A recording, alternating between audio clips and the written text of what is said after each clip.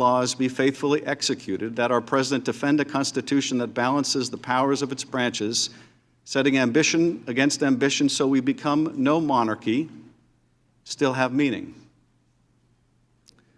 These are the questions we must ask and answer, without rancor if we can, without delay regardless, and without party favor, and without prejudice if we are true to our responsibilities. Benjamin Franklin was asked what kind of a country America was to become. A republic, he answered, if you can keep it. The fundamental issue raised by the impeachment inquiry into Donald J. Trump is, can we keep it? I now recognize Ranking Member Nunes for any remarks he may wish to make. Thanks, gentlemen. In a July open hearing of this committee following publication of the Mueller report, the Democrats engaged in a last-ditch effort to convince the American people that President Trump is a Russian agent. That hearing was the pitiful finale of a 3-year-long operation by the Democrats, the corrupt media, and partisan bureaucrats to overturn the results of the 2016 election. After the spectacular implosion of their Russia hoax on July 24th, in which they spent years denouncing any Republican who ever shook hands with a Russian, on July 25th, they turned on a dime and now claim the real malfeasance is Republicans' dealings with Ukraine. In the blink of an eye, we're asked to simply forget about Democrats on this committee, falsely claiming they had more than circumstantial evidence of collusion between President Trump and Russians. We should forget about them reading fabrications of Trump-Russia collusion from the Steele dossier into the congressional record. We should also forget about them trying to obtain nude pictures of Trump from Russian pranksters who pretended to be Ukrainian officials. We should forget about them leaking a false story to CNN while he was still testifying to our committee claiming that Donald Trump Jr. was colluding with WikiLeaks. And forget about countless other deceptions, large and small, that make them the last people on earth with the credibility to hurl more preposterous accusations at their political opponents. And yet now, here we are. We're supposed to take these people at face value when they trot out a new batch of allegations.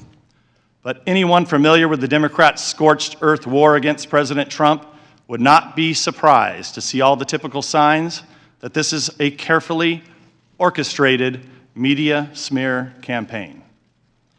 For example, after vowing publicly that impeachment requires bipartisan support, Democrats are pushing impeachment forward without the backing of a single Republican.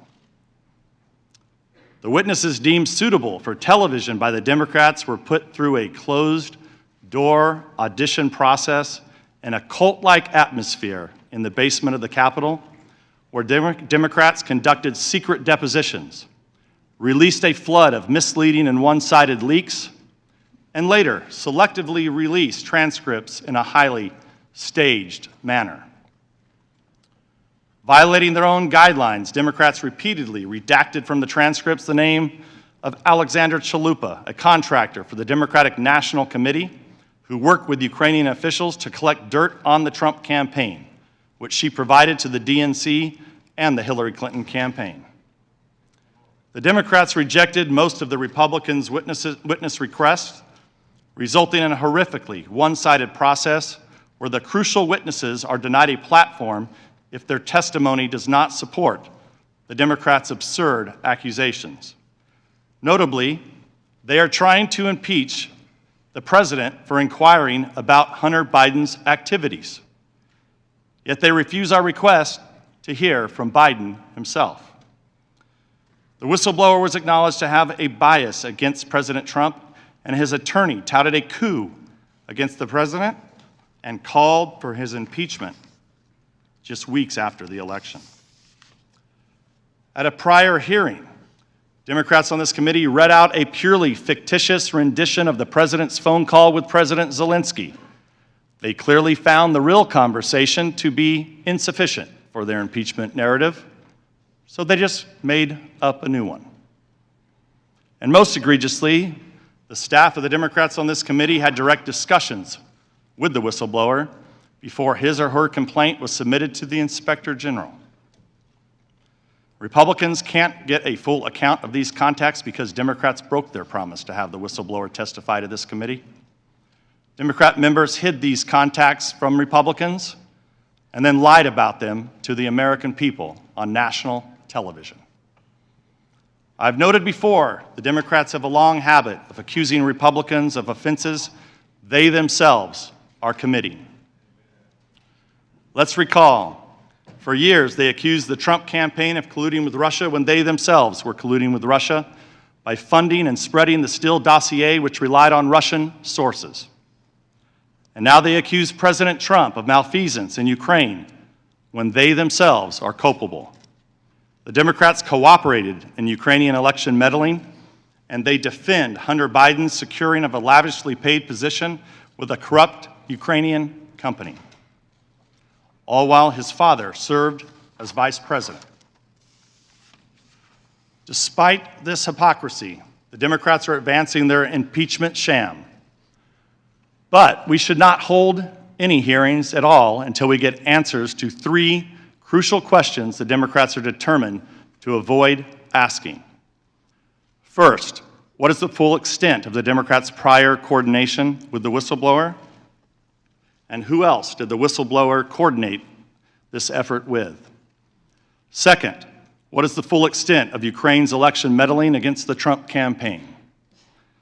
And third, why did Burisma hire Hunter Biden, and what did he do for them? And did his position affect any U.S. government actions under the Obama administration? These questions will remain outstanding because Republicans were denied the right to call witnesses that know these answers. What we will witness today is a televised theatrical performance staged by the Democrats. Ambassador Taylor and Mr. Kent, I'd like to welcome you here. I'd like to congratulate you for passing the Democrat Star Chamber auditions held for the last weeks in the basement of the Capitol. It seems you agreed, witting or unwittingly, to participate in a drama.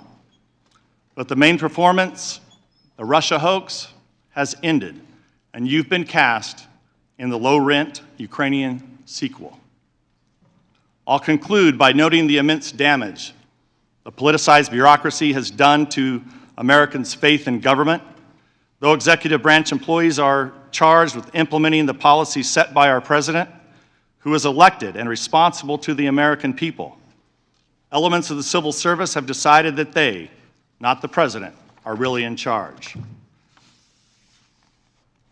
Thus, as we'll learn in these hearings, after expressing skepticism of foreign aid and concern about foreign corruption on the campaign trail, President Trump outraged the bureaucracy by acting skeptically about foreign aid and expressing concerns about foreign corruption. Officials' alarm at the president's actions was typically based on second-hand, third-hand, and even fourth-hand rumors and innuendo. They believed it was an outrage for the president to fire an ambassador, even though the president has full authority to retain or remove diplomats for any reason at any time. Officials showed the surprising lack of interest in the indications of Ukrainian election meddling that deeply concerned the president, at whose pleasure they serve. Despite all their dissatisfaction with President Trump's Ukraine policy, the president approved the supply of weapons to Ukraine, unlike the previous administration, which provided blankets as defense against invading Russians. By undermining the president, who they are supposed to be serving, the elements of the FBI, the Department of Justice, and now the State Department have lost the confidence of millions of Americans who believe that their vote should count for something. It will take years, if not decades, to restore faith in these institutions. This spectacle is doing great damage to our country. It's nothing more than an impeachment process in search of a crime. That I yield back.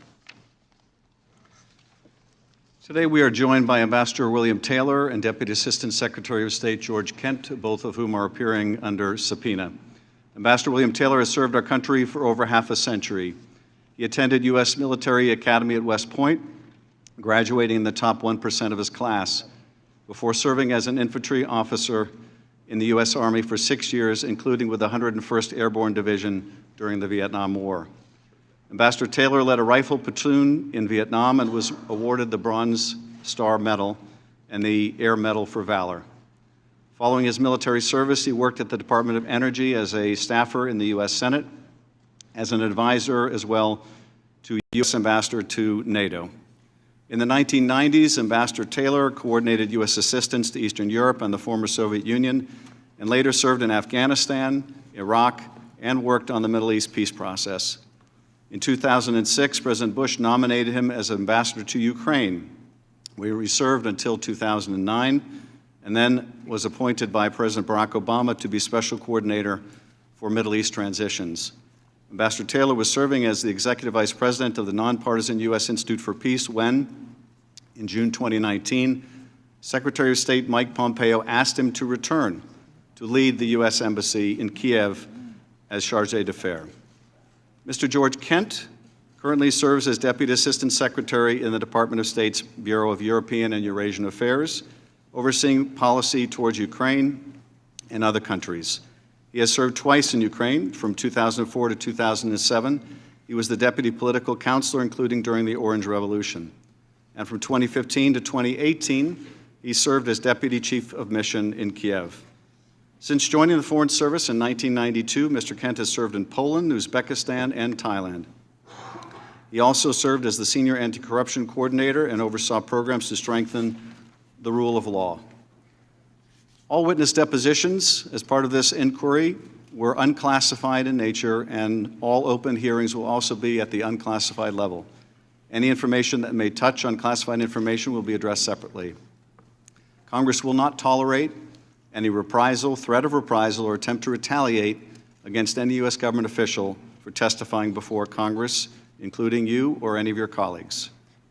If you would both rise and raise your right hand, I will begin by swearing you in. Do you swear or affirm that the testimony you are about to give is the truth, the whole truth, and nothing but the truth, so help you God? Let the record show that the witnesses answered in the affirmative. Thank you, and please be seated. Mr. Chairman, before we hear from the witnesses, I have a parliamentary inquiry. The gentleman will state her parliamentary inquiry. Mr. Chairman, when can we anticipate a response to our November 9th letter requesting certain individual witnesses to be called? The gentlewoman should be aware that 3 of the witnesses the minority has requested are scheduled for next week. Those were your witnesses, Mr. Chairman. What about the additional 6 witnesses? The gentlewoman may inquire about additional witnesses or make a request for a vote on additional witnesses following the witness testimony. And Mr. Chairman, I have a point of order under HRES 660. Gentlewoman will state her point of order. Mr. Chairman, will you be prohibiting witnesses from answering members' questions as you have in the closed-door depositions? As the gentlewoman should know if she was present for the deposition. Which I was, Mr. Chairman. For some of them, yes. Correct.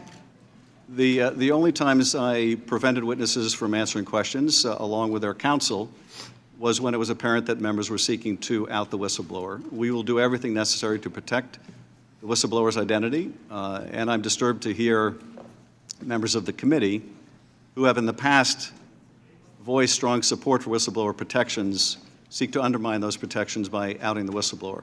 Mr. Chairman, only one member and their staff on this committee has direct knowledge of the identity of the whistleblower. The gentlewoman will suspend. You asked a parliamentary inquiry, and I am responding, or a point of order, and I am responding. We will not permit the outing of the whistleblower, and questions along those lines, counsel will inform their clients not to respond to. If necessary, I will intervene. Otherwise, I want members to feel free to ask any questions they like. Mr. Chairman, I'd like to make a motion, Mr. Chairman. I'm sorry. This is an opportunity for members to ask any questions they like. The gentleman is not recognized. Mr. Conaway, Mr. Chairman. I'm responding to the gentlewoman's point of order. Otherwise, members will have every opportunity to ask any questions they like. Mr. Conaway, do you seek recognition for what purpose? I seek recognition to make a motion that we actually subpoena the whistleblower for a closed-door, secret deposition, so that the questions that should be appropriately asked the whistleblower by our side and your side may be asked. And I would prefer that, rather than it be your single decision, that the committee speak to that issue rather than just the chairman. And I move that we I thank the gentleman. It won't be my single subpoena decision. the whistleblower. It won't be my single decision. We will entertain a motion to subpoena any witness, but after the witnesses have had an opportunity to testify. That motion will be in order, but that motion will be suspended until after the witnesses testify. Thank you, Mr. Chairman. Mr. Chairman, do you anticipate when we would vote on What that? purpose does Mr. Jordan seek recognition? Just to ask a clarifying question, do you anticipate when we might vote on the ability to have the whistleblower in front of us, something you, of the 435 members of Congress, you are the only member who knows who that individual is, and your staff is the only staff of any member of Congress who's had a chance to talk with that individual. We would like that opportunity. When might that happen in this proceeding today? First, as the gentleman knows, that's a false statement. I do not know the identity of the whistleblower, and I'm determined to make sure that identity is protected. But as I said to Mr. Conaway, you will have an opportunity, after the witnesses testify, to make a motion to subpoena any witness and compel a vote. And with that, I now recognize the witnesses. Before I do, I want to just emphasize the microphones are sensitive, so please speak directly into them. Without objection, your written statements will be made part of the record. And with that, Deputy Assistant Secretary Kent, you are recognized for your opening statement. Ambassador Taylor, you were recognized immediately thereafter for your opening statement. Good morning. My name is George Kent, and I am the Deputy Assistant Secretary of State for Eastern Europe and the Caucasus. I have served proudly as a nonpartisan career Foreign Service officer for more than 27 years, under 5 presidents, 3 Republican and 2 Democrat. As I mentioned in my opening comments last month in the closed-door deposition, I represent the 3rd generation of my family to have chosen a career in public service and sworn the oath of office that all U.S. public servants do in defense of our Constitution. Indeed, there has been a George Kent sworn to defend the Constitution continuously for nearly 60 years, ever since my father reported to Annapolis for his plebe summer. After graduating first in his Naval Academy class in 1965, the year best known for his Heisman-winning classmate Roger Staubach, my father served a full, honorable 30 years, including as a captain of a nuclear ballistic missile submarine during the height of the Cold War. 5 great-uncles served honorably in the Navy and the Army in World War II. In particular, Tom Taggart was stationed in the Philippines at the time of the attack on Pearl Harbor. He survived the brutal Bataan Death March and 3.5 years in a Japanese prisoner of war camp unbroken. He returned to service as an Air Force judge advocate, upholding the rule of law until his death in 1965. Today, I appear before you once again, under subpoena, as a fact witness, ready to answer all of your questions about the events and developments examined in this inquiry, to the best of my ability and recollection, subject to the limits placed on me by the law and this process. I will begin with some opening comments on the key principles at the heart of what brings me before you today, to wit, principled public service in pursuit of our enduring national interests and the place of Ukraine in our national and security interests. For the past 5 years, we have focused our united efforts across the Atlantic to support Ukraine in its fight for the cause of freedom and the rebirth of a country free from Russian dominion and the warped legacy of Soviet institutions and post-Soviet behavior. As I stated in my closed-door deposition last month, you don't step into the public arena of international diplomacy in active pursuit of principled U.S. interests without expecting vigorous pushback, including personal attacks. Such attacks came from the Russians, their proxies, and corrupt Ukrainians. That tells me our efforts were hitting their mark. It was unexpected and most unfortunate, however, to watch some Americans, including those who allied themselves with corrupt Ukrainians in pursuit of private agendas, launch attacks on dedicated public servants advancing U.S. interests in Ukraine. In my opinion, Those attacks undermined U.S. and Ukrainian national interests and damaged our critical bilateral relationship. The United States has very clear national interests at stake in Ukraine. Ukraine's success is very much in our national interest, in the way we have defined our national interest broadly in Europe for the past 75 years. After World War II, U.S. leadership furthered far-sighted policies like the Marshall Plan in the creation of a rules-based international order. Protected by the collective security provided by NATO, Western Europe recovered and thrived after the carnage of World War II, notwithstanding the shadow of the Iron Curtain. Europe's security and prosperity contributed to our security and prosperity. Support of Ukraine's success also fits squarely into our strategy for Central and Eastern Europe since the fall of the wall 30 years ago this past week. A Europe truly whole, free, and at peace, our strategic aim for the entirety of my Foreign Service career, is not possible without a Ukraine whole, free, and at peace, including Crimea and the Donbass, territories currently occupied by Russia, represented by the red in the map.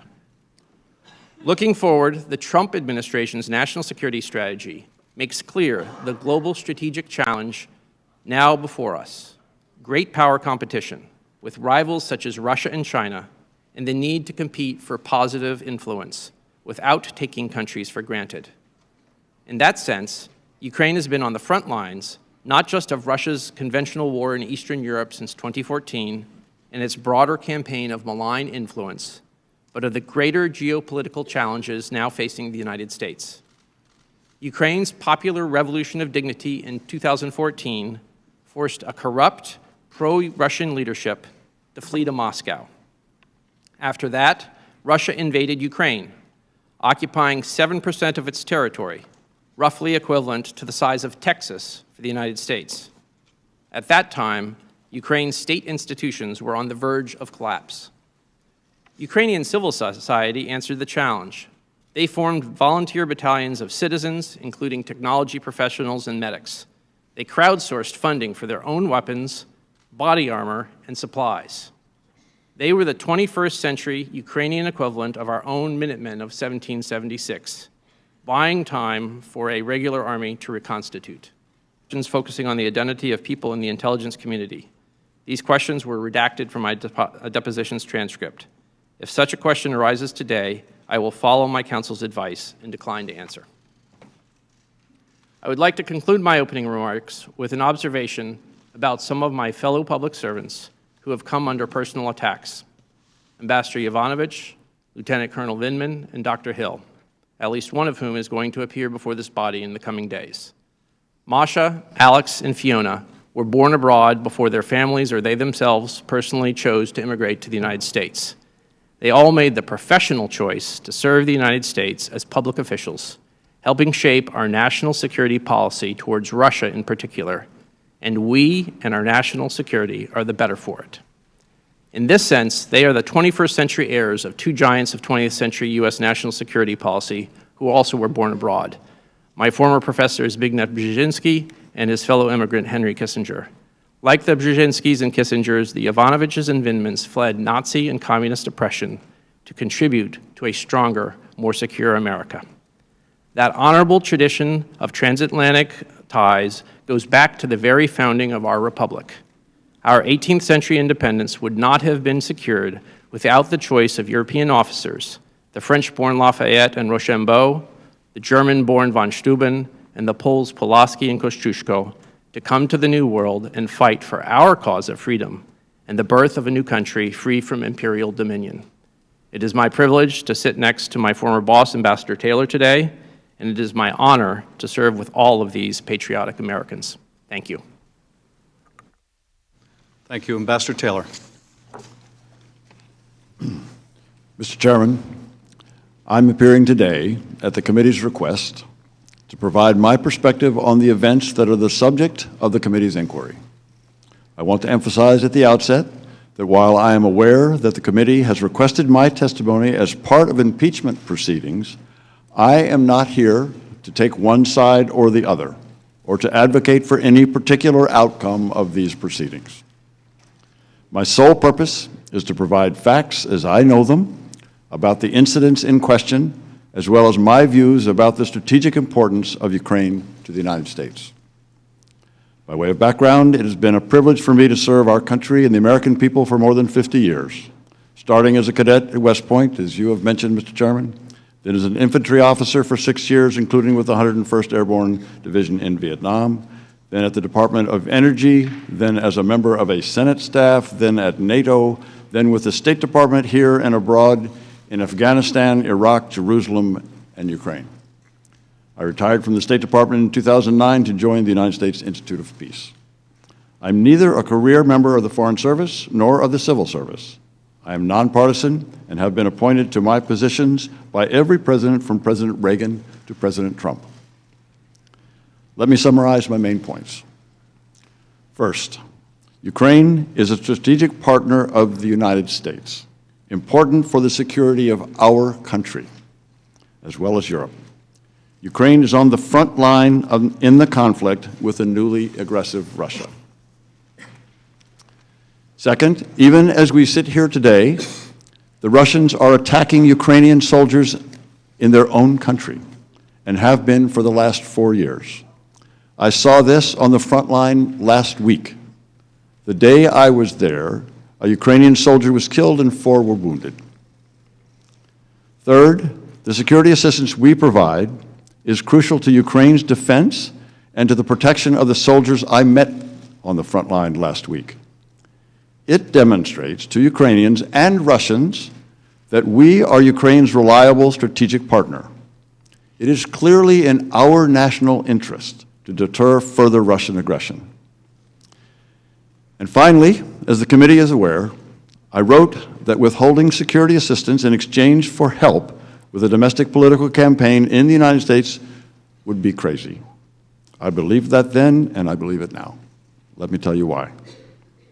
On May 28th of this year, I met with Secretary of State Mike Pompeo, who asked me to rejoin the State Department and return to Kyiv to lead our embassy in Ukraine. It was and is a critical time for U.S.-Ukraine relations. I had served as ambassador to Ukraine from 2006 to 2009. Having been nominated by George W. Bush, and in the intervening 10 years had stayed engaged with Ukraine. Across the responsibilities I have had in public service, Ukraine is the highlight. And so Secretary Pompeo's offer to return as chief of mission was compelling. Since I left Ukraine in 2009, the country had continued to turn toward the West. But in 2013, Vladimir Putin was so threatened by the prospect of Ukraine joining the European Union that he tried to bribe the Ukrainian president. This triggered mass protests in the winter of 2013 that drove that president to flee to Russia in February 2014, but not before his forces killed 100 Ukrainian protesters in central Kyiv. Days later, Mr. Putin invaded Crimea, holding a sham referendum at the point of Russian army rifles. The Russians absurdly claimed that 97% voted to join Russia. In early April, Putin sent his army and security forces into southeastern Ukraine to generate illegal armed formations and puppet governments in what we know as Donbass. You can see this on the map in the right-hand portion, in the eastern portion of the country. 14,000 Ukrainians have died in the war in Donbass, and more die each week. In July 2014, these Russian-led forces in Donbass shot down a civilian airliner en route from Amsterdam to Malaysia, killing all 298 people on board. We, the Europeans, and most of the West imposed economic sanctions and kicked the Russians out of the G8. Beginning in 2014, we and NATO began to provide military assistance to Ukraine's armed forces in the form of training, advice, military equipment, and weapons. It is this security assistance that is at the heart of the controversy that we are discussing today. The pro-Russian president, who was run out of Kyiv in 2014, had let the Russian armed forces deteriorate to the point of ruin. In response to the Russian invasion, the new Ukrainian authorities, with an amazing outpouring of support from regular Ukrainian people rebuilt the army, nearly from scratch, spending more than 5% of Ukrainian GDP on defense since the war started. The whole Ukrainian nation fiercely responded to the Russian attack. The nation united like never before. A ragtag army developed into a strong fighting force, and the United States played a vital role. Since 2014, you and Congress have provided over $1.6 billion in military assistance to Ukraine. The security assistance provides small unit training at an army base near Lviv in the western of the country. It provides ambulances, night vision devices, communications equipment, counter-battery radar, Navy ships, and finally, weapons. This security assistance demonstrates our commitment to resist aggression and defend freedom. During the 2014 to 2016 period, I was serving outside of government and joined two other former ambassadors to Ukraine in urging the Obama administration officials at the State Department, Defense Department, and other agencies to provide lethal defensive weapons to Ukraine in order to deter further Russian aggression. I also supported much stronger sanctions on Russia. I was pleased when the Trump administration provided Javelin anti-tank missiles and enacted stronger sanctions. All to say, I cared about Ukraine's future and the important U.S. interests there. So when Secretary Pompeo asked me to go back to Kyiv, I wanted to say yes, but it was not an easy decision. The former ambassador, Masha Ivanovich, has been treated poorly, caught in a web of political machinations both in Kyiv and in Washington. I feared that those problems were still present. I consulted both my wife and a respected former senior Republican official who has been a mentor. I will tell you that my wife, in no uncertain terms, strongly opposed the idea. The mentor counseled, if your country asks you to do something, you do it if you can be effective. I could be effective only if the U.S. policy of strong support for Ukraine, strong diplomatic support, along with robust security, economic, and technical assistance were to continue, and if I had the backing of the Secretary of State to implement that policy. And I worried about what I had heard concerning the role of Rudy Giuliani, who had made several controversial statements about Ukraine and U.S. policy toward the country.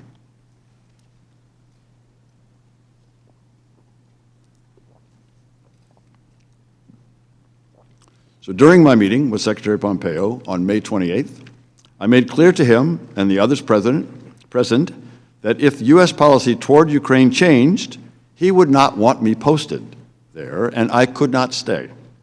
He assured me that the policy of strong support for Ukraine would continue and that he would support me in defending that policy. With that understanding, I agreed to go back to Kyiv. Because I was appointed by the Secretary but not reconfirmed by the Senate, my official position was chargé d'affaires ad interim. In effect, I was the acting ambassador to Ukraine. I returned to Kyiv on June 17th, carrying the original copy of a letter President Trump signed the day after I met with the Secretary.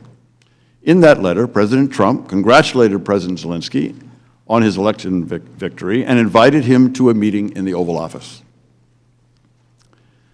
But once I arrived in Kyiv, I discovered a weird combination of encouraging, confusing, and ultimately alarming circumstances. First, the encouraging. President Zelensky was reforming Ukraine in a hurry. He appointed reformist ministers and supported long-stalled anti-corruption legislation. He took quick executive action, including opening Ukraine's high anti-corruption court. With a new parliamentary majority stemming from snap elections, President Zelensky changed the Ukrainian constitution to remove absolute immunity from Rada deputies, the source of raw corruption for 2 decades. The excitement in Kyiv was palpable. This time could be different, a new Ukraine finally breaking from its corrupt post-Soviet past. And yet, I found a confusing and unusual arrangement for making U.S. policy toward Ukraine. There appeared to be 2 channels of U.S. policymaking and implementation, one regular and one highly irregular. As the acting ambassador, I had authority over the regular, formal diplomatic processes, including the bulk of the U.S. effort to support Ukraine against Russian invasion and to help it defeat corruption. My colleague, Deputy Assistant Secretary of State George Kent,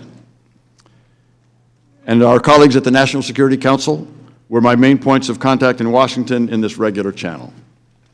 This channel is formally responsible for formulating and overseeing the implementation of U.S. foreign policy with respect to Ukraine, a policy that has consistently enjoyed strong bipartisan support, both in Congress and in all administrations since Ukraine's independence from Russia in 1991. At the same time, however, I encountered an irregular, informal channel of U.S. policymaking with respect to Ukraine, unaccountable to Congress, a channel that included then Special Envoy Kurt Volker, U.S. Ambassador to the European Union Gordon Sondland, Secretary of Energy Rick Perry, White House Chief of Staff Mick Mulvaney, and, as I subsequently learned, Mr. Giuliani.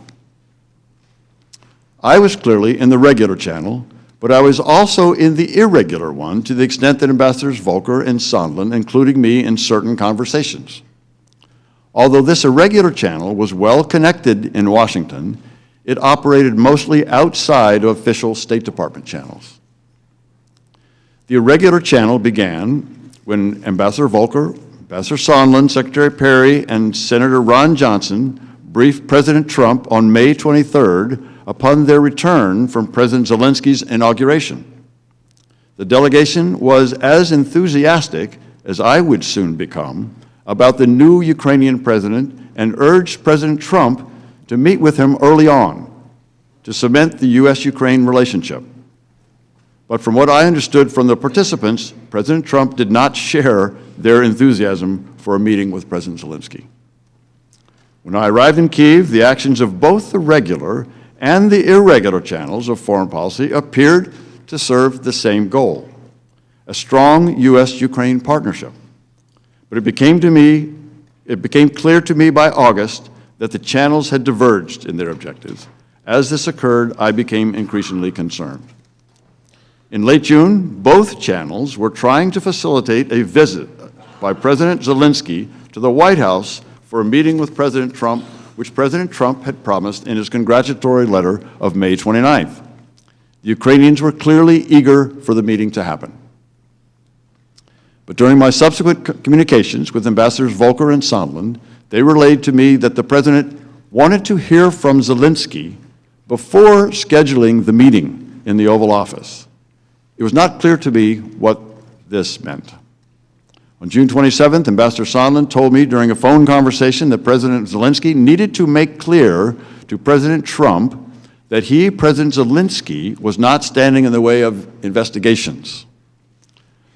I sensed something odd when Ambassador Sondland told me on June 28th that he did not wish to include most of the regular interagency participants in a call planned with President Zelensky later that day. Ambassador Sondland, Ambassador Volker, Secretary Perry, and I were on this call, dialing in from different locations. However, Ambassador Sondland said he wanted to make sure no one was transcribing or monitoring as they added President Zelensky to the call. Also, before President Zelensky joined the call, Ambassador Volker separately told the U.S. participants that he, Ambassador Volker, planned to be explicit with President Zelensky in a one-on-one meeting in Toronto on July 2nd. In that meeting, Ambassador Volker planned to make clear what President Zelensky should do to get the White House meeting. I did not understand what this meant, but Ambassador Volker said he would relay that President Trump wanted to see rule of law, transparency, but also specifically cooperation on investigations to get to the bottom of things. Once President Zelensky joined the call, the conversation was focused on energy policy and the war in Donbass. President Zelensky also said he looked forward to the White House visit President Trump had offered in his May 29th letter. By mid-July, it was becoming clear to me that the meeting President Zelensky wanted was conditioned on the investigations of Burisma and alleged Ukrainian interference in the 2016 U.S. elections. It was also clear that this condition was driven by the irregular policy channel I had come to understand was guided by Mr. Giuliani. In a regular NSC secure video conference call on July 18th, I heard a staff person from the Office of Management and Budget say that there was a hold on security assistance to Ukraine, but could not say why. Toward the end of an otherwise normal meeting, a voice on the call, the person was off screen, said that she was from OMB, and her boss had instructed her not to approve any additional spending on security assistance for Ukraine until further notice. I and others sat in astonishment. The Ukrainians were fighting Russians and counted on not only the training and weapons, but also the assurance of U.S. support. All that the OMB staff person said was that the directive had come from the President to the Chief of Staff to OMB.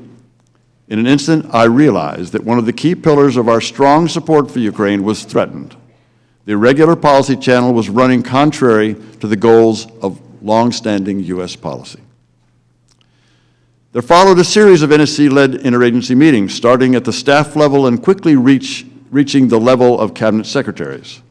At every meeting, the unanimous conclusion was that the security assistance should be resumed, the hold lifted. At one point, the Defense Department was asked to perform an analysis of the effectiveness of the assistance. Within a day, the Defense Department came back with the determination that the assistance was effective and should be resumed. My understanding was that the Secretaries of Defense and State, the CIA Director, and the National Security Advisor sought a joint meeting with the President to convince him to release the hold, but such a meeting was hard to schedule, and the hold lasted well into September. On July 9th, in a phone call with then Senior Director for European and Russian Affairs Fiona Hill and Director of European Affairs Lieutenant Colonel Alex Vindman at the NSC, they tried to assure me that they were not aware of any official change in U.S. policy toward Ukraine, OMB's announcement notwithstanding. They did confirm that the hold on security assistance for Ukraine came from Chief of Staff Mick Mulvaney, who maintained a skeptical view of Ukraine. In the same July 19th phone call, they gave me an account of a July 10th meeting with Ukrainian and American officials at the White House. They told me that partway through the meeting, Ambassador Sondland had connected investigations with an Oval Office meeting for President Zelensky, which so irritated then National Security Advisor John Bolton that he abruptly ended the meeting, telling Dr. Hill and Lieutenant Colonel Vindman that they should have nothing to do with domestic politics. He also directed Dr. Hill to brief the lawyers. Dr. Hill said that Ambassador Bolton referred to this deal as a drug deal after the July 10th meeting.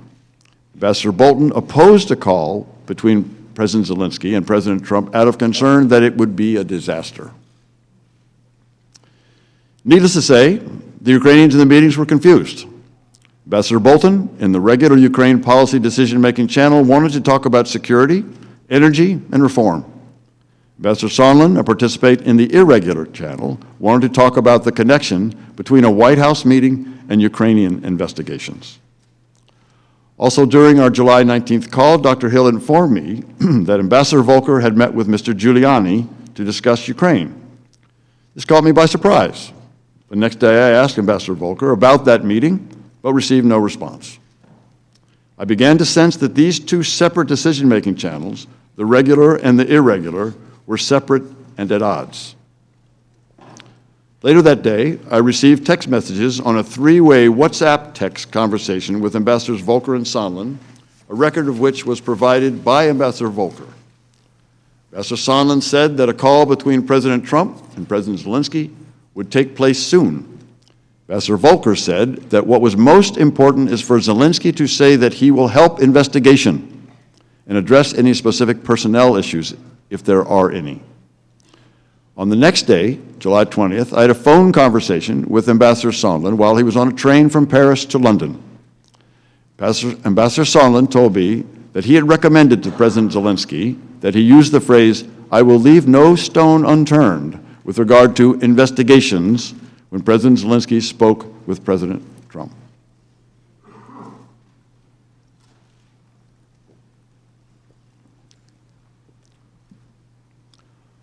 Also, on July 20th, I had a phone conversation with Alexander Danylyuk, President Zelensky's national security advisor, who emphasized that President Zelensky did not want to be used as an instrument in a U.S. re-election campaign. The next day, I texted both Ambassadors Volker and Sondland about President Zelensky's concern. On July 25th, President Trump and President Zelensky had the long-awaited phone conversation. Even though I was acting ambassador and was scheduled to meet with President Zelensky along with Ambassador Volker the following day, I received no readout of the call from the White House. The Ukrainian government issued a short, cryptic summary. During a previously planned July 26 meeting, President Zelensky told Ambassador Volker and me that he was happy with the call, but did not elaborate. President Zelensky then asked about the face-to-face meeting in the Oval Office as promised in the May 29th letter from President Trump. We could give him no firm answer. After our meeting with President Zelensky, Ambassador Volker and I traveled to the front line in northern Donbass to receive a briefing from the commander of forces on the line of contact. Arriving for the briefing in the military headquarters, the commander thanked us for the security assistance. But I was aware that this assistance was on hold, which made me uncomfortable. Ambassador Volker and I could see the armed and hostile Russian-led forces on the other side of the damaged bridge across the line of contact. Russian-led forces continue to kill Ukrainians in the war, 1 or 2 a week. More Ukrainians would undoubtedly die without the U.S. assistance.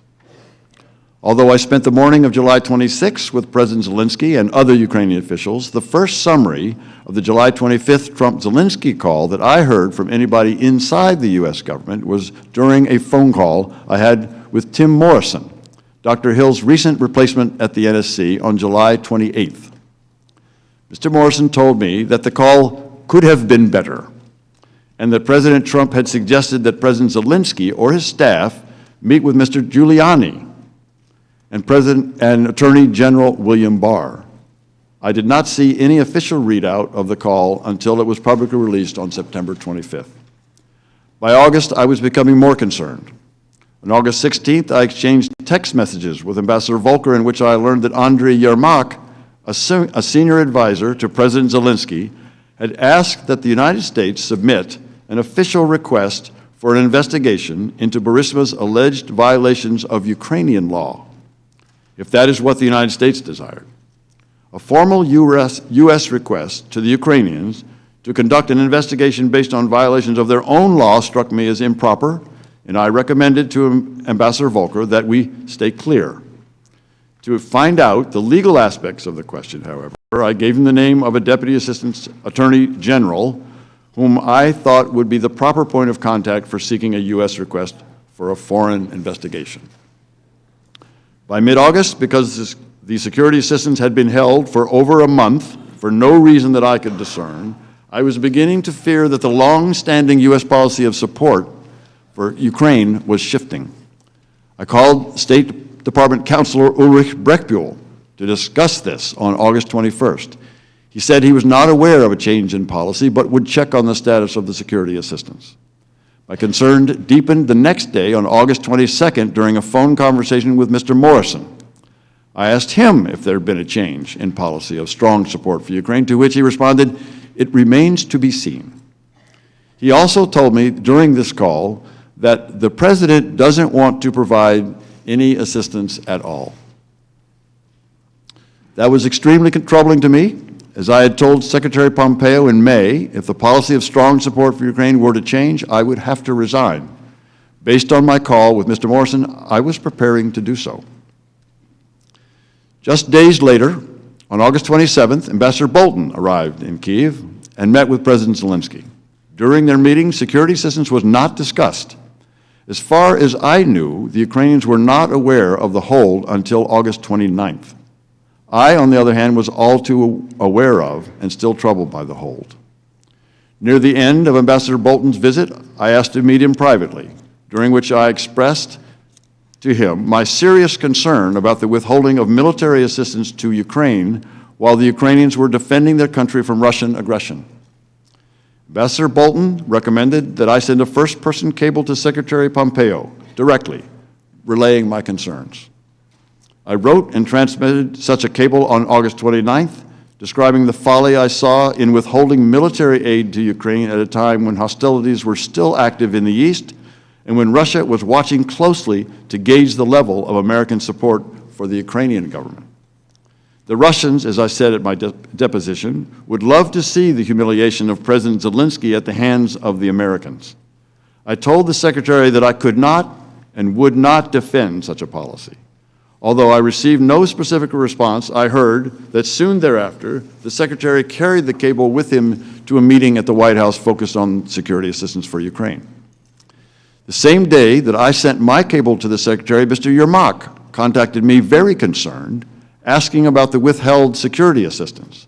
The hold that the White House had placed on assistance had just been made public that day in a Politico story. At that point, I was embarrassed that I could give him no explanation for why it was withheld. It had still not occurred to me that the hold on security assistance could be related to the investigations. That, however, would change. On September 1st, just 3 days after my cable to Secretary Pompeo, President Zelensky met Vice President Pence at a bilateral meeting in Warsaw. President Trump had planned to travel to Warsaw, but at the last minute had canceled because of Hurricane Dorian. Just hours before the Pence-Zelensky meeting, I contacted Mr. Daniluk to let him know that the delay of U.S. assistance was an all-or-nothing proposition in the sense that if the White House did not lift the hold prior to the end of the fiscal year, September 30th, the funds would expire and Ukraine would receive nothing. I was hopeful that at the bilateral meeting, or shortly thereafter, the White House would lift the hold, but this was not to be. On the evening of September 1st, I received a readout of the Pence-Zelensky meeting over the phone from Mr. Morrison, during which he told me that President Zelensky had opened the meeting by immediately asking Vice President about the security cooperation. The Vice President did not respond substantively, but said that he would talk to President Trump that night. The Vice President did say that President Trump wanted the Europeans to do more to support Ukraine and that he wanted the Ukrainians to do more to fight corruption. During the same phone call with Mr. Morrison, he described a conversation Ambassador Sondland had with Mr. Yermak in Warsaw.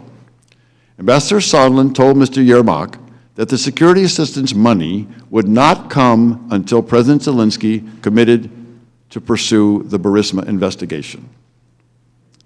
I was alarmed by what Mr. Morrison told me about the Sondland-Yermak conversation. I understand that Mr. Morrison testified at his deposition that Ambassador Sondland proposed it might be sufficient for the Ukrainian Prosecutor General to commit to pursue the investigations, as opposed to President Zelensky. But this was the first time that I had heard that the security assistance, not just the White House meeting, was conditioned on the investigations. Very concerned, on that same day, September 1st, I sent Ambassador Sondland a text message asking if we are now saying that the security assistance and a White House meeting are conditioned on investigations. Ambassador Sondland responded, asking me to call him, which I did. During that phone call, Ambassador Sondland told me that President Trump had told him that he wants President Zelensky to state publicly that Ukraine will investigate Burisma and alleged Ukrainian interference in the 2016 election. Ambassador Sondland also told me that he now recognized that he had made a mistake by earlier telling Ukrainian officials that only a White House meeting with President Zelensky was dependent on a public announcement of the investigations. In fact, Ambassador Sondland said, everything was dependent on such an announcement, including security assistance. He said that President Trump wanted President Zelensky in a public box by making a public statement about ordering such investigations. In the same September 1st call, I told Ambassador Sondland that President Trump should have more respect for another head of state, and that what he described was not in the interest of either President Trump or President Zelensky. At that point, I asked Ambassador Sondland to push back on President Trump's demand. Ambassador Sondland pledged to try. I suggested the possibility that Ukrainian Prosecutor General, rather than President Zelensky, would make a statement about the investigations, potentially in coordination with Attorney General Barr's probe into the investigation of interference in the 2016 elections. The next day, September 2nd, Mr. Morrison called to inform me that Mr. Daniluk had asked him to come to his hotel in Warsaw. Mr. Daniluk expressed President Zelensky's concern about the possible loss of U.S. support for Ukraine. In particular, Mr. Morrison relayed to me that the inability of any U.S. officials to respond to the Ukrainians' explicit questions about security assistance was troubling them. I was experiencing the same tension in my dealings with the Ukrainians, including a meeting I had had with the defense minister that day. On September 5th, I accompanied Senators Johnson and Murphy during their visit to Kyiv. When we met with President Zelensky, his first question to the senators was about the withheld security assistance. My recollection of the meeting is that both senators stressed that bipartisan support for Ukraine in Washington was Ukraine's most important strategic asset, and that President Zelensky should not jeopardize that bipartisan support by getting drawn into U.S. domestic politics. I had been making, and continue to make, this point to all of my official Ukrainian contacts. But the odd push to make President Zelensky publicly commit to investigations of Burisma and alleged interference in the 2016 election showed how the official foreign policy of the United States was undercut by the irregular efforts led by Mr. Giuliani. 2 days later, September 7th, I had a conversation with Mr. Morrison, in which he described a phone conversation earlier that day between Ambassador Sondland and President Trump. Mr. Morrison said that he had a sinking feeling after learning about this conversation from Ambassador Sondland. According to Mr. Morrison, President Trump told Ambassador Sondland he was not asking for a quid pro quo. But President Trump did insist that President Zelensky go to a microphone and say he is opening investigations of Biden and 2016 election interference, and that President Zelensky should want to do this himself. Mr. Morrison said that he told Ambassador Bolton and the NSC lawyers of this phone call between President Trump and Ambassador Sondland. The following day, on September 8th, Ambassador Sondland and I spoke on the phone. He confirmed that he had talked to President Trump, as I had suggested a week earlier, but that President Trump was adamant that President Zelensky himself had to clear things up and do it in public. President Trump said it was not a quid pro quo. I believe this was the same conversation between Ambassador Sondland and President Trump that Mr. Morrison had described to me on September 7th. Ambassador Sondland also said that he had talked to President Zelensky and Mr. Yermak and had told them that although this was not a quid pro quo, if President Zelensky did not clear things up in public, we would be at a stalemate. I understood a stalemate to mean that Ukraine would not receive the much-needed military assistance. Ambassador Sondland said that this conversation concluded with President Zelensky agreeing to make a public statement in an interview on CNN. Shortly after that call with Ambassador Sondland, I expressed my strong reservations in a text message to Ambassador Sondland, stating that my nightmare is that they, the Ukrainians, give the interview and don't get the security assistance. The Russians love it, and I quit. And I was serious. The next day, September 9th, I said to Ambassador Sondland and Volker that the message to the Ukrainians and the Russians we send with the decision on security assistance is key. With the hold, we have already shaken their faith in us. I also said I think it's crazy to withhold security assistance for help with the political campaign. Ambassador Sondland responded about 5 hours later that I was incorrect about President Trump's intentions. The President has been crystal clear, no quid pro quos of any kind.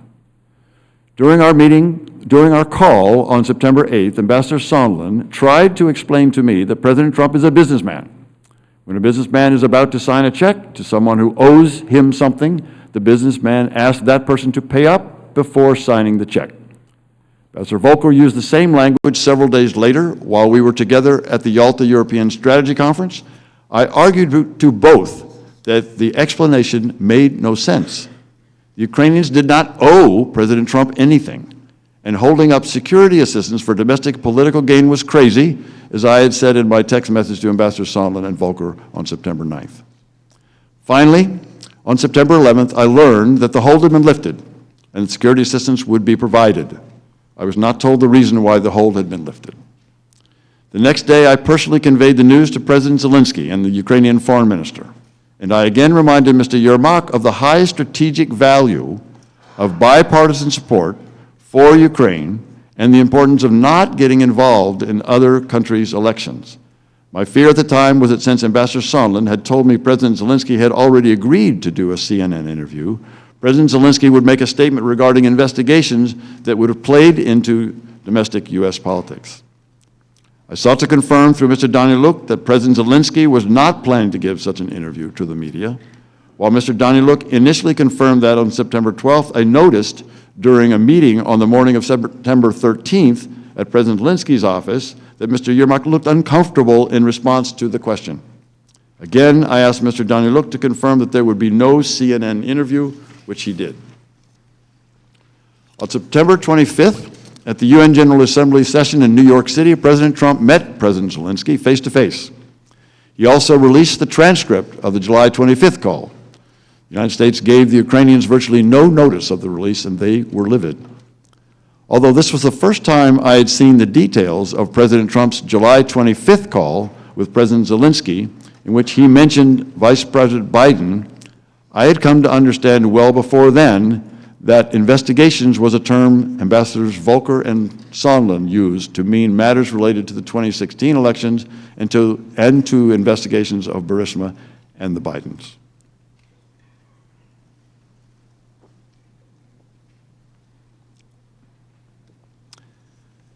Last Friday, a member of my staff told me of events that occurred on July 26th. While Ambassador Volker and I visited the front, this member of my staff accompanied Ambassador Sondland. Ambassador Sondland met with Mr. Yermak. Following that meeting, in the presence of my staff at a restaurant, Ambassador Sondland called President Trump and told him of his meetings in Kyiv. The member of my staff could hear President Trump on the phone asking Ambassador Sondland about the investigations. Ambassador Sondland told President Trump the Ukrainians were ready to move forward. Following the call with President Trump, the member of my staff asked Ambassador Sondland what President Trump thought about Ukraine.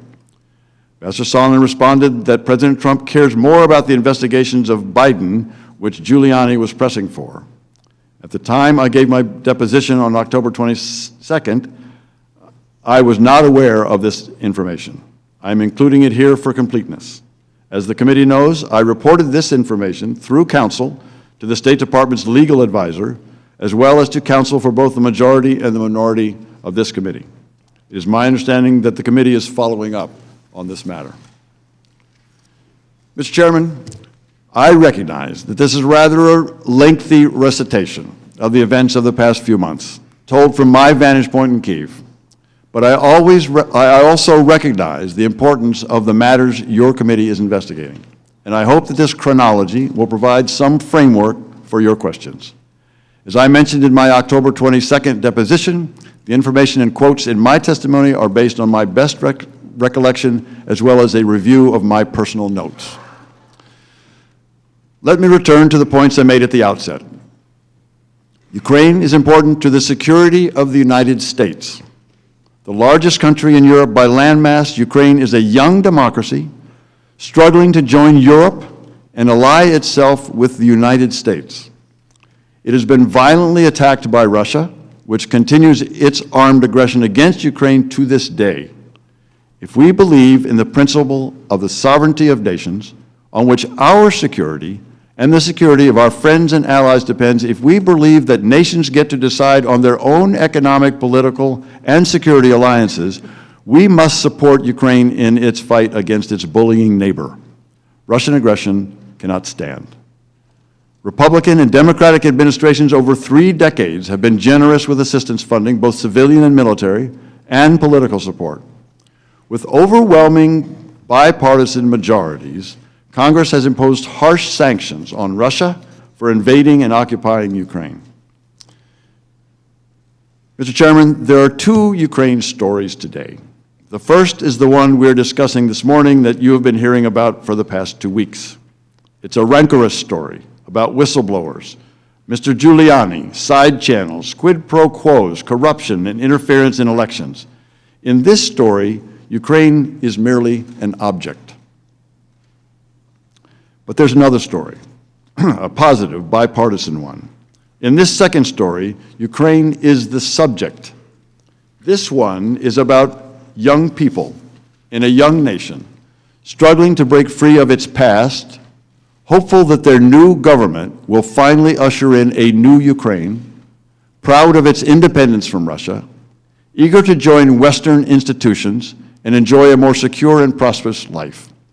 This story describes a nation developing an inclusive democratic nationalism, not unlike what we in America, in our best moments, feel about our diverse country.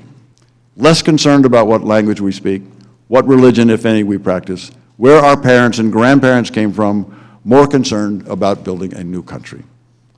And I'm now looking forward to your questions.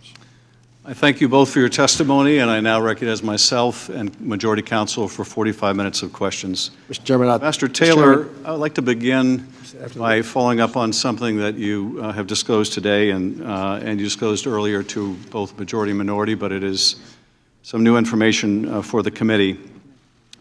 You said in your testimony that one of your staff was present with Ambassador Sondland on the day after the July 25th phone call. Is that right? That's correct, Mr. Chairman. And as your staff related the event to you, your staff member could overhear Mr. Sondland on the phone, could overhear the President on the phone with Mr. Sondland. Is that right? That's correct. So the President must have been speaking loud enough on the phone. This was a cell phone, I take it? It was a cell phone. The President must have been speaking loud enough for your staff member to be able to overhear this? It was. And what your staff member could overhear was President Trump asking Ambassador Sondland about, quote, the investigations. Is that right? That's correct. Now, I think you testified also that you had come to understand that the term investigations was a term that Ambassador Sondland, as well as Volker, used to mean matters related to the 2016 elections and to the investigations of Burisma and the Bidens. Is that correct? That is correct, Mr. Chairman. So your staff member overhears the President asking about the investigations, meaning Burisma and the Bidens in 2016.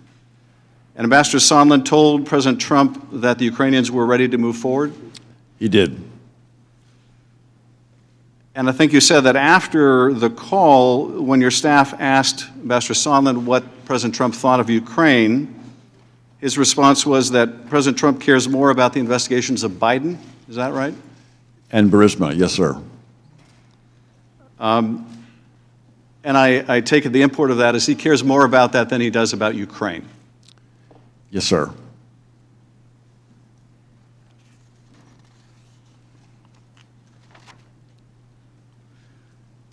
During your testimony, Ambassador Taylor, you also said that more Ukrainians would undoubtedly die without U.S. assistance. Why is that?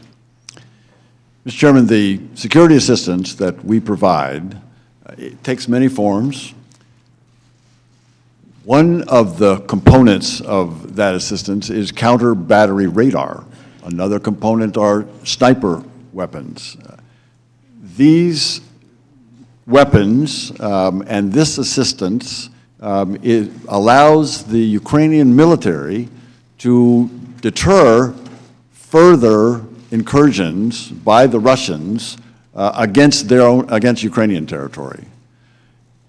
If that further incursion, further aggression were to take place, more Ukrainians would die. So it is a deterrent effect that these weapons provide. It's also the ability, it gives the Ukrainians the ability to negotiate from a position of a little more strength when they negotiate an end to the war in Donbass, negotiating with the Russians. This also is a way that would reduce the number of Ukrainians who would die. I take it if the provision of U.S. military assistance would save Ukrainian lives, that any delay in that assistance may also cost Ukrainian lives. Is that true? Mr. Chairman, of course, it's hard to draw any direct lines between any particular element of security assistance and any particular death on the battlefield. But it is certainly true that that assistance had enabled Ukrainian armed forces to be effective and deter and to be able to take countermeasures to the attacks that the Russians had And I think you said that a Ukrainian soldier lost their life while you were visiting Donbass. We keep very careful track of the casualties, and I noticed on the next day the information that we got that one was killed, 4 soldiers were wounded on that day. And indeed, Ukrainians lose their lives every week. Every week. I think you also testified that Russia was watching closely to gauge the level of American support for the Ukrainian government. Why is that significant? This is significant, Mr. Chairman, because the Ukrainians, in particular under this new administration, are eager to end this war. And they are eager to end it in a way that the Russians leave their territory. These negotiations, like all negotiations, are difficult. Ukrainians would like to be able to negotiate from a position of strength, or at least more strength than they now have. Part of that strength, part of the ability of the Ukrainians to negotiate against the Russians, with the Russians for an end to the war in Donbass, depends on United States and other international support.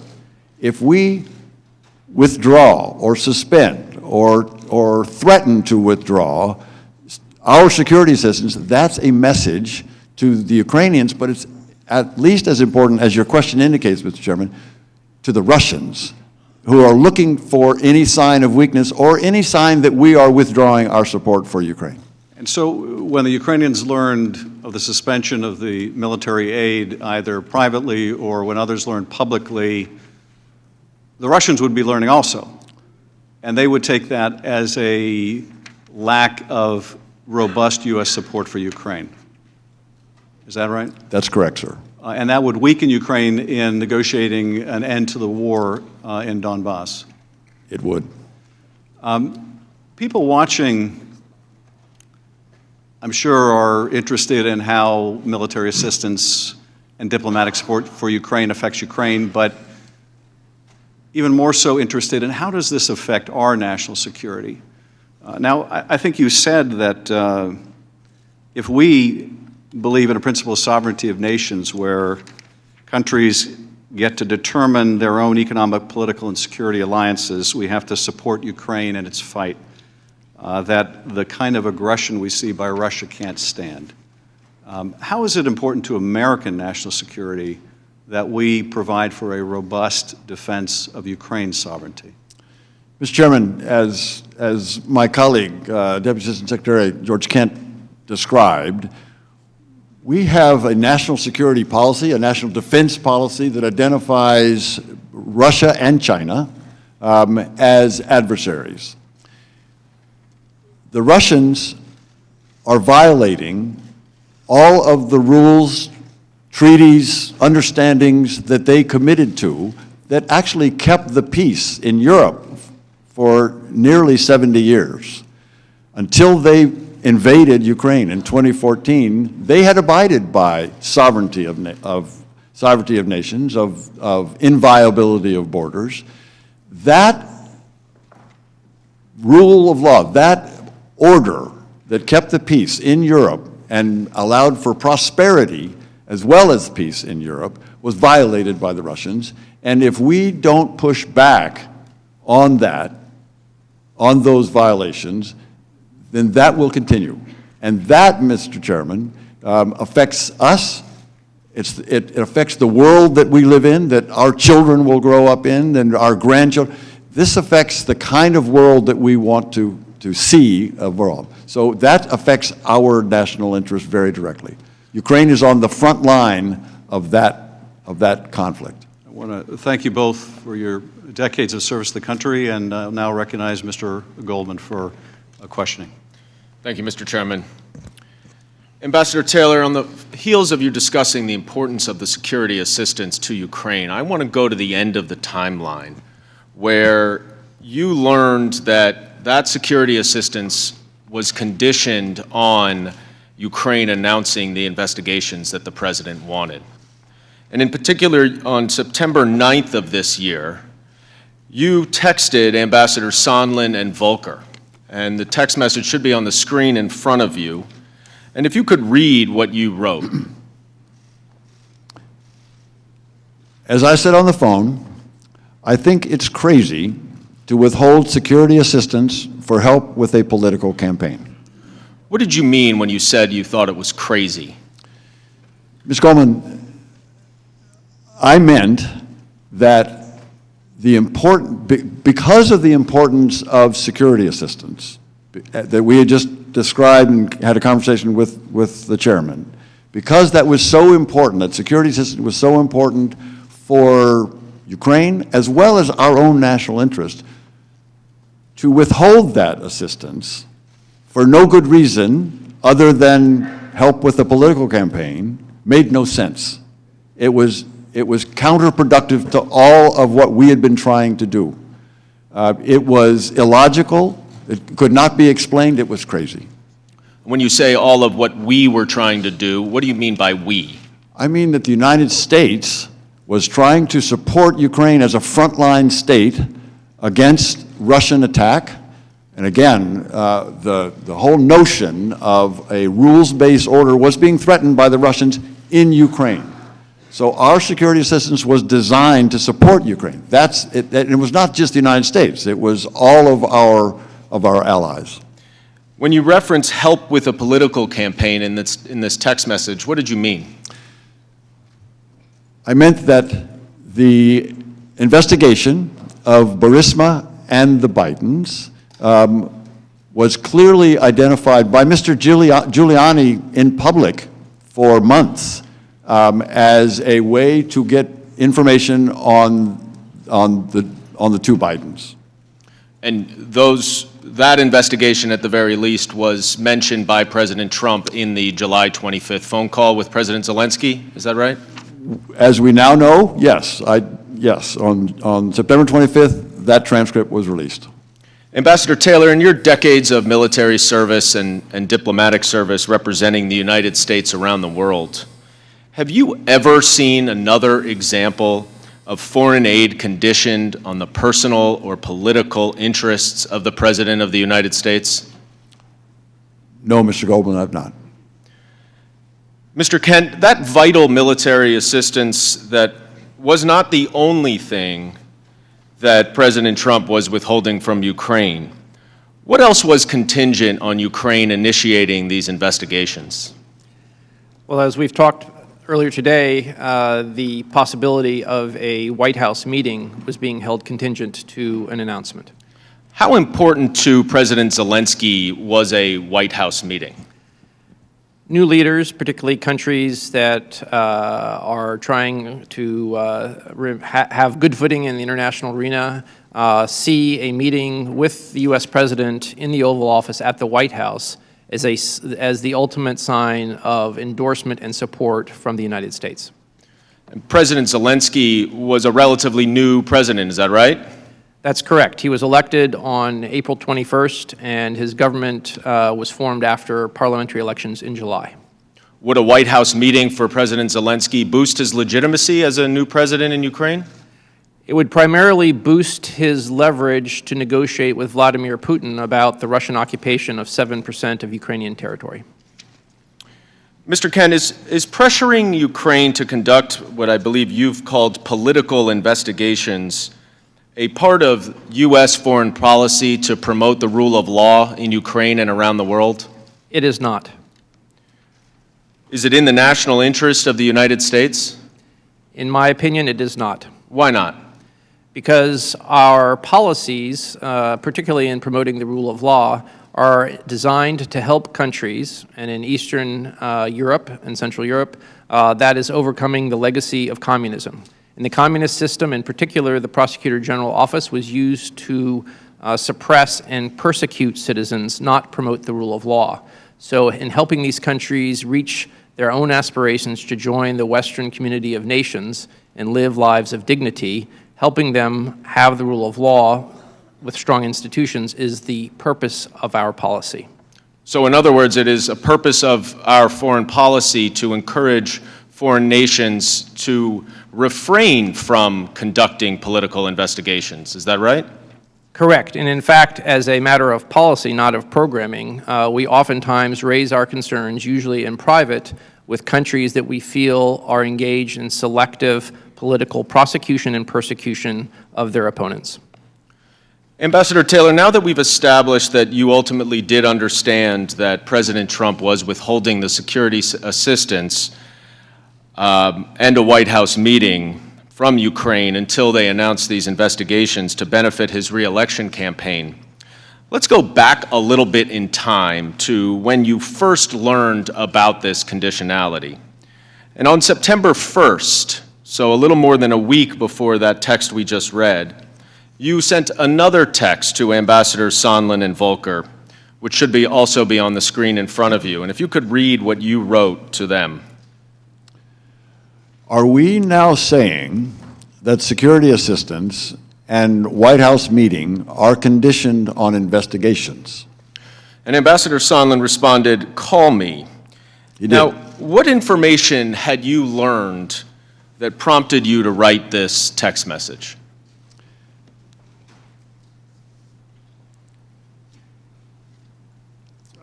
I had learned that in Warsaw, after the meeting Vice President Pence had with President Zelensky, Ambassador Sondland had meetings there and had described to Mr. Yermak, the assistant to President Zelensky, that the security assistance was also held pending announcement by President Zelensky in public of these investigations. Before that, I had only understood from Ambassador Sondland that the White House meeting was conditioned. And at this time, after I heard of this conversation, it struck me, it was clear to me that security assistance was also being held. You said previously that you were alarmed to learn this. Why were you alarmed? It's one thing to try to leverage a meeting in the White House. It's another thing, I thought, to leverage security assistance to a country at war, dependent on both the security assistance and the demonstration of support. It was much more alarming. The White House meeting was one thing, security assistance was much more alarming. Now, Ambassador Taylor, in your opening statement, you outlined a very detailed timeline, and in fact, we have a written copy here, and you included some phrases and words in quotations. Did you take notes of this conversation on September 1st with Ambassador Sondland? I did. And did you take notes related to most of the conversations, if not all of them, that you recited in your opening statement? All of them, Mr. Goldman. And what do those quotations that you include in your opening statement reflect? They reflect my notes on the exact words that I heard on that call. So it was, if I put those in quotes, that meant that those are the words used on that phone call or in that conversation. And did you review those notes before you drafted your opening statement and came here to testify? I did. Now, is that how, for example, you remember that Ambassador Sondland was on a train from Paris to London, during a call in July? That's correct. And you are aware, I presume, that the State Department has not provided those notes to the committee, is that right? I am aware. So we don't have the benefit of reviewing them to ask you these questions? Correct. I understand that they may be coming sooner or later. Well, we would welcome that. You also testified earlier, Ambassador Sondland, or Ambassador Taylor, that President Trump had delegated some matters overseeing Ukraine policy to Ambassador Sondland, who is a big inaugural supporter of President Trump, even though Ukraine is not in his domain of the European Union. Is that right? Several participants in the meeting in the Oval Office with President Trump with the delegation to the inauguration of President Zelensky, told me of that conversation, and it was at that meeting, as I understand it from several participants, that President Trump asked the participants to work with Mr. Giuliani on Ukraine policy. Did you come to understand that Ambassador Sondland had a direct line of communication into President Trump? I did. And you testified, or rather in that text message, Ambassador Sondland says to call him after you wrote that. Did you in fact call him? I did. And what did he say to you? He said that I was wrong about President Trump's intent, that there was no quid pro quo. But did he say anything after that? Did he describe to you, I believe you said, I'll refresh your memory, that Thank you. he mentioned something in your opening statement. You said that he said that everything, I believe, and you had that in quotes, was actually contingent on the initiation of these investigations. What did he mean by everything? Ms. Goldman, what he meant by everything was the security assistance and the White House meeting. And I believe you also testified that he said he had made a mistake in relaying a message to the Ukrainians. What was that mistake? The mistake he told me was earlier he had told, presumably President Zelensky and Mr. Yermak, that what was necessary for the White House meeting was the pursuit of these investigations. And he said he recognized that that was a mistake. It was not just the White House meeting that was dependent on the investigations. He said it was now everything. It included the security assistance. So it was not just the White House meeting, it was also the security assistance. Yes, sir. And so even though President Trump was saying repeatedly that there is no quid pro quo, Ambassador Sondland relayed to you that the facts of the matter were that the White House meeting and the security assistance were conditioned on the announcement of these investigations. Is that your understanding? That's my understanding. Now, you reference a television interview and a desire for President Trump to put Zelensky in a public box, which you also have in quotes. Was that in your notes? It was in my notes. And what did you understand that to mean, to put Zelensky in a public box? I understood that to mean that President Trump, through Ambassador Sondland, was asking for President Zelensky to very publicly commit to these investigations, that it was not sufficient to do this in private, that this needed to be a very public statement. And did you understand why it was needed to be in public as opposed to a private confirmation? I had no further information on that. Now, during this time period in early September, did you come to understand that from your conversations with the Ukrainians or other individuals that Ukraine felt pressure to initiate these investigations because of the conditionality of the White House meeting and the security assistance? Mr. Goldman, here's what I know. I got several questions, other officials got several questions as well, from Ukrainians asking about the security assistance. So what I know is the security assistance was very important to the Ukrainians. They had begun to hear from Ambassador Sondland that the security assistance was not going to come until the investigations were pursued. What I heard from the defense minister, what the senators, what Senator Johnson and Senator Murphy heard in their conversation with President Zelensky was the clear concern, the urgent concern that Ukrainians had about the security assistance. Now, you also described a conversation that you had with Ambassador Sondland a week later on September 8th.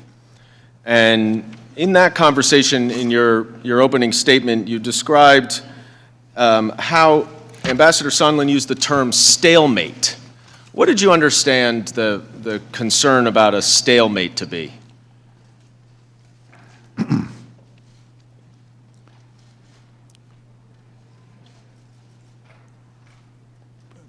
Ambassador Sondland said that if President Zelensky did not clear things up in public, we would be at a stalemate. He began that, again, by repeating, this is not a quid pro quo, but if President Zelensky did not clear things up in public, we would be at a stalemate. And what I understood in that meeting, the meaning of stalemate was the security assistance would not come. So even though he said the words, there were no quid pro quo, he then went on to say, but the security assistance will not come unless these investigations are done. Is that what you're saying? My understanding, that's what was meant by stalemate. You also described in your opening statement a discussion you had about President Trump being a businessman who wanted to have people pay up before signing the check. And what did you understand that to mean?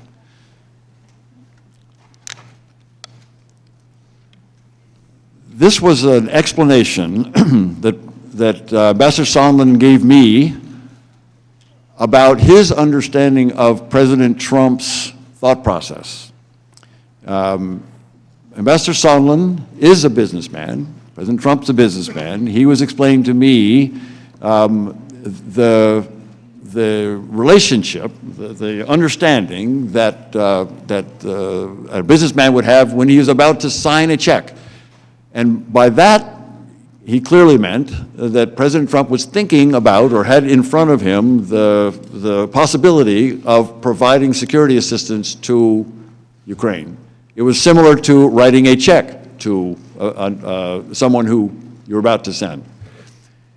He used that analogy very clearly to indicate that this would require something. If that person owed him something before he signed the check, he wanted to get whatever he was owed paid back to him. And Ambassador Volker used very similar language about a week later, which indicates to me that they had that conversation as well. Did Ukraine owe anything to the United States? Ms. Goldman, they didn't.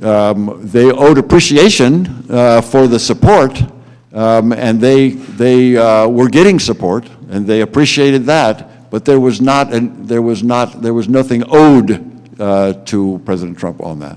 But you understood the upshot of this comment made by both Ambassador Sondland and Ambassador Volker to be that President Trump believed that Ukraine owed him something personally. Is that accurate? It's hard to understand, but there was a feeling by President Trump that he, and this came out in the transcript, I'm sorry, this came out in the discussion with the inaugural delegation when they came back to have a conversation with President Trump on May 23rd, that he had a feeling of having been wronged by the Ukrainians. And so this was something that he thought they owed him to fix that wrong. Right, but what he was talking about, as you understood it, because in the context of the conversation, is that what he owed him were these investigations that he wanted. That would have been to fix the wrong, exactly. And those investigations into the 2016 election and Biden and Burisma. That's correct. Now, during this early period in September, we've talked a little bit about the fact that you continually heard that the president was repeatedly saying that there was no quid pro quo. Is that right? That's correct. And he still says that repeatedly today. But regardless of what you call it, whether it's a quid pro quo, bribery, extortion, abuse of power of the office of the presidency, the fact of the matter, as you understood it, is that security assistance and the White House meeting were not going to be provided unless Ukraine initiated these two investigations that would benefit Donald Trump's reelection. Is that what you understood the facts to be? Mr. Goldman, what I can do here for you today is tell you what I heard from people. And in this case, it was what I heard from Ambassador Sondland. He described conditions for the security assistance and the White House meeting in those terms. That is, that were dependent upon, conditioned on pursuing these investigations. And you heard that from Ambassador Sondland himself, correct? Correct. And you also heard a similar story from Mr. Morrison as well, is that right? Who also talked to Ambassador Sondland about the conversations that he had had in Warsaw with Ukrainians. And what Mr. Morrison recounted to you was substantially similar to what Mr. Sondland recounted to you, right? Yes. And so, regardless of what Ukrainians may say now that everything is out in the public and we're here in this public hearing, that they felt no pressure from President Trump, it was your clear understanding, was it not, that in early September, when the pressure campaign was still secret, that the Ukrainians believed that they needed to announce these public investigations? Is that right? Mr. Goldman, I know that the Ukrainians were very concerned about the security assistance. And I know that they were prepared or preparing to make a public statement, that is, with a CNN interview, that was being planned. Those are the two pieces that I know. And that CNN interview was to announce these investigations as you understood it, right? That was the implication. That was certainly the implication. We've been focused a lot on the September timeframe, but I want to go back 2 months to July, before the July 25th call. And you testified, Ambassador Taylor, in your opening statement that it was in the middle of July when you understood that the White House meeting was first a condition on these investigations. Is that accurate? Yes, we were preparing, and I agreed that the White House meeting was going to be an important step in U.S.-Ukrainian relations. So in June and in early July, attempts to work out a way to get that meeting included a phone call. And so there were several conversations about how to have this phone call that eventually happened on July 25th. And you described in your opening statement a July 10th White House meeting with a number of officials where Ambassador Bolton used the term that something was a drug deal. What did you understand him to mean in hearing that he said that, used this term drug deal? Ms. Goldman, I don't know. I don't know what Ambassador Bolton had in mind. And was that in reference to a discussion in that meeting related to the White House meeting that President Zelensky wanted and in connection to the investigations? The context of that comment was the discussion that Mr. Daniluk, who was Mr. Bolton's counterpart, Ukrainian counterpart, the National Security Advisor, had with Mr. Bolton. And that conversation was very substantive up until the point where the White House meeting was raised and Ambassador Sondland intervened to talk about the investigations. It was at that point that Ambassador Bolton ceased the meeting, closed the meeting, finished the meeting, and told his staff to report this meeting to the lawyers. And he also later then indicated to Fiona Hill, who was also a participant on NSC staff, that he, Ambassador Bolton, didn't want to be associated with this drug deal. So it was, the implication was it was the domestic politics that was being cooked up. And did Ambassador Sondland say this in front of the Ukrainian officials, to your understanding? Ambassador Sondland, in the meeting where Ambassador Bolton was having a conversation with his counterpart, raised the issue of investigations being important to come before the White House meeting that had just been raised. And Ukrainian officials were there? And Ukrainian officials were in that meeting, yes, sir. Now, around this same time, in mid-July, did you have any discussions with Ukrainian officials about these investigations?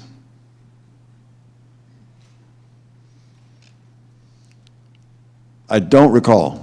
Well, let me show you a text message that you wrote on July 21st, where you wrote it again to Ambassadors Sondland and Volker. And if you could just read what you wrote here on July 21st. Gordon, one thing Kurt and I talked about yesterday was Sasha Daniluk's point that President Zelensky is sensitive about Ukraine being taken seriously, not merely as an instrument in Washington domestic re-election politics. And Sasha Daniluk, I think you just said, is Ambassador Bolton's counterpart, right? He's the National Security Advisor to he's no longer, but was at the time. What did you understand it to mean that Zelensky had concerns about being an instrument in Washington domestic re-election politics? Mr. Daniluk understood that these investigations were pursuant to Mr. Giuliani's request to develop information, to find information about Burisma and the Bidens. This was very well known in public. Mr. Giuliani had made this point clear in several instances in the beginning, in the springtime, and Mr. Daniluk was aware that that was a problem. And would you agree that because President Zelensky is worried about this, they understood at least that there was some pressure for them to pursue these investigations? Is that fair? Mr. Daniluk indicated that President Zelensky certainly understood it, that he did not want to get involved in these type of activities. Now, I'm going to move ahead now to July 25th, which was when President Trump and President Zelensky had the phone call. But before we get to the phone call, I want to show both of you a text message, neither of you is on this text message. It is between Ambassador Volker and Andrei Yermak, a top aide to President Zelensky. I will read it because neither of you is on it. Ambassador Volker says, "Good lunch, thanks. Heard from White House. Assuming President Z convinces Trump he will investigate / get to the bottom of what happened in 2016, we will nail down date for visit to Washington. Good luck. See you tomorrow. Kurt." And this was less than a half hour before the call actually occurred. Now, Ambassador Taylor, was Ambassador Volker with you in Ukraine at this time? He was. Did you know that he was prepping President Zelensky for this phone call with President Trump in this way? Not in this way, Mr. Goldman, but I knew that Ambassador Volker was prepping Ukrainians for the phone call earlier on. That is, at a meeting in Toronto on July 2nd, Ambassador Volker had a conversation with President Zelensky and had indicated in a phone call that he, at that time, was going to talk President Zelensky through the steps that need to be taken in order to get to the phone call. Understood. And you testified earlier that the security assistance had already been frozen, to your knowledge, at least by July 18th. Is that right? That's correct. So that was just a week earlier than this. That's correct. So just so we're clear, Ambassador Taylor, before this July 25th call, President Trump had frozen the security assistance that Ukraine needed, and that the White House meeting was conditioned on Ukraine initiating this investigation, and that had been relayed to the Ukrainians. Is that an accurate state of play at this time? That's an accurate state of play. I, at that point, had no indication that any discussion of the security assistance being subject to conditioned on investigations had taken place. Right, but you understood that the White House meeting was. That's correct. All right, let's move ahead to this July 25th call and between the presidents. Now, am I correct that neither of you were on this call? Is that right, Mr. Kent? That's correct. And you were neither as well? So you both read it after it was released publicly at the end of September? Yes. Yes. I want to spend just a little time reading the transcript, as we've been encouraged to do. And I want to particularly note 4 excerpts of the transcript One that relates to the security assistance we've been talking about, another that discusses a favor that President Trump asked of President Zelensky, a third where President Trump asks the Ukrainian president to investigate his political opponent, former Vice President Biden, and then a final one where the Ukrainian president directly links the desired White House visit to the political investigations that President Trump wanted. So let's look at the first excerpt, which is near the beginning of the call when President Zelensky discusses the military aid that the U.S. provides to Ukraine. He says, "I would also like to thank you for your great support in the area of defense. We are ready to continue to cooperate for the next steps. Specifically, we are almost ready to buy more javelins from the United States for defense purposes." Now, at the time of this phone call, Ambassador Taylor and Mr. Kent, you both knew that the aid had been frozen. Is that right? That's correct. And Ambassador Taylor, you testified that President Trump obviously also knew that the aid had been frozen as well, since he was responsible for doing that. Is that correct? That's what I had been told. That's what we heard on that conference call, yes. But to neither of your knowledge, the Ukrainians were not aware of that at that point. Not to my knowledge. Not to my knowledge. But right after President Zelensky thanks President Trump for his great support in the area of defense, President Trump then says, and we'll go to the next excerpt, "I want you to do us a favor, though, because our country has been through a lot and Ukraine knows a lot about it. I would like you to find out what happened with this whole situation with Ukraine. They say CrowdStrike. I guess you have one of your wealthy people. The server, they say Ukraine has it." And then at the end of the paragraph, he says, "Whatever you can do, it's very important that you do it if that's possible." Now, Mr. Kent, you've testified a little bit about how important this White House meeting was to President Zelensky. How would you expect a new Ukrainian president to interpret a request for a favor from the President of the United States?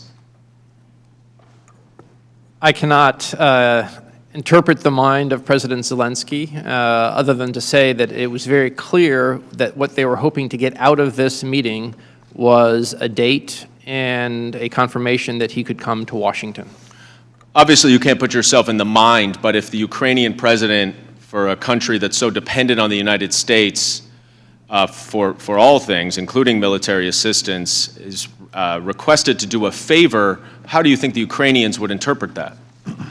Well, if you go further into the call record as part of this, and we don't have it on screen, but to the best of my recollection, reading it after it was released on September 25th, President Zelensky went into having whatever your problems were, that was the old team, I've got a new team, and we will do whatever is appropriate and be transparent and honest about it. I don't remember the exact words, but he was trying to be, in his own words in response, be responsive to conduct the business of Ukrainian government in a transparent and honest manner.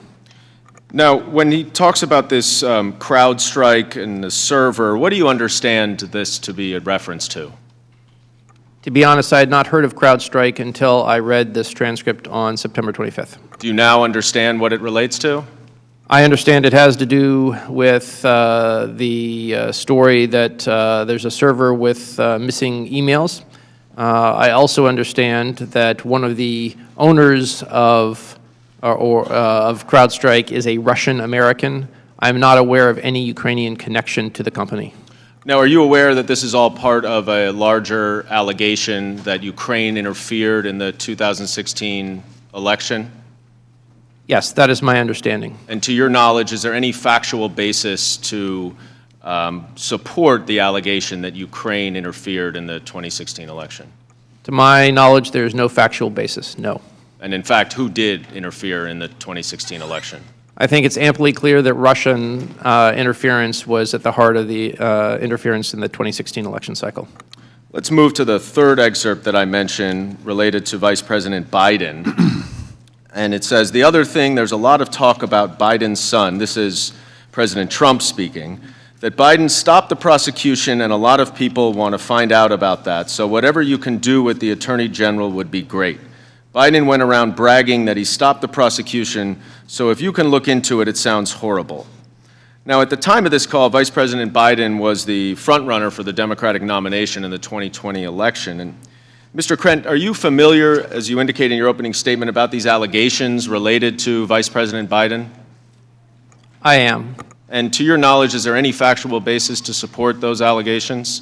None whatsoever. When Vice President Biden acted in Ukraine, did he act in accordance with official U.S. policy? He did. Now, let's go to then the last excerpt that I wanted to highlight, which is President Zelensky speaking, and he says, "I also wanted to thank you for your invitation to visit the United States, specifically Washington, D.C. On the other hand, I also want to assure you that we will be very serious about the case and we will work on the investigation." Now, Ambassador Taylor, right after President Zelensky mentions his much-desired Washington visit, he says, "on the other hand," and then says that Ukraine will be very serious about the investigation. Is this the same link between the White House visit and the investigations that Ambassador Volker had texted to Andrei Yermak just a few minutes before this conversation? That's my assumption. Now, just to summarize what we've just read in this July 25th call between the presidents, the Ukrainian president thanked President Trump for security assistance that President Trump had just frozen, to which President Trump responded that he wanted President Zelensky to do him a favor, though, by investigating the 2016 U.S. election and the Bidens. Then President Zelensky says that he will pursue these investigations right after he mentions the White House visit. Is that your understanding, Ambassador Taylor, of what we just read? Yes. And Mr. Kent, is that yours? Yes. I yield back. The majority time has expired. Would you gentlemen like a brief recess? Well, let's take a 5-minute recess, and then we'll resume with minority questioning.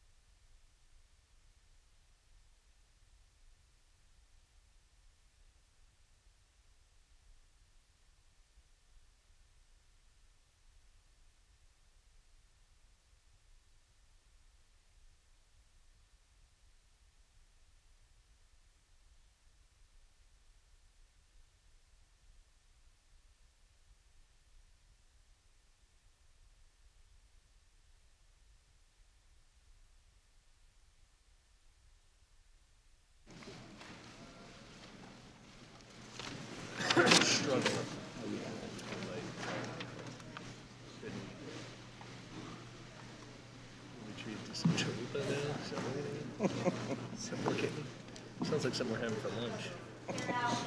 Chalupa for lunch. So the new information is hearsay, it's the until the guy comes and testifies.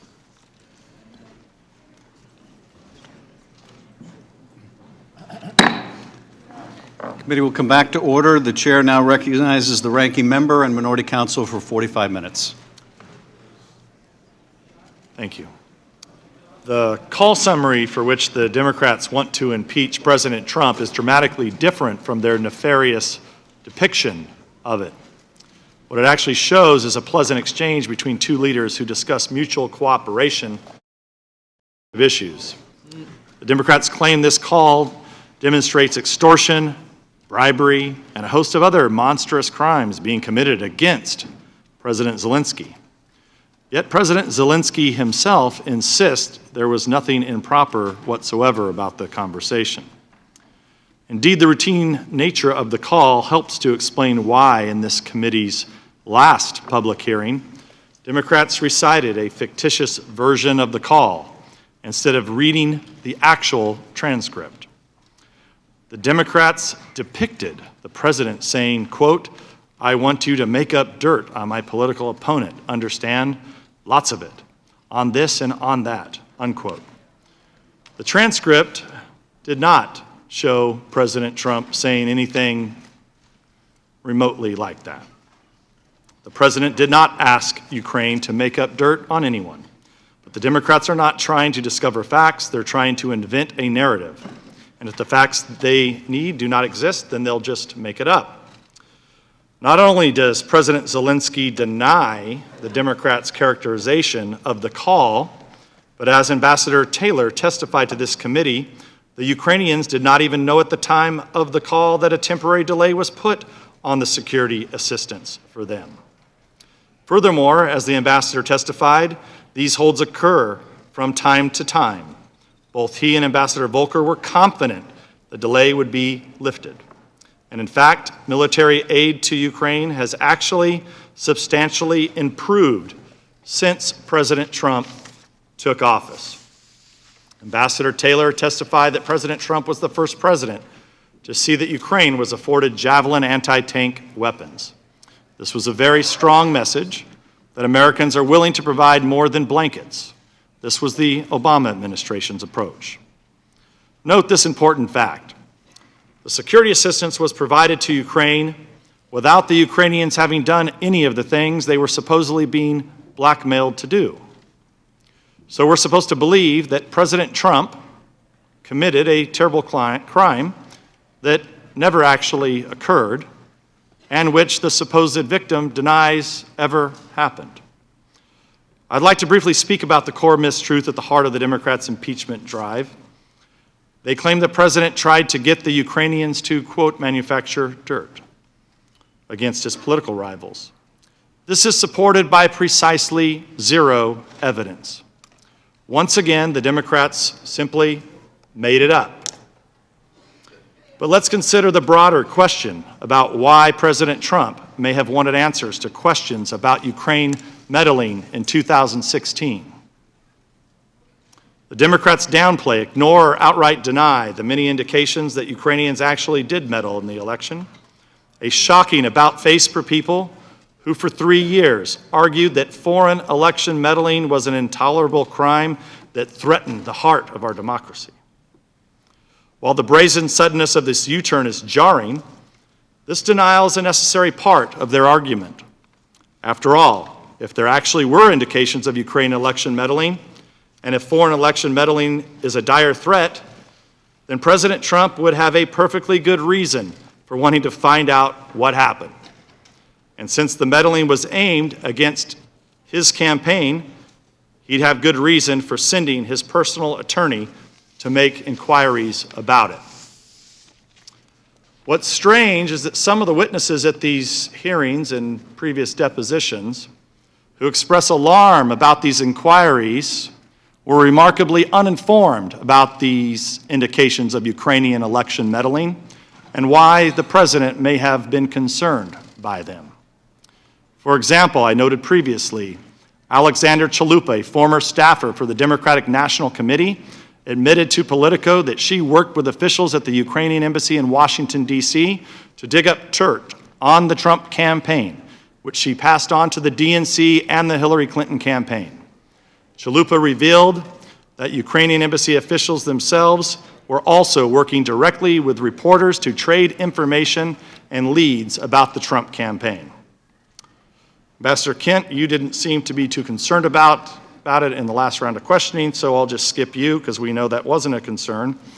But Ambassador Taylor, you testified to this committee that you only recently became aware of reports of this cooperation between Ukrainian embassy officials and Chalupa to undermine the Trump campaign. From your last deposition, is that correct? Mr. Nunes, it is correct that I had not known about this before. I'm just going over your last deposition. That's exactly right. Ambassador. Yep. The Politico article cites 3 named Ukrainian officials asserting that the Ukrainian embassy supported the Hillary Clinton campaign.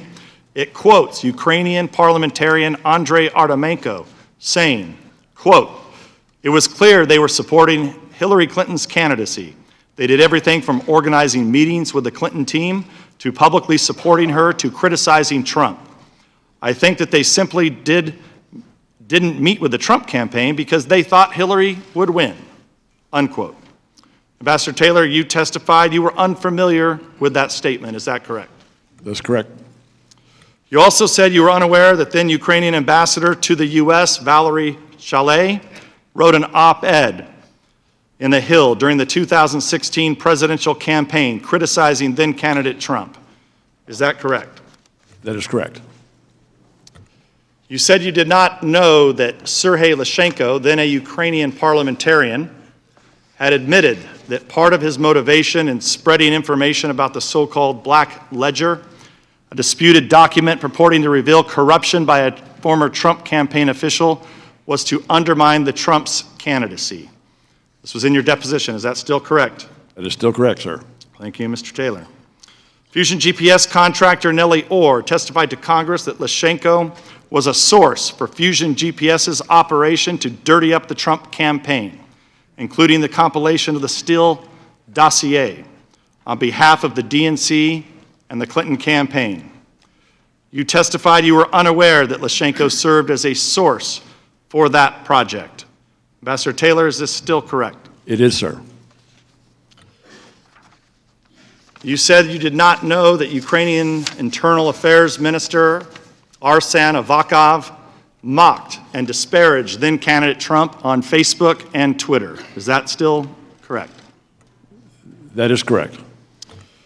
Ambassador Taylor, in your testimony to this committee, you said you were never briefed on these reports and statements, that you did not do due diligence before taking your post to discover that the President's and Mayor Giuliani's concerns may have been, and that you did what they may have been, and that you did not discuss them with Ambassador Yovanovitch. Is that still correct?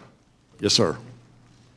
Furthermore, you said it upset you to hear about the many indications of Ukrainian election meddling. Your precise words were, I'm going to read them back to you, based on this Politico article, which again surprises me, disappoints me, because I think it's a mistake for any diplomat or government official in one country to interfere in the political life of another. That's disappointing, unquote. Ambassador Taylor, is that still your testimony? Mr. Nunes, it is. Subsequent to that, I looked into the circumstances for several of the things that you just mentioned. In 2016, candidate Trump had made a statement saying that it was possible that he would allow Crimea to go back to Russia. He expressed the sentiment or the opinion that it was possible that Crimea wanted to go back to Russia. What I can tell you, Ms. Nunes, is that that sentiment is amazingly inflammatory to all Ukrainians. So So I think, so I can understand that. Are you aware during the, I believe it was the 2012 election when at the time President Obama leaned over on a hot mic to the then Russian president and said that he'd have to wait till after the election? Was that inflammatory to the Ukrainians also? I don't know, sir. I just want to be clear that some government officials opposed President Trump's approach to Ukraine, but many had no idea what concerned him. In this case, it was numerous indications of Ukrainian interference in the 2016 election to oppose his campaign and support Hillary Clinton. Once you know that, it's easy to understand the president's desire to get to the bottom of this corruption and to discover exactly what happened in the 2016 election. And with that, I'll turn to Mr. Castor. Ambassador Taylor, Mr. Kent, President Trump's concerns about Ukraine's role in the 2016 election, you believe he genuinely believed we're working against him, right? Ambassador Taylor? Mr. Kessler, I don't know what President or candidate Trump was thinking about the Ukrainians. I mean, didn't he in this Oval Office meeting on May 23rd after the Zelensky inauguration, didn't he lament that the Ukrainians were out to get him? I heard that his response to the suggestion that Mr. Zelensky visit Mr. Trump, President Trump, in the Oval Office was not well received, and that he had concerns about Ukrainians, yes. But from the president's perspective, if the ambassador, the Ukrainian ambassador to the United States, one of the most influential diplomats, is penning an op-ed, certainly with the okay of President Poroshenko, the DNC consultants are conferring with Ukrainian officials at the embassy.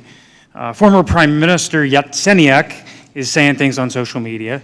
Interior Minister Avakov, who has spanned both the Poroshenko and the Zelensky realm, is also saying some very unkind things on social media about the president.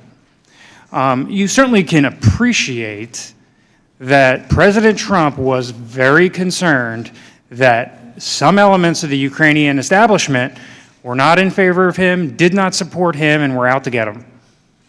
If I could, and I'll allow the question, but are you asking? Parliamentary inquiry, are you seriously interrupting our time here? I will allow the question. I won't dock this from the time. I just want to be clear, Ambassador, if you're able to verify the things that Council has asked you in the prerequisite of the question, that's fine. Otherwise, in questions from the majority or the minority that may assume facts not in evidence before you, you should be cautioned about that. Mr. Chairman, point of order. The time is with with Minority Counsel. Mr. Ratcliffe. Chairman,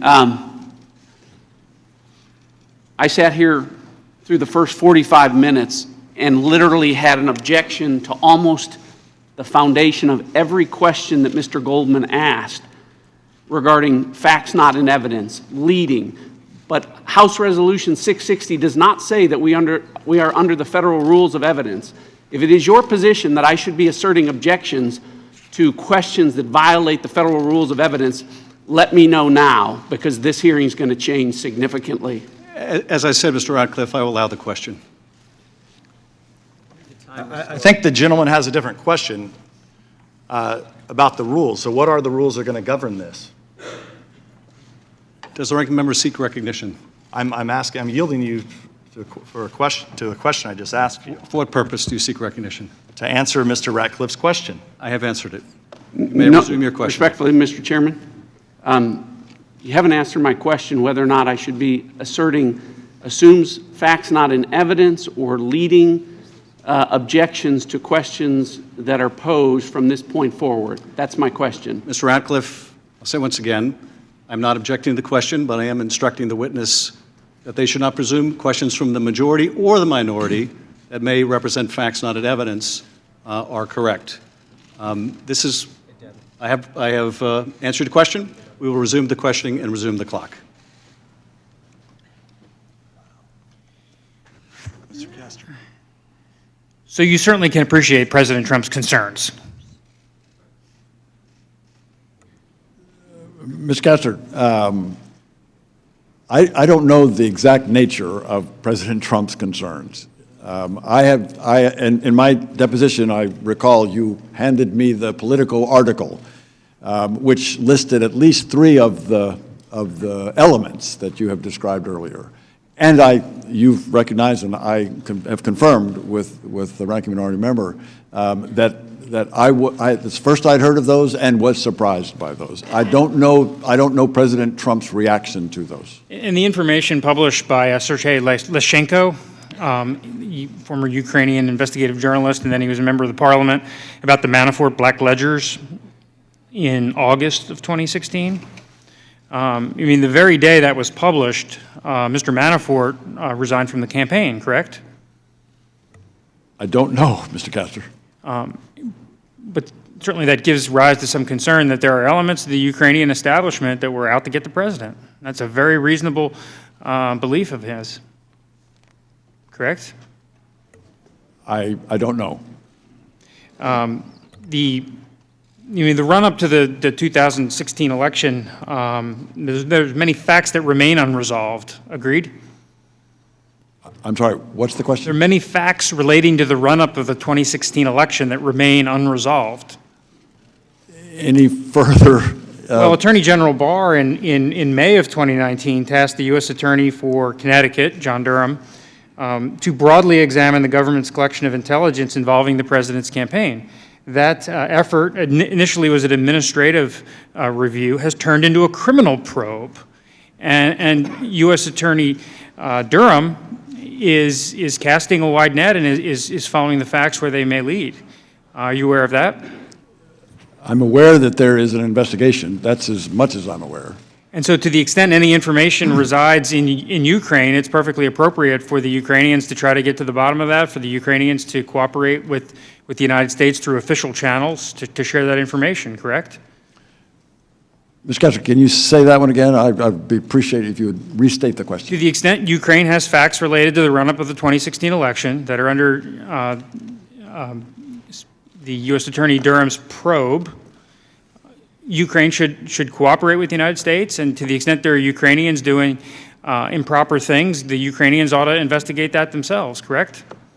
Mr. Castor, the Ukrainian-American relations are very supportive. The Ukrainians will certainly be responsive to requests. So when the president on the call transcript of July 25th raises this with President Zelensky, and he urges that there be a connection between the Ukrainian government and the Justice Department officially, that's the appropriate way to raise an issue with the Ukrainian president, correct? It's appropriate for the Justice Department and the Prosecutor General to cooperate and to exchange information, yes. But to the extent the president has concerns and to the extent the Attorney General is having the U.S. Attorney Durham look into that, isn't it entirely appropriate for the president to flag this for President Zelensky and say that you should be in touch with our official channels? Ms. Castro, I don't know the precise appropriateness of these kinds of relations. Now, were you involved, either of you, involved with the preparation for the 725 call? I was not. I was not. And how do you account for that? You were the two of the key officials with responsibility for Ukrainian policy. If the President of the United States is going to have a call with the leader of Ukraine, why wouldn't you ordinarily be involved with the preparation? Sir, we work for the Department of State in an embassy overseas, and in preparation for a presidential phone call, that responsibility lies within the staff of the National Security Council. Normally, if there is enough sufficient time, National Security staff can solicit information, usually from the State Department, and we can draw on the embassy. But that's only background information, and my understanding, having never worked at the National Security Council, is that National Security staff write a memo to the President, and none of us see that outside of the National Security staff. Okay, so the the charge or the U.S. ambassador to the country wouldn't ordinarily be on a call with a foreign leader? That's correct. Would not. And did Colonel Vindman or anyone at the National Security Council staff reach out to you, Mr. Kent, in preparation for the call? I was given notification the day before on July 24th, and to the extent I had any role, it was to reach out to the embassy, give them the heads up, and ask them to ensure that the secure communications link in the Office of the President of Ukraine was functional so the call could be patched through from the White House Situation Room. Did you provide any substantive advice to Colonel Vindman about the call and what ought to be the official position? I was not asked, and I did not provide. Okay. Same with you, Ambassador? The same. And the call was scheduled, you testified earlier that the call was on again, off again. And after the July 10th meeting with Ambassador Bolton, the consensus was the call was not going to happen. Is that correct? I would not say that was a consensus. The State Department's position was that a call between the two presidents would be useful. And once Zelensky's party won the first ever absolute majority in parliamentary elections on July 21st, the idea of a congratulatory call made eminent sense from our perspective. Okay, and the call was scheduled. And did you get a readout, Ambassador Taylor, initially from the call? I didn't, Mr. Kessler.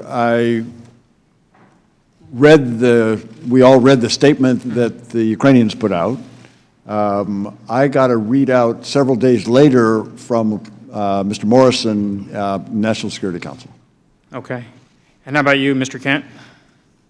I likewise first saw the Ukrainian statement, and I believe the next day, July 26th, which would have been a Friday, I did get a partial readout from Lieutenant Colonel Vindman, yes. Ambassador Taylor, you said that the Ukrainian readout was cryptic. Is that just because it's initially written in Ukrainian and translated to the U.S.? No, it's, as a general rule, both the United States and other countries, including Ukraine, will put out very short summaries that kind of hit the highlights of the discussion, but without going into detail. Okay. And you mentioned it was cryptic. Why did you think it was cryptic? Knowing now having read the transcript and looking back at their summary, as I recall, and I don't recall the exact words, but they said that there were issues to be pursued in order to improve relations between the two countries, or something like that. That seems pretty ordinary. It seems pretty ordinary. You were with President Zelensky the very next day? We were. We had a meeting with him the very next day. And did President Zelensky raise any concerns about his views of the call? He said, Ambassador Volker, Ambassador Sondland were in his office, and we asked him, I think, how the call, he said, call was fine. I was happy with the call. Okay. And did you get any additional readouts subsequently about the call? Like, when did you first learn that the call contained things that concerned you? Was that not until September 25th? Mr. Morrison, as I say, briefed me several days later, before the end of July, and I think this is where I said in my testimony that he said it could have gone better, and he said that the call mentioned Mr. Giuliani. He also said that the call mentioned the former ambassador. Both of those were concerning. Giuliani was first raised on the call by President Zelensky, correct? I don't recall. Okay. It could have been. Well, I have it here if you'd like. Yeah, it's on page. Very good. Page 3. The first mention of Giuliani is from President Zelensky, and it's on page 3. And President Zelensky says, "I will personally tell you that one of my assistants spoke with Mr. Giuliani just recently, and we are hoping very much that Mr. Giuliani will be able to travel to Ukraine, and we will meet once he comes to Ukraine." Did that surprise you? Again, I didn't have the transcript at the time. All I heard was that Giuliani was mentioned, but Mr. Morrison said that Giuliani was mentioned in the call. But the way Zelensky states it here, it sounds like he is very much looking forward to speaking with America's mayor. That's what I found out when I read the transcript on the 25th of September or so. Okay. Now, Mr. Kent, corruption in Ukraine is endemic, correct? That's correct. And it affects the courts, the prosecutors, and there have historically been problems with all the prosecutors in Ukraine, correct? I would say up until the new set of prosecutors appointed by President Zelensky in the last 2 months, correct. Okay, and so the U.S. government, the consensus hope at the State Department and the National Security Council and the White House is that Zelensky's the real deal. He's a real reformer. He's genuinely interested in rooting out corruption, prosecuting the bad guys, correct? I would say we are cautiously optimistic, and we will work wherever there is the political will to do the right thing and put forward genuine reform. And at the heart of the corruption is this oligarchical system, correct? Where the oligarchs take control, often by virtual theft of, for example, the right to certain energy licenses, correct? That is one element, yes, sir. And the company Burisma, its leader, Sochevsky, he has a little bit of a storied history of corruption, doesn't he? Mr. Zlochevsky was Minister of Energy from 2010 and 2012 under the pro-Russian government, and he used his regulatory authority to award gas exploration licenses to companies that he himself controlled. That would be considered an act of corruption in my view, yes. And certainly self-dealing. Certainly self-dealing and self-enriching. And how did the Ukrainian government ultimately pursue that? In the spring of 2014, the Ukrainian government, the new government after the Revolution of Dignity, turned to partners, particularly the U.S. and the U.K., to try to recover tens of billions of dollars of stolen assets. The first case that we tried to recover that money came from Mr. Zlochevsky. Serious Crimes Office in the UK had already opened up an investigation. They worked with us and the Ukrainian authorities to develop more information. The $23 million was frozen until somebody in the General Prosecutor's Office of Ukraine shut the case, issued a letter to his lawyer, and that money went poof. So essentially paid a bribe to make the case go away. That is our strong assumption, yes, sir. Okay. Now, at any point in time, has anyone in the Ukrainian government tried to reinvestigate that, or did those crimes just go unpunished, and was he free to go? Mr. Zlochevsky spent time, as far as I understand, in Moscow and Monaco after he fled Ukraine. We continued to raise as a point of order that because U.S. taxpayer dollars had been used to try to recover frozen assets, that we have a fiduciary responsibility, and we continued to press Ukrainian officials to answer for why alleged corrupt prosecutors had closed a case, and we have, till now, not gotten a satisfactory answer. So, to summarize, we thought that Mykola Zlochevsky had stolen money. We thought a prosecutor had taken a bribe to shut the case, and those were our main concerns. And are you in favor of that matter being fully investigated and prosecuted? I think since U.S. taxpayer dollars were wasted, I would love to see the Ukrainian Prosecutor General's office find who the corrupt prosecutor was that took the bribe and how much it was paid. And that's what I said to the Deputy Prosecutor General on February 3rd, 2015. But in addition to prosecuting the person that took the bribes, shouldn't the organization or individual that sponsored the bribes be prosecuted? I would agree that the Ukrainian law authorities should uphold the rule of law and hold people account for breaking Ukrainian law. So this company, Burisma, involved in lots of criminal activity, correct? I do not know that. But over the years, it's been involved in a number of questionable dealings, correct? I would say that it's the largest private gas producer in the country, and its business reputation is mixed. So to the extent a new regime is coming in under President Zelensky, it certainly would be fair for the new prosecutor, a genuine prosecutor, to re-examine old crimes that hadn't sufficiently been brought to justice, right? I believe that the new Prosecutor General, Ruslan Rybashapka, made a statement to that end that they would be reviewing past cases. But keep in mind, this is a country where those that commit crimes generally never get held to account, so there's a lot to review. Okay, now this, the bribe was paid in what year? To the best of my knowledge, the case against Zlochevsky, the former minister, was shut down December of 2014. Okay, and right around that time, Burisma starts adding officials to its board, is that correct? Understanding is, yes, that Zlochevsky invited a series of new individuals to join the board in 2014. And do you know what his strategy was in adding officials to his board? I have never met Mr. Zlochevsky. Okay, and who are some of the folks he added to the board?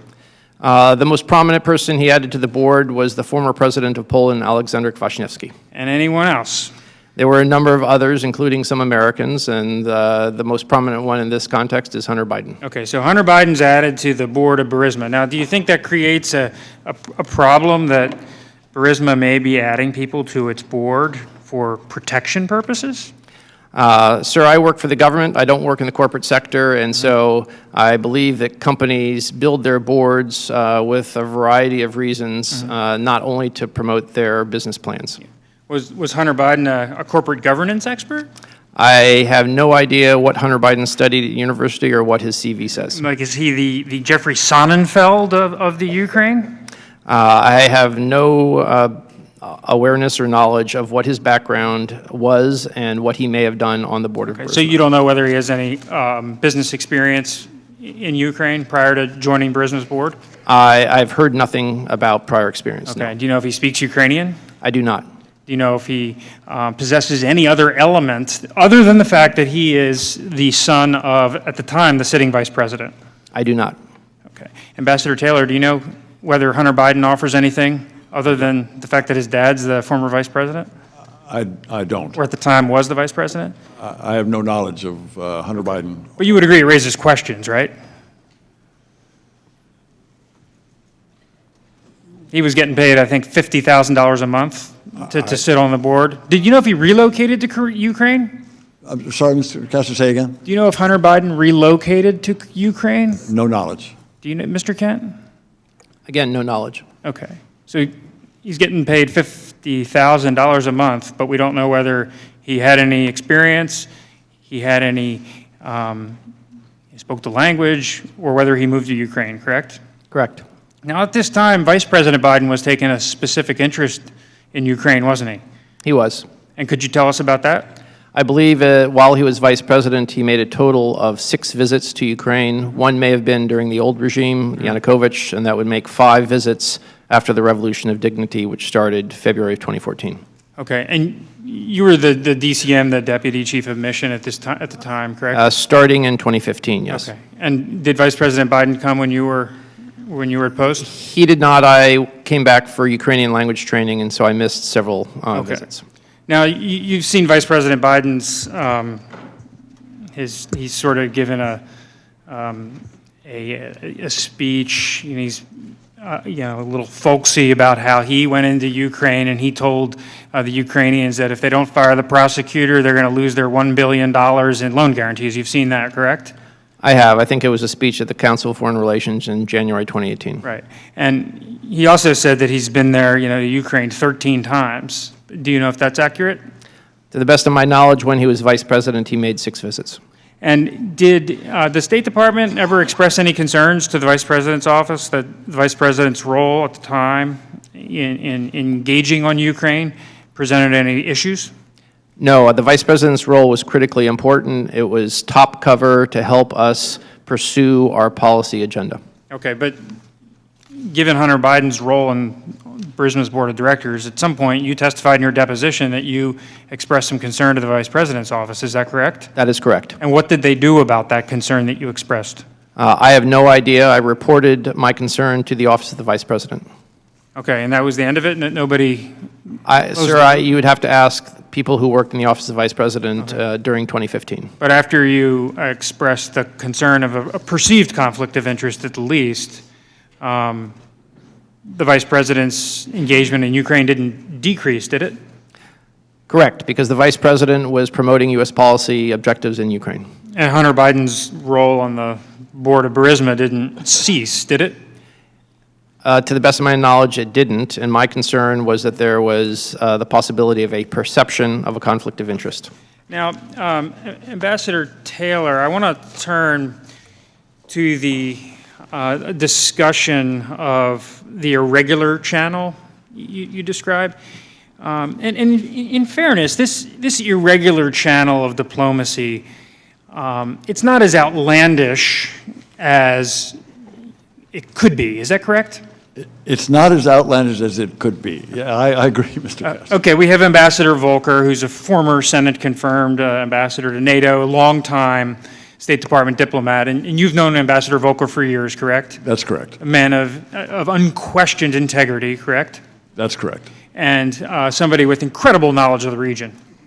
With very good knowledge of the region. Yes, sir. And the best interests of the United States. Yeah, I'm sure that's right. And the best interests of Ukraine. His first priority is clearly the United States. Okay. And to the extent that Ukraine has an implication for that, yes, Okay. Ukraine as well. And the second member of the irregular channel is Ambassador Sondland, who is Senate-confirmed, ambassador to the EU. So his involvement here, while not necessarily part of his official duties as the ambassador to the EU, certainly is not outlandish for him to be interested and engaged pursuant to the President or Secretary Pompeo's direction, correct? It's a little unusual for the U.S. ambassador to the EU to play a role in Ukraine policy. Okay. And, it might be irregular, but it's certainly not outlandish. And then Secretary Perry is the third member of the irregular channel. Certainly a Senate-confirmed official, somebody with deep experience in energy markets, and he was pursuing some, liquefied natural gas projects in Ukraine. That's correct, Mr. Castro. So his involvement, Secretary Perry's involvement, is perfectly acceptable? It is. Okay. Now, this irregular channel as it developed, when did you determine that it became problematic? I mean, you in your opening statement identified yourself appropriately as the leader of the regular channel.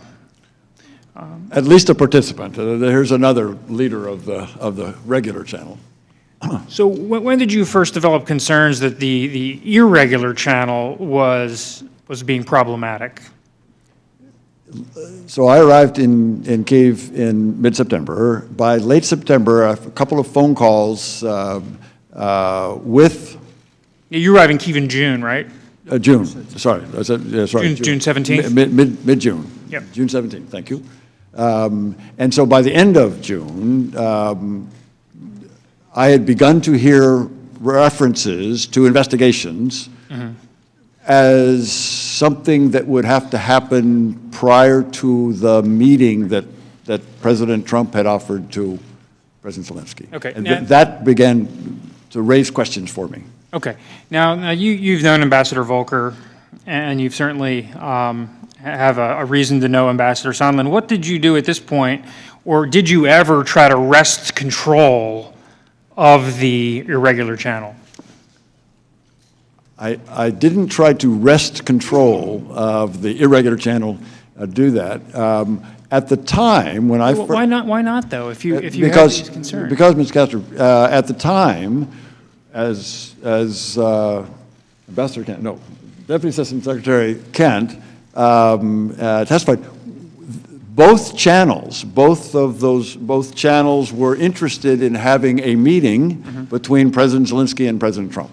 So there's no reason to kind of wrest control if we're going in the same direction. But at some point, you developed concerns. I mean, your opening statement is here. I mean, you're the impeachment witness number one, and you're number two, Mr. Kent. For the case impeaching the President of the United States, because of the concerns you've testified about the irregular channel, correct? I was concerned when the irregular channel appeared to be going against the overall the irregular channel was going against the overall direction of and purpose of the regular channel. So And as I yes. understand the record, however, when you arrived in Ukraine, you had the support of the Secretary and the Secretary's top advisor, Counselor Ulrich Breckbuhl, correct? That is correct. And they assured you that if you had any concerns, you would be able to contact them and they would have your back. That is correct. And you knew going in that the Rudy Giuliani element presented some complexities, correct? I was concerned about Rudy Giuliani's statements and involvement in the Ukraine policy, yes. Okay, so when it genuinely became, a concern for you, what did you do to either engage Sondland and Volker and Perry, Giuliani? By the way, have you ever met Rudy Giuliani during these times relevant? Not during the times relevant. Mr. Giuliani visited Ukraine one time when I was there, I think in 2007 or 8. Okay. That's the only time I've met him. Okay, so you've never had any communications with Rudy Giuliani as part of these irregular channel business? That's matters? correct. That's correct. Okay. And anyway, getting back to my question, did you try to engage Breckbuhl or the Secretary, during this time period? I know you said that you had, I believe, an August 21st or 22nd telephone call with Breckbuhl. You had a July 10th telephone call with Breckbuhl, and then you sent a first-person cable to the Secretary on August 29th? That is correct. Is that sort of the universe of initiatives you took inside the State Department to raise your concerns about the irregular channel? I also raised my concerns with Deputy Assistant Secretary George Kent. In particular, early on when I think I may have mentioned this phone call that was odd in that it did not include the normal staff, indeed, Ambassador Sondland's staff, and that struck me as unusual. I consulted with Mr. Kent, and at his suggestion, made a note of this, and also I think at that point I had a conversation with Mr. Breckbuhl. That was a June 28th call, I believe? That's correct. And in your opening statement, you expressed some concerns about what Ambassador Sondland had said, but then once Zelensky got on the phone, it proceeded in a very regular channel way, correct? That's correct. Okay. So the June 28th call, at least in and of itself, didn't ultimately, as it played out, present any problems for you? The call with President Zelensky did not. The preparation for that call, the preparation included maybe 15 minutes of just the Americans that would stay on the call. Right. And again, that was a little irregular in that it didn't have the staff. It was also in that pre-call, in that 15 minutes, before President Zelensky got on the phone, where Ambassador Volker told the rest of the participants that he was planning to have a conversation with President Zelensky in Toronto in 3 days, 4 days, where he would outline for President Zelensky the important components of the phone call that we were trying to establish. Okay. And you didn't have any issue with that, did you? The only issue I had with that, Mr. Kessler, was there was reference to investigations I believe that's, I'll have to check my notes on that, but there was raised issues for me that I didn't understand what Ambassador Volker had in mind that he was specifically going to raise with Mr. Zelensky. That was a little bit of a concern. Okay. I mean, the president's expressed his, interest in certain investigations, certainly relating to the 2016 election and relating to this corrupt Burisma outfit. So that wasn't inconsistent with the president's message, right?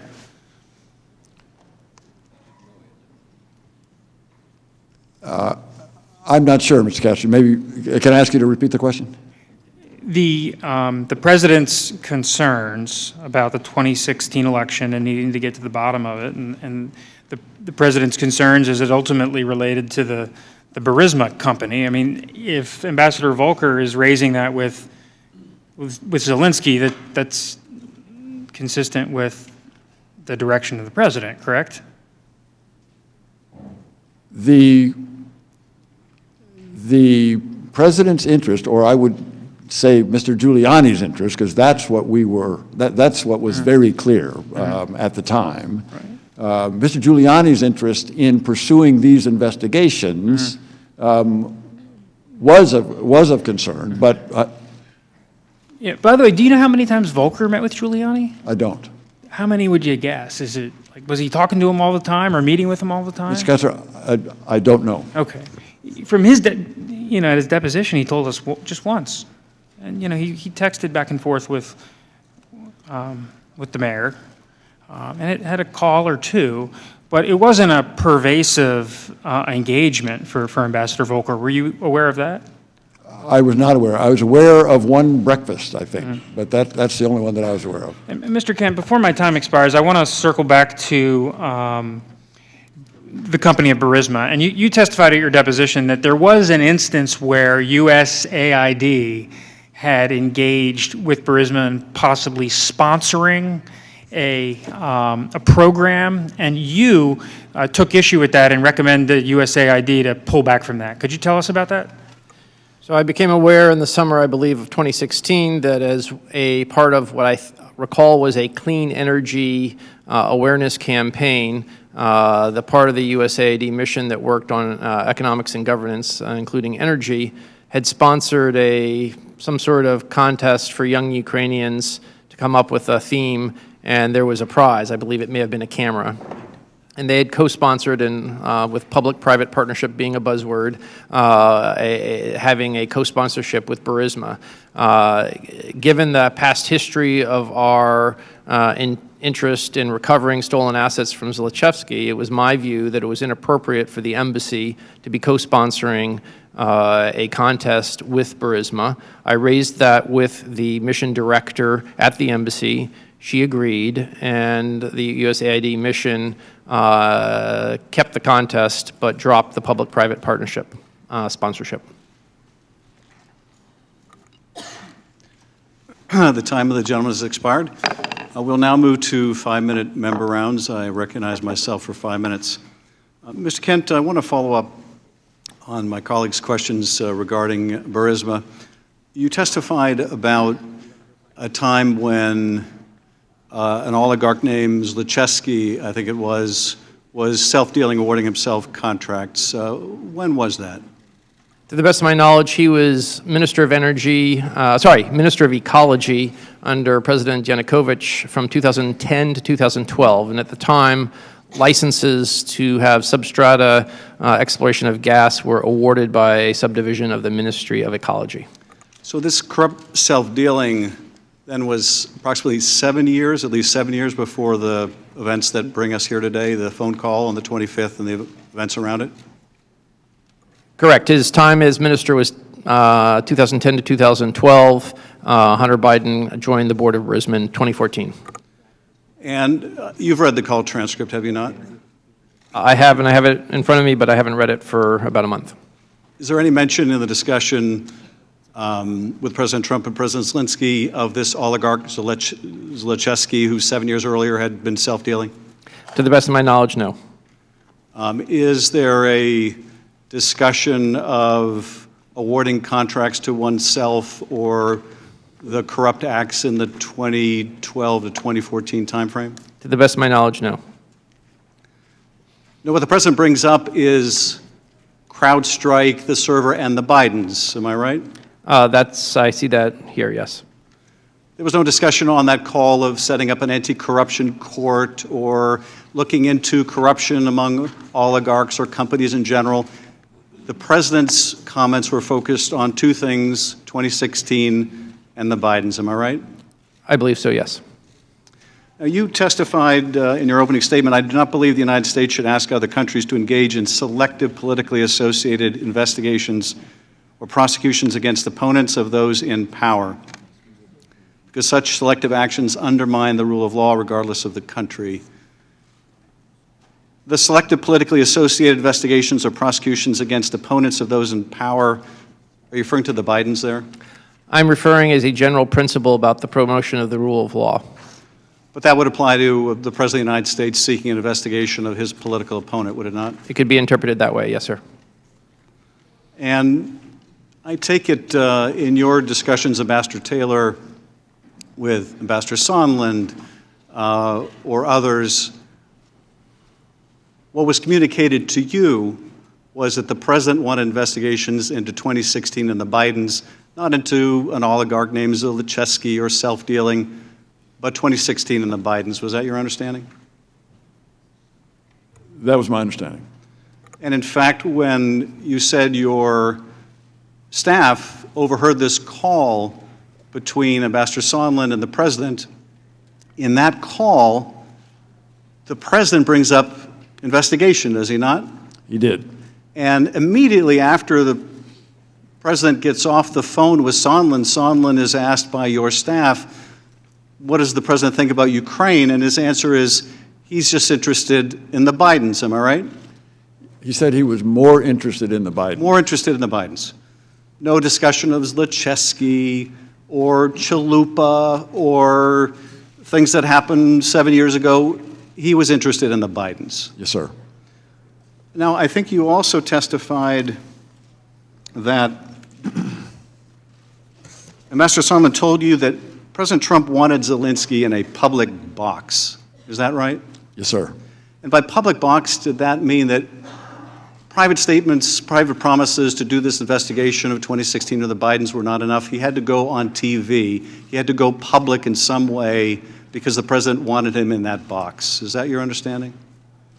Mr. Chairman, I don't know exactly what he had in mind, and I'm not sure what Ambassador Sondland had in mind, who was the one who mentioned that to me. That's the implication. The implication was it needed to be public as opposed to being a private assurance.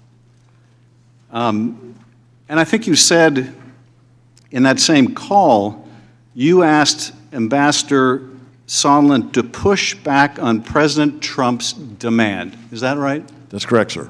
So you understood from your conversation with Sondland, this was the President's demand, not Sondland's demand, the President's demand, and you wanted Sondland to push back. Am I right? What I wanted to, so Ambassador Sondland was clearly able to have conversations with the President, and I thought that the pressure on another president, on President Zelensky, was not a good idea from either president's standpoint. So I suggested in that phone call with Ambassador Sondland that he, since he frequently had conversation with the president, could make that point. Well, and I think the way you express yourself is you wanted Sondland to push back on President Trump's demand, right? Yes, sir. So was your understanding from talking to Sondland, this is what the President wanted him to do, and you wanted Sondland to push back? I asked Ambassador Sondland to push back. That's correct. And in fact, even after the aid was ultimately released, even after the White House learns of the whistleblower complaint and the congressional investigation, the aid is released, even after those events, you were still worried that Zelensky was going to feel it necessary to go on CNN and announce these investigations, were you not? Mr. Chairman, I was still worried that he might do that. So yes, I thought that would be a bad idea. And so when there was some indication that there might still be a plan for the CNN interview in New York, which was upcoming at the United Nations General Assembly meeting, I was worried. I wanted to be sure that that didn't happen, so I addressed it with the Zelensky staff. Now, and I think you said earlier that Dan Liuk, the National Security Advisor then for Zelensky, was concerned Zelensky didn't want to be used as some tool in American politics. Is that right? That's correct, sir. So Zelensky didn't want to go on TV to announce political investigations that he thought would mire him in U.S. politics, right? He knew that he and his advisors knew that it's a bad idea to interfere in other nations' elections. Yes, sir. But nonetheless, it appeared until the aid was lifted, the hold was lifted, that he felt compelled to do it. He was making plans, his staff was making plans to have him make some kind of announcement, I don't know what it would have been, on CNN in public, Even though he didn't want to be mired in U.S. politics. even though he knew it was a bad idea to interfere in other people's elections. Mr. Nunes, you are recognized for 7 minutes and 10 seconds.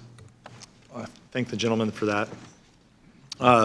Ambassador Taylor, you said in your deposition that the first time you heard about this issue with Rudy Giuliani, and I'm paraphrasing, but you read it in the New York Times. Is that correct? I do remember that I do remember noticing about Mr. Giuliani being involved in this in that article. Yes, sir. Okay. I think one of the mothers of all conspiracy theories is that somehow the President of the United States would want a country that he doesn't even like, he doesn't want to give foreign aid to have the Ukrainians start an investigation into Biden's. With that, I yield to Mr. Jordan. Thank the gentleman for yielding. Ambassador Taylor, thank you for being here. Aid's held up on July 18th, is that right? That's when I first heard about it, Mr. And then it's released, Ambassador Taylor, on September 11th. And we know that from your deposition, in those 55 days that aid is delayed, you met with President Zelensky 3 times. The first one was July 26th, the day after the famous call now between President Trump and President Zelensky. President Zelensky meets with you, Ambassador Volker, and Ambassador Sondland. And again, according to your deposition, your testimony, there was no linkage of security assistance dollars to investigating Burisma or the Bidens. Second meeting is August 27th. Again, in this 55-day time frame, second meeting is August 27th. President Zelensky meets with you and Ambassador Bolton and others. And again, there's no linkage of dollars, security assistance dollars, to an investigation of the Bidens. And then, of course, the third meeting is September 5th. President Zelensky meets with you and Senators Johnson and Murphy. And once again, there was no linkage of security assistance dollars to an investigation of Burisma or the Bidens. 3 meetings with the president of Ukraine, the new president, and no linkage. That's accurate? Mr. Jordan, it's certainly accurate on the first two meetings, because to my knowledge, the Ukrainians were not aware of the hold on assistance until the 29th of August. So the Politico article. The Politico article. The third meeting that you mentioned with the senators, Senators Murphy and Senator Johnson, there was discussion of the security assistance, but No linkage. But there was not discussion of linkage. 3 meetings, face-to-face, with President Zelensky, no linkage. Yet, in your deposition, you said this, and you said it again in the first hour of the majority. My clear understanding was security assistance money would not come until President Zelensky committed to pursue the investigation. My clear understanding was they weren't going to get the money until President Zelensky committed to pursue the investigations. Now, with all due respect, Ambassador, your clear understanding was obviously wrong, because it didn't happen. President Zelensky didn't announce he was going to investigate Burisma or the Bidens. He didn't do a press conference and say, I'm going to investigate the Bidens, we're going to investigate Burisma. He didn't tweet about it, and you just told the ranking member he didn't do the CNN interview and announce he's going to investigate Burisma or the Bidens. So 3 face-to-face meetings, it doesn't come up, no linkage whatsoever. President Zelensky doesn't announce it before the aid is released on the 11th. And yet you said you have a clear understanding that those 2 things were going to happen. The money was going to get released, but not until there was an investigation, and that, in fact, didn't happen. So what I'm wondering is, where did you get this clear understanding? As I testified, Mr. Jordan, this came from Ambassador Sondland. Well, can you hold 1 second, Ambassador? I'm going to bring you a piece of paper from Ambassador Sondland's statement. Very good. And you can take a look at this. Go ahead, though. I want to let you finish.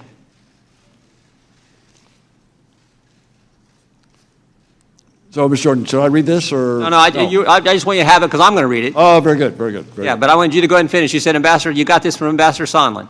That is correct. Ambassador Sondland also said that he had talked to President Zelensky and Mr. Yermak and had told them that although this was not a quid pro quo, if President Zelensky did not clear things up in public, we would be at a stalemate. That was one point. It was also the case. Mr. Morrison talked to you, right? No, what I was going to say is Ambassador Sondland also told me that he recognized that it was a mistake to have told the Ukrainians that only the meeting with the president in the Oval Office was held up on in order to get these investigations. No, it was not just the meeting, it was also the security system. That is, everything was. So those two discussions. No, I understand. Okay. All right, so again, just to recap, you had 3 meetings with President Zelensky. No linkage in those 3 meetings came up. Ambassador Zelensky didn't announce that he was going to do any investigation of the Bidens or Burismas before the aid was released. He didn't do a tweet, didn't do anything on CNN, didn't do any of that. President Zelensky, excuse me. Right. And then what you have in front of you is an addendum that Mr. Sondland made to his testimony that we got a couple weeks ago. It says, Declaration of Ambassador Gordon Sondland. I, Gordon Sondland, do hereby swear and affirm as follows. I want you to look at point number 2, bullet point number 2, second sentence. Ambassador Taylor recalls that Mr. Morrison told Ambassador Taylor that I told Mr. Morrison that I conveyed this message to Mr. Yarmak on September 1st, 2019 in connection with Vice President Pence's visit to Warsaw and a meeting with President Zelensky. Now, this is his clarification. Let me read it one more time. Ambassador Taylor recalls that Mr. Morrison told Ambassador Taylor that I told Mr. Morrison that I conveyed this message to Mr. Yarmak on September 1st, 2019 in connection with Vice President Pence's visit to Warsaw and a meeting with President Zelensky. We got 6 people having 4 conversations in 1 sentence, and you just told me this is where you got your clear understanding. Which, I mean, even though you had 3 opportunities with President Zelensky for him to tell you, you know what? We're going to do these investigations to get the aid. Didn't tell you 3 different times. Never makes an announcement, never tweets about it, never does a CNN interview. Ambassador, you weren't on the call, were you? The president, you didn't listen on President Trump's call and President Zelensky's call? I did not. You've never talked with Chief of Staff Mulvaney? I never did. You never met the president? That's correct. You had 3 meetings again with Zelensky and it didn't come up. And 2 of those they had never heard about, as far as I know. And President There was no reason for it to come President up. Zelensky never made an announcement. This is what I can't believe. And you're their star witness. You're their first witness. Mr. You're the Jordan, guy. You're the guy based on this. Based on, I mean, I've seen church prayer chains that are easier to understand than this. Ambassador Taylor recalls that Mr. Morrison told, now again, this is, I hereby swear and affirm from Gordon Sondland. Ambassador Taylor recalls that Mr. Morrison told Ambassador Taylor that I told Mr. Morrison that I conveyed this message to Mr. Yarmak on September 1st, 20. This all happens, by the way. This all happens, by the way, in Warsaw, where Vice President Pence meets with President Zelensky. And guess Ambassador what? Taylor, They didn't talk about any linkage either. Time of the gentleman's expired. Ambassador Taylor, would you like to respond? the only response, I have 2 responses, Mr. Chairman, thank you, and Mr. Jordan, glad to take those questions. Let me just say that I don't consider myself a star witness for anything. They do. You don't. No, They I do. don't. I'm responding to, I'm responding to your Please questions. don't interrupt the witness. As I think I was clear about, I'm not here to take one side or the other or to advocate any particular outcome. So let me just restate that.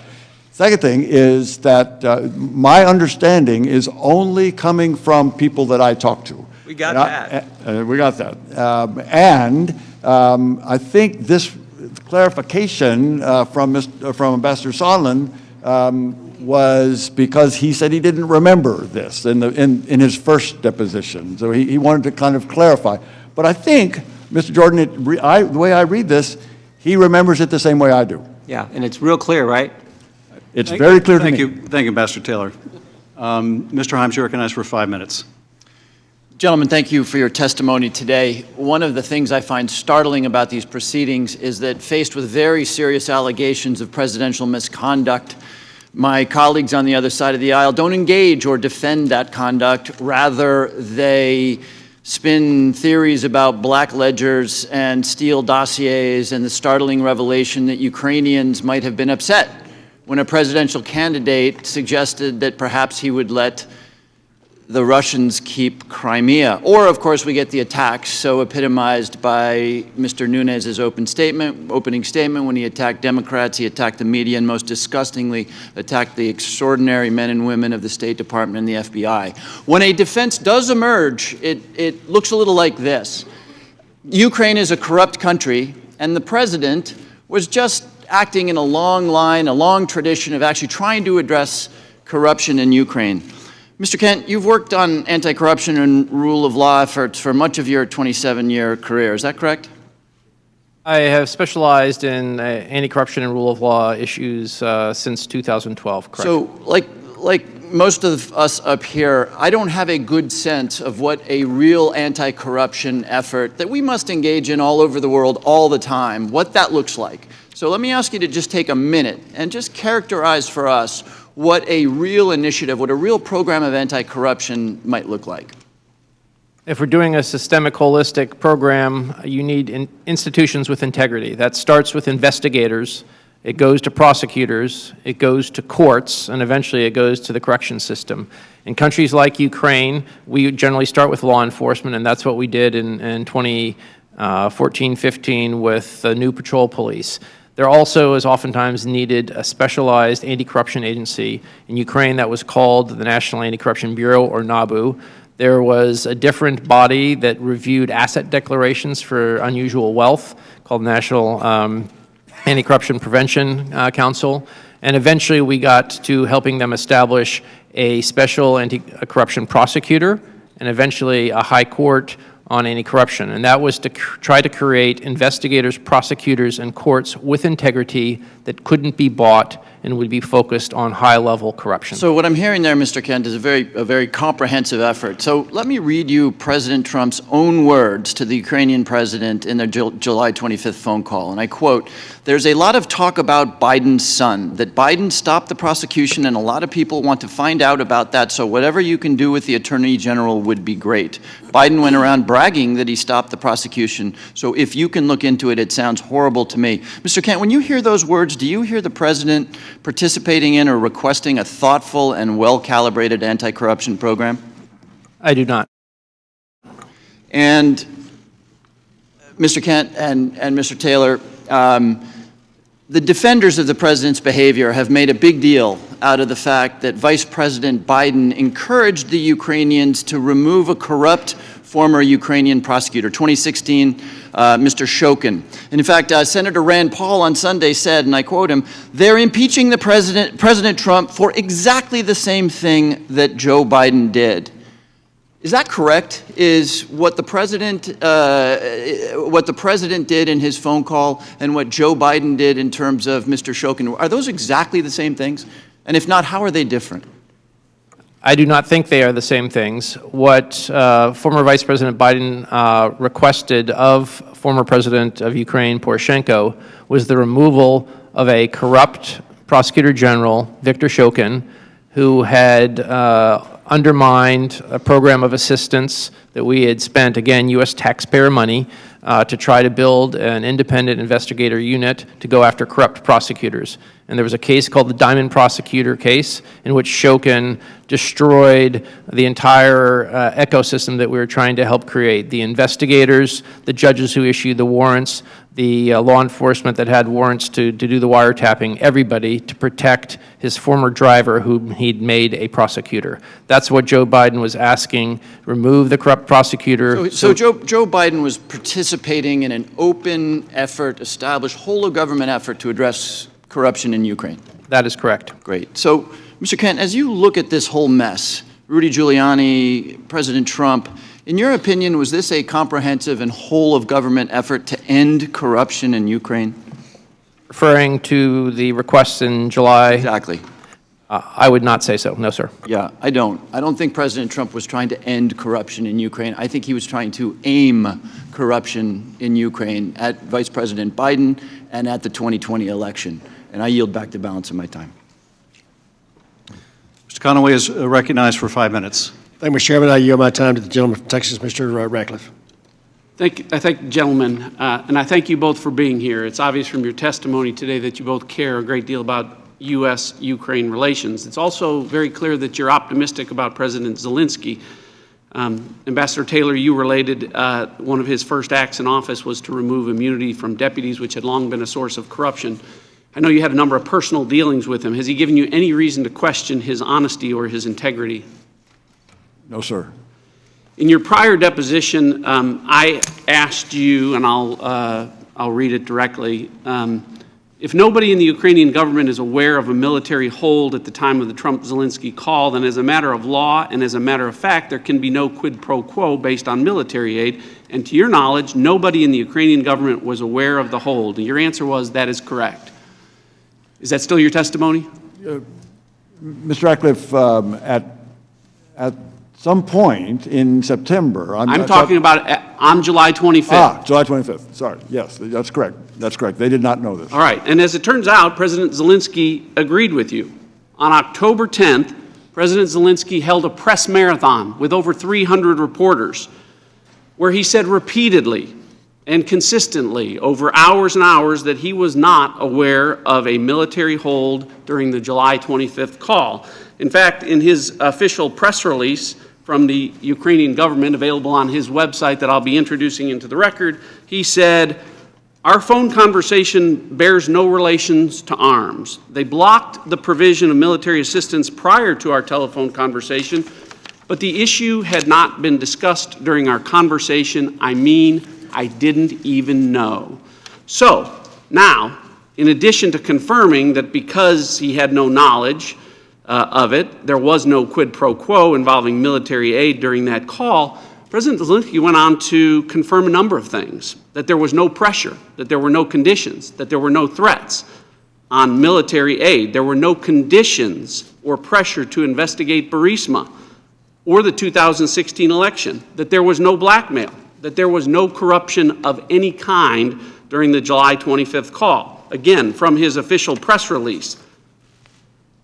Therefore, there was no blackmail because it was not the subject of our conversation with the President of the United States. There were no conditions on the investigation, either because of arms or the situation around Burisma Company.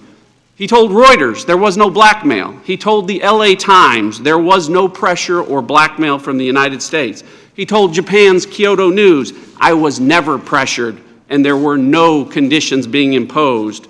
He told ABC News and the BBC, "I'm against corruption. This is not corruption.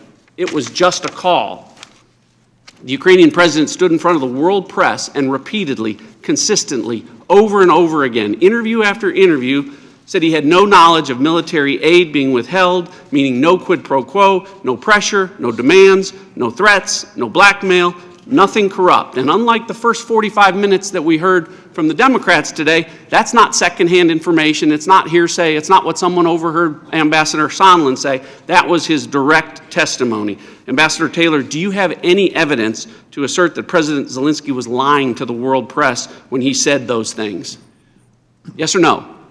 Mr. Ratcliffe, if I can respond. My time is short. Your time yes is or short. no? That's right. I have no reason to doubt what the president said in his press Okay, very good. So in this impeachment hearing today, where we impeach presidents for treason or bribery or other high crimes, where is the impeachable offense in that call? Are either of you here today to assert there was an impeachable offense in that call? Shout it out. Anyone? Mr. Ratcliffe, if I can just respond, let me just reiterate that I'm I've not got here. 1 minute left. I know you Let do. me- I know let you me- only let got a me minute just make left. this I've just point. got 30, I've got. Please allow the I- witness, you asked the witness a question, the witness I'll I've asked withdraw the the question. Let me And- just and make I'm this not here to point. take The one side or question the to- other. That's your Ambassador, decision. let me answer this. the Let me ask you this gentleman will question. suspend. Suspend the time, Ambassador please. Taylor, would Suspend you the like to time, answer the please. question? Suspend the time, please. I withdrew the The question. gentleman will suspend. We will suspend the clock. Suspend the clock Suspend the at clock. 1 minute, please. Ambassador Taylor, would you like to respond to the question? Mr. Ratcliffe, I would just like to say that I'm not here to do anything having to do with, to decide about impeachment. That is not what either of us are here to do. This is your job. Will you Thank you, Mr. Chairman. restore time to the clock to 1 minute? No, but you may continue 22 seconds. Fine. Mr. Ambassador, I think everyone knows that House Democrats have made up their mind to impeach one president. The question that we've just learned is whether or not they're prepared to impeach two. Because to be clear, if House Democrats impeach President Trump for a quid pro quo involving military aid, they have to call President Zelensky a liar. If they impeach him for abusing his power or pressuring or making threats or demands, they have to call President Zelensky a liar to do it. If they impeach President Trump for blackmail or extortion or making threats or demand, they have to call President Trump a liar to do it. I yield back. Chair recognizes Representative Sewell. I yield a few minutes to my esteemed chairman. Thank you. Ambassador Taylor, I don't know if you've had a chance to read some of the transcripts have been released. Are you aware that other witnesses have testified that Ukraine, in fact, found out the aid was being withheld before it became public knowledge? Mr. Chairman, I've read that. I think there's still some question about when they may have heard. And ultimately, they did find out when the political story came out, to your knowledge, but others have said even sooner. But they did find out, right, Ambassador? They did, Mr. Chairman. And at the time they found out, they knew what President Trump wanted from them, that he wanted these investigations, correct? Ambassador Sondland informed President Zelensky's staff, that is Mr. Yermak, of what was required, yes. So Ukraine finds out about the hold. You're not able to give them a reason for the hold. No one is able to give them a reason for the hold. They know the president wants these investigations, and then they're told in Warsaw by Ambassador Sondland, essentially, you're not getting the aid unless you do these investigations, correct? That's correct. So, you know, you've been asked, how could there be conditioning if the Ukrainians didn't know? But Ukrainians were told by Ambassador Sondland, were they not? They were. They were. They didn't know, as near as I can tell, the Ukrainians did not know about the hold on the phone call on July 25th. That's true. But they were told, as you said, Mr. Chairman, on the 1st of September. And in fact, while they may not have known during the time of the call, they would find out. And when they did find out, they would know what the president wanted, correct? That's correct. Representative Sewell.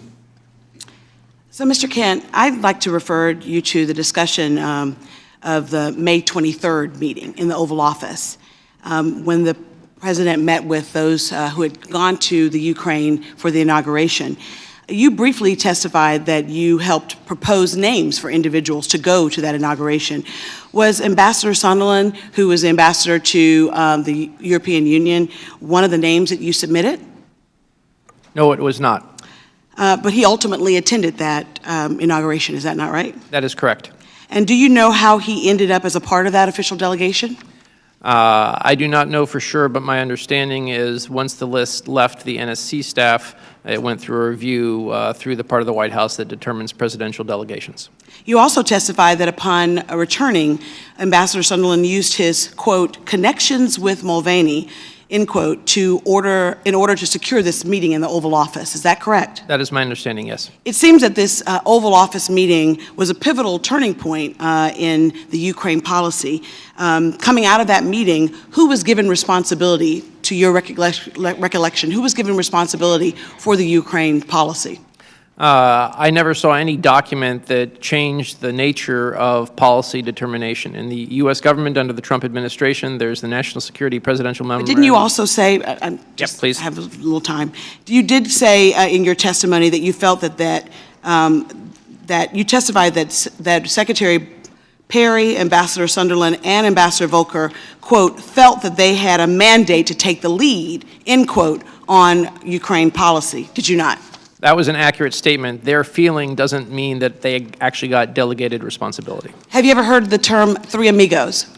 I referenced that after watching Gordon Sondland say that on Ukrainian TV on July 26th. And what do you come to mean by three amigos? My understanding of Ambassador Sondland's use of that term is that the three people that were in charge of Ukraine policy during the summer were he, Gordon Sondland, Ambassador Volker, and Secretary Perry.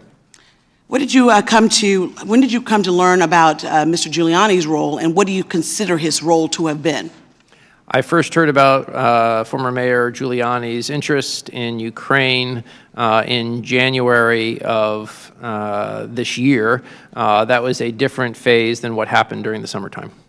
Was it normal to have a person who is a private citizen take an active role in foreign diplomacy? I did not find his particular engagement normal, no. Now, Mr. Ambassador Taylor, you testified that there are two channels, a regular and irregular. What did you see as Rudy Giuliani's role in Ukraine policy? Congresswoman, I came to see that Mr. Giuliani had a large influence on the irregular channel. And was that normal? Is that normal to have a private citizen of the United States take an active role in diplomacy? It is not normal. It is not unusual to ask for people outside the government to give opinions to help form the policies of the U.S. government. It is unusual to have a person put input into the channel that goes contrary to U.S. policy. Thank you. I yield back. Mr. Turner, you're recognized for 5 minutes. Thank you. Mr. Kent, Ambassador Taylor, thank you for your service. I have a great deal of appreciation for your profession. You have very little direct contact with decision makers, a tremendous amount of responsibility, and not a lot of authority to affect U.S. policy, bilateral engagements or multilateral engagements you're trying to shepherd through issues with our allies. One example of that, Ambassador Taylor, is that you testified in your prior testimony that you have not had any contact with the President of the United States. Is that correct? That's correct, sir. Ms. Taylor, Mr. Kent, have you had any contact with the President of the United States? I have not. So not only no conversations with the President of the United States about Ukraine, you've not had any contact with the President of the United States, correct? That's correct. Okay. So you both know that this impeachment inquiry is about the President of the United States, don't you? I mean, the man that neither one of you have had any contact with, you're the first up witnesses. I just find that a little amazing that the first up would be two people who've never had any contact with the President himself. Now, Kurt Volker did have contact with the President and contact with the President on Ukraine. Mr. Ambassador Taylor, you said that he's a man of highest integrity. Well, I know Kurt Volker, and I know he served as the NATO ambassador. He served as the director of the McCain Institute. He's the highest professional ethics, one of the most knowledgeable people about Europe. He's absolutely a truthful man. Mr. Kent, would you agree with Ambassador Taylor that he's of the highest integrity? I believe Kurt Volker has served the U.S. as a public servant very well. Do either of you have any evidence that Mr. Volker committed perjury or lied to this committee in his testimony to this committee? Do either of you have any evidence that Kurt Volker perjured himself or lied to this committee in his testimony? Ambassador Taylor, any evidence? Mr. Turner, I have no evidence. Ms. Kent? I believe Ambassador Volker's deposition was over 400 pages, and I don't have it in front of me, so I can't make a judgment. But you have no evidence that he lied or perjured himself, I have no correct, Mr. basis Kent? to make that judgment, no, Great. sir. Well, we're not in a court, gentlemen, and if we were, the Sixth Amendment would apply, and so would rules on hearsay and opinion, and most of your two testimonies would not be admissible whatsoever. But I understand in your profession you deal in words of understanding, words of beliefs and feelings, because in your profession, that's what you work with to try to pull together policy and to go in and out of meetings to try to formulate opinions that affect other people's decision-making. Ambassador Taylor, have you ever prepared for a meeting with the president or a prime minister of a country, or where you were told one thing before you went into the meeting as to what it was to be about, and the meeting be about another thing, or you get in there and the beliefs or opinions of the president or the prime minister were other than you believed? Mr. Turner, you're asking if I ever learned something new in a meeting? Have you ever walked in with a belief that you thought about the country that you were serving in and find out that they were wrong? I learned something in every meeting, Mr. Turner, but Well, Ambassador Taylor, the reason why the Sixth Amendment doesn't allow hearsay is because it's unreliable. It's unreliable because frequently it's untruthful. It is not factual. It might be beliefs or understandings. Ambassador, you testified about a number of things that you heard. Isn't it possible that the things that you heard were not true, that some of the beliefs and understandings that you had are not accurate, that in fact you're mistaken about some of the things that you testified today in a factual basis versus a professional assessment? Mr. Turner, I'm here to tell you what I know. I'm not going to tell you anything I don't know. I'm going to tell you everything that I do know. But since you learned it from others, that's exactly why I'm here. But since you learned it from others, you could be wrong, correct?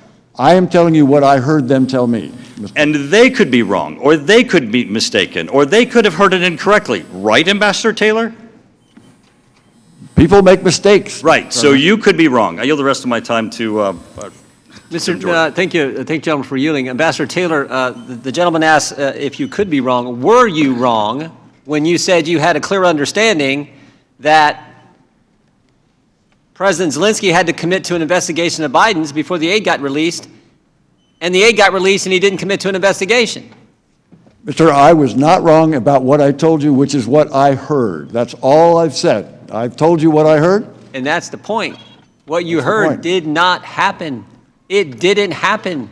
You had 3 meetings with the guy. He could have told you. He didn't announce he was going to do an investigation before the aid happened. It's not just could it have been wrong. The fact is it was wrong because it didn't happen. The whole point was you had a clear understanding that aid will not get released unless there's a commitment.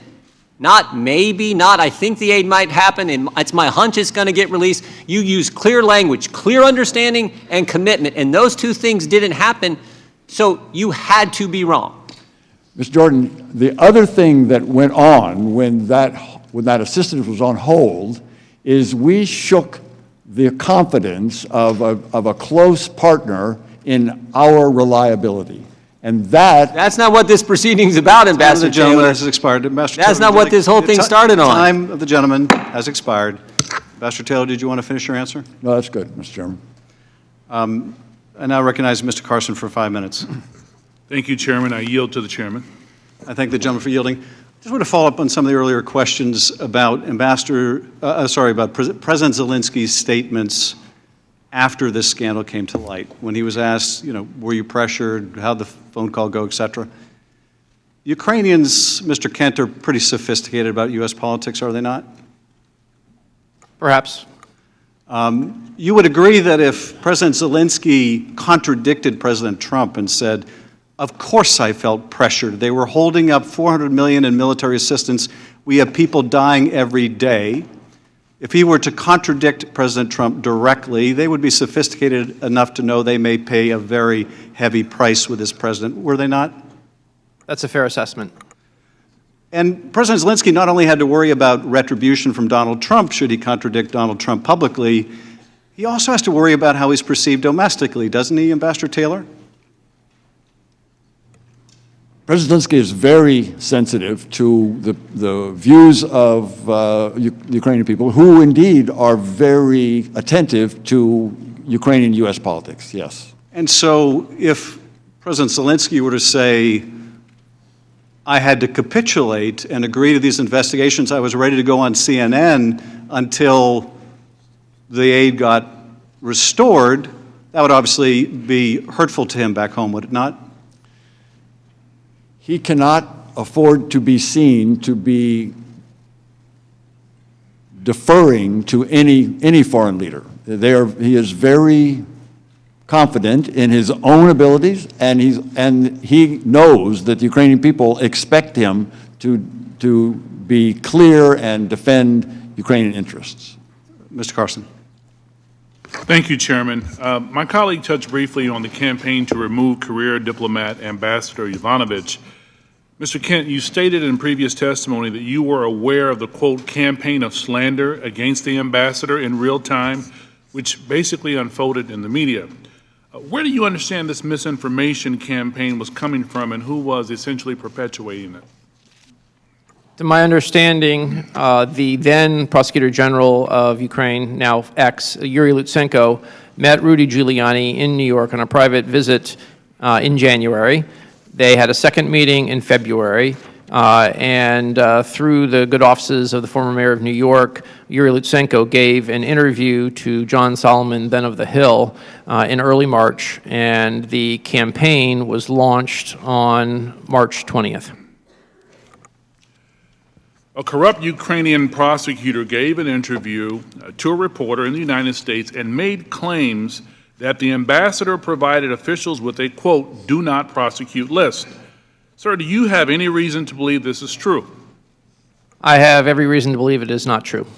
What was the reputation of the man who made these allegations, sir? Yuri Lutsenko was a politician of long standing. He had been Minister of Interior after the Orange Revolution. The U.S. Embassy had good relations with him for years. He was imprisoned by President Yanukovych, came out, was elected majority leader of Poroshenko, the then president's party, and then became Prosecutor General in the spring of 2016. What was your experience with Ambassador Yovanovitch? Was she working hard to combat corruption in Ukraine, sir? She was dedicated, as is every U.S. government official in Ukraine, to help Ukrainians overcome the legacy of corruption, which they actually have made a number of important steps since 2014. So in fact, before all of this happened, you and your superiors at the State Department asked the ambassador to extend her time in the Ukraine, correct, sir? That is correct. Did you support her extension? I asked her to extend until the end of this year to get through the election cycle in Ukraine, and then Undersecretary Hale in March asked her to stay until 2020. Now, some in Ukraine probably disliked her efforts to help Ukraine root out corruption. Is that correct? As I mentioned in my testimony, you can't promote principled anti-corruption action without pissing off corrupt people. Fair enough. Now, some of those people helped Giuliani smear her, did they not? They did. So ultimately, that smear campaign pushed President Trump to remove her, correct, sir? I cannot judge that. What I can say is that Rudy Giuliani's smear campaign was ubiquitous in the spring of 2019 on Fox News and on the internet and Twitter sphere. So Ambassador Taylor and Mr. Kent, in all of your combined decades at the State Department, have you ever before seen an instance where an ambassador was forced out by the president following a smear campaign of misinformation orchestrated by the president's allies? I have not. Nor I. Mr. Chairman, I yield back.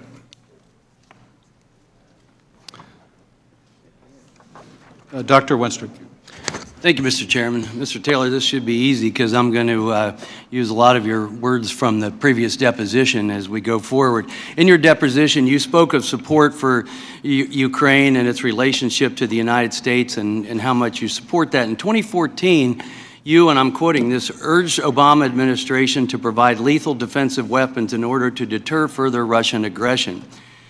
Did the Obama administration provide lethal weapons? No, sir. They provided MREs and blankets and things like that. In your deposition, you also said President Obama's objection was because it might provoke the Russians. And in fact, you testified in your deposition that the Obama administration didn't have a good argument since Russia had already provoked and they have invaded Ukraine. Is that correct? That's correct, sir. It's a shame he didn't take the advice of a combat veteran like you, sir. Someone who understands what deterrence provides. Because a lot of Ukrainian lives could have been saved if he had taken your advice. In your deposition, you said, and I quote, you were happy with Trump administration's assistance. And it provided both lethal and financial aid, did it not? It did, sir. And you also stated that it was a substantial improvement. Is that correct? That's correct, sir. So now we're providing javelins, which kill Russian tanks. MREs and blankets do not do that. Today you said, I was beginning to fear that the long-standing U.S. policy of strong support for Ukraine was shifting. I have a little trouble with long-standing based on what we just talked about, because it wasn't really long-standing strong support. It seems to me the strong support came with this administration. Would you agree with that, sir? Unless you consider MREs and blankets strong support, I wouldn't call it long-standing. The long-standing that I'm referring to there, Dr. Winstrup, is the long-standing political support, economic support, and increasing military support. Well, certainly that strong support came from Congress, but it didn't come from the previous administration as compared to what this administration has decided to do. The strong support came with this administration, not the Obama administration. And maybe now we understand what President Obama meant when he told Russian President Medvedev that he'd have more flexibility after his election. Maybe that flexibility was to deny lethal aid to the Ukraine, allowing Russia to march right in and kill Ukrainians. Again, in your deposition, you urged the Obama administration officials to provide lethal defensive weapons to Ukraine in order to deter further Russian aggression. And now they have that under this administration, don't they, Mr. Ambassador? They have the javelins, yes, sir. Thank you. And I would like to yield the remainder of my time to Mr. Ratcliffe.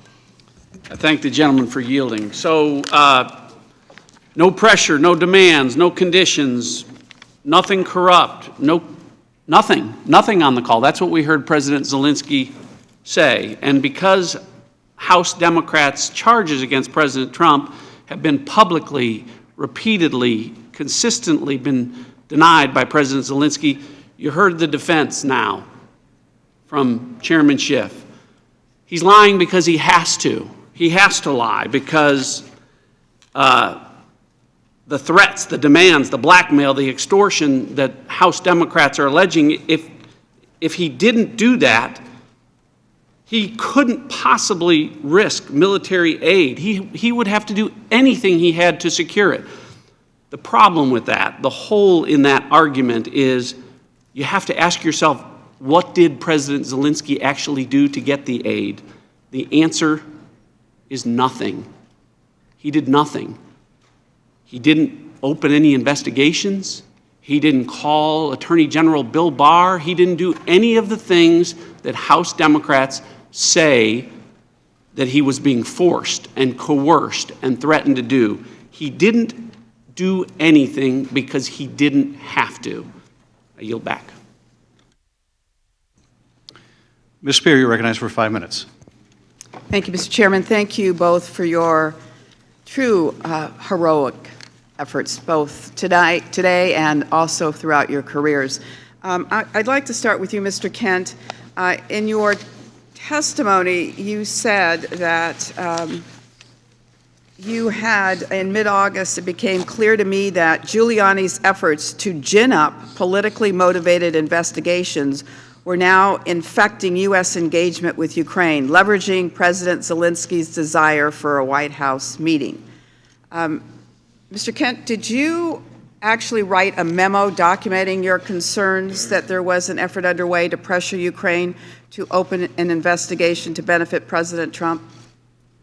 Yes, ma'am. I wrote a memo to the file on August 16th. But we don't have access to that memo, do we? I submitted it to the State Department subject to the September 27th subpoena. And we have not received one piece of paper from the State Department relative to this investigation. Both of you have made compelling cases of the importance of Ukraine to Europe, to the 70 years of peace, the benefit that it has to the United States national security, and our goal to continue to support sovereignty of nations. Meanwhile, Russia is violently attacking people in Ukraine in the Donbass area. So withholding military aid, does that weaken Ukraine? Well, I think it sends the wrong signal, and it did for a short period of time. Again, the assistance from the FY19 was released and is in the process of heading towards Ukraine. Does it embolden Russia when there was no aid being sent to Ukraine? I think the signal that there's controversy and question about the U.S. support of Ukraine sends the signal to Vladimir Putin that he can leverage that as he seeks to negotiate with not only Ukraine but other countries. Thank you. Ambassador Taylor, I think you mentioned that a White House meeting for Zelensky would boost his ability to negotiate for a peaceful settlement with Vladimir Putin and Russia in general. Is that true? Ms. Spear, it is certainly true that that U.S. support for Mr. Zelensky, President Zelensky, in his negotiations with Russians is very important, and will enable him to get a better agreement with that support from the United States, both from the military assistance, but also just from the political assistance that we can provide. But he has not yet had that White House meeting, has he? He has not. I think it's ironic that Soviet-born Lev Parnas, who has now been indicted, had a meeting with the president in the White House after participating in a number of campaign events for the president and contributing $325,000 to the president's PAC. So maybe it's actually the requirement that you give money to the president's PAC in order to get that meeting at the White House. Ambassador Taylor, is it true that the prosecutor general now has opened an investigation in Ukraine? Ms. Spear, the new prosecutor general that President Zelensky has appointed is indeed investigating crimes in general. Is that your question? Yes.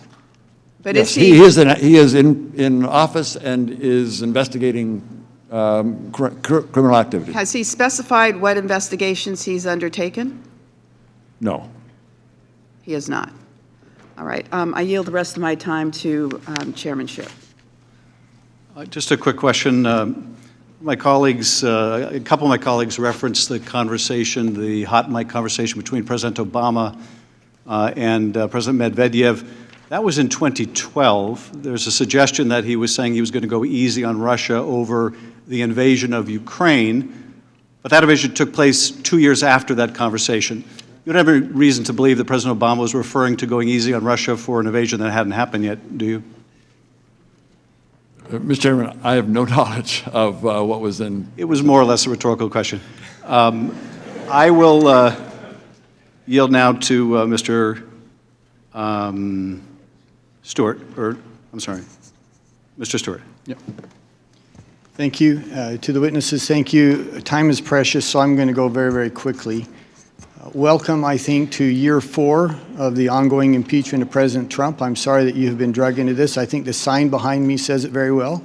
By the whistleblower's attorney, the coup has started and impeachment will follow.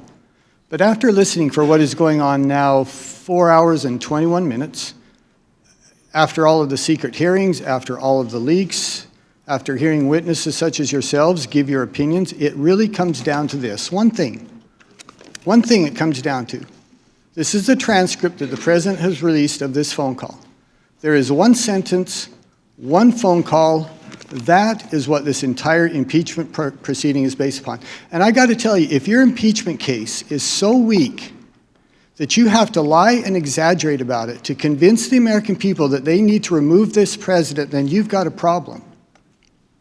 And the American people have been lied to again and again on this. We first heard a lot about quid pro quo.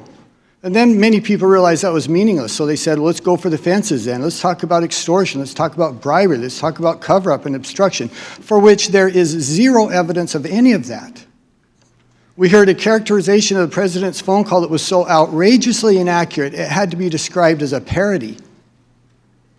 And none of those things matter. None of it matters. It comes down to this. We appreciate your insight. We appreciate your opinion, but all you can do is give your opinion of this one phone call. Let me ask you, gentlemen, both of you have said here today, you have testified, corruption in Ukraine is endemic. Would we agree on that? Simple question. Problem is, isn't it? It's a problem, and they're taking steps to address it. Okay, earlier in the hearing, both of you said, use the word endemic or agreed to it. It's in the courts, it's oligarchs, it's prosecutors, it's everywhere. And I think we can also agree that that's not the only place in the world where we experience and see corruption. There's dozens and dozens of nations around the world that are steeped in corruption. Would you agree with that? Mr. I would say that there's corruption in every country, including ours. Okay, thank you. And some we're clearly more concerned about than others. So in these corrupt nations, of which there are probably hundreds of corrupt individuals, hundreds of corrupt government officials, can you give me an example any time where the Vice President of the United States shows up and demands that a specific prosecutor be fired and gives them a 6-hour time limit to do that? Are you aware of that ever happening any other place? I guess the answer is no. And I just think it's interesting that out of hundreds of corrupt individuals, dozens of corrupt nations, that happened one time. And it happened with the individual whose son was being paid by the organization that was under investigation. One other thing very quickly. If someone was a candidate for a political office, even for President of the United States, should they be immune from investigation? No one is above the law, sir. Thank you. I agree with that. I think we all would agree with that. And yet I think some presume that because some of the individuals we're talking about here were candidates, that they are immune from any questions or any investigation. I think it's absurd. For heaven's sakes, if those of us in public office, those of us who find ourselves up for re-election or all the time as a candidate, I think we have a higher standard, not immunity from asking these types of questions. The last thing, then I'm going to yield my time. Availability of funds, I'm quoting from the NDAA in 2019. The language is specific. Availability of funds under assistance to the Ukraine, it has to be certified. And what has to be certified? Quote, for the purposes of decreasing corruption. Are you surprised that there would be questions about corruption in Ukraine and that it would be discussed withholding some of this aid that's actually required by law that it be withheld if they can't certify that corruption has been eliminated or is being addressed?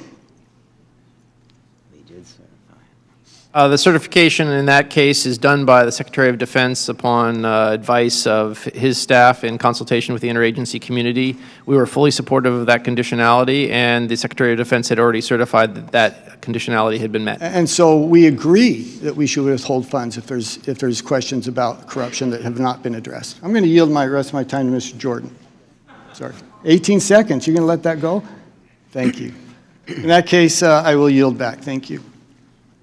Mr. Quigley. So that certification, that took place in May, is that correct, Mr. Kent? I do not believe it was certified by May. I would defer to my colleague Laura Cooper, who's testified on closed door. But it was an earlier time. It had not been done by May because when I was visiting in May, I was asked by Laura to raise a specific issue that would meet the conditionality. But the DOD did say that they met the certification. Yes, sir. I think it may have been in the July timeframe. Thank you. So it's interesting and curious that we're talking about hearsay evidence. It is extraordinary to me that the committee's been able to get as much information as they had, direct or hearsay, given the obstruction. You gentlemen were both asked by the State Department not to appear for your depositions. Is that correct? We both received, I believe, I received initially a letter directing me not to appear. Once the committees issued a subpoena, I was under legal obligation to appear, and I am here today under subpoena. Ambassador, were you also asked not to be part of the deposition? Mr. Quigley, I was told by the State Department, don't appear under these circumstances. That was in the letter to me. And when I got the subpoena, exactly as Mr. Kent said, that was different circumstances and obeyed a legal subpoena. So that, yes, sir, I'm here for that reason. Absolutely. But we were now able to hear testimony by Chief of Staff Mulvaney, John Eisenberg, Michael Ellis, John Bolton, more than a dozen witnesses. So I suspect if you have a problem with hearsay, you'd have a lot more direct testimony and direct evidence if you weren't blocking that ability. You'd have a lot more documents that you referred to with my colleagues' questions that have not yet been turned over by state or any other agency. Is that correct to your knowledge, gentlemen?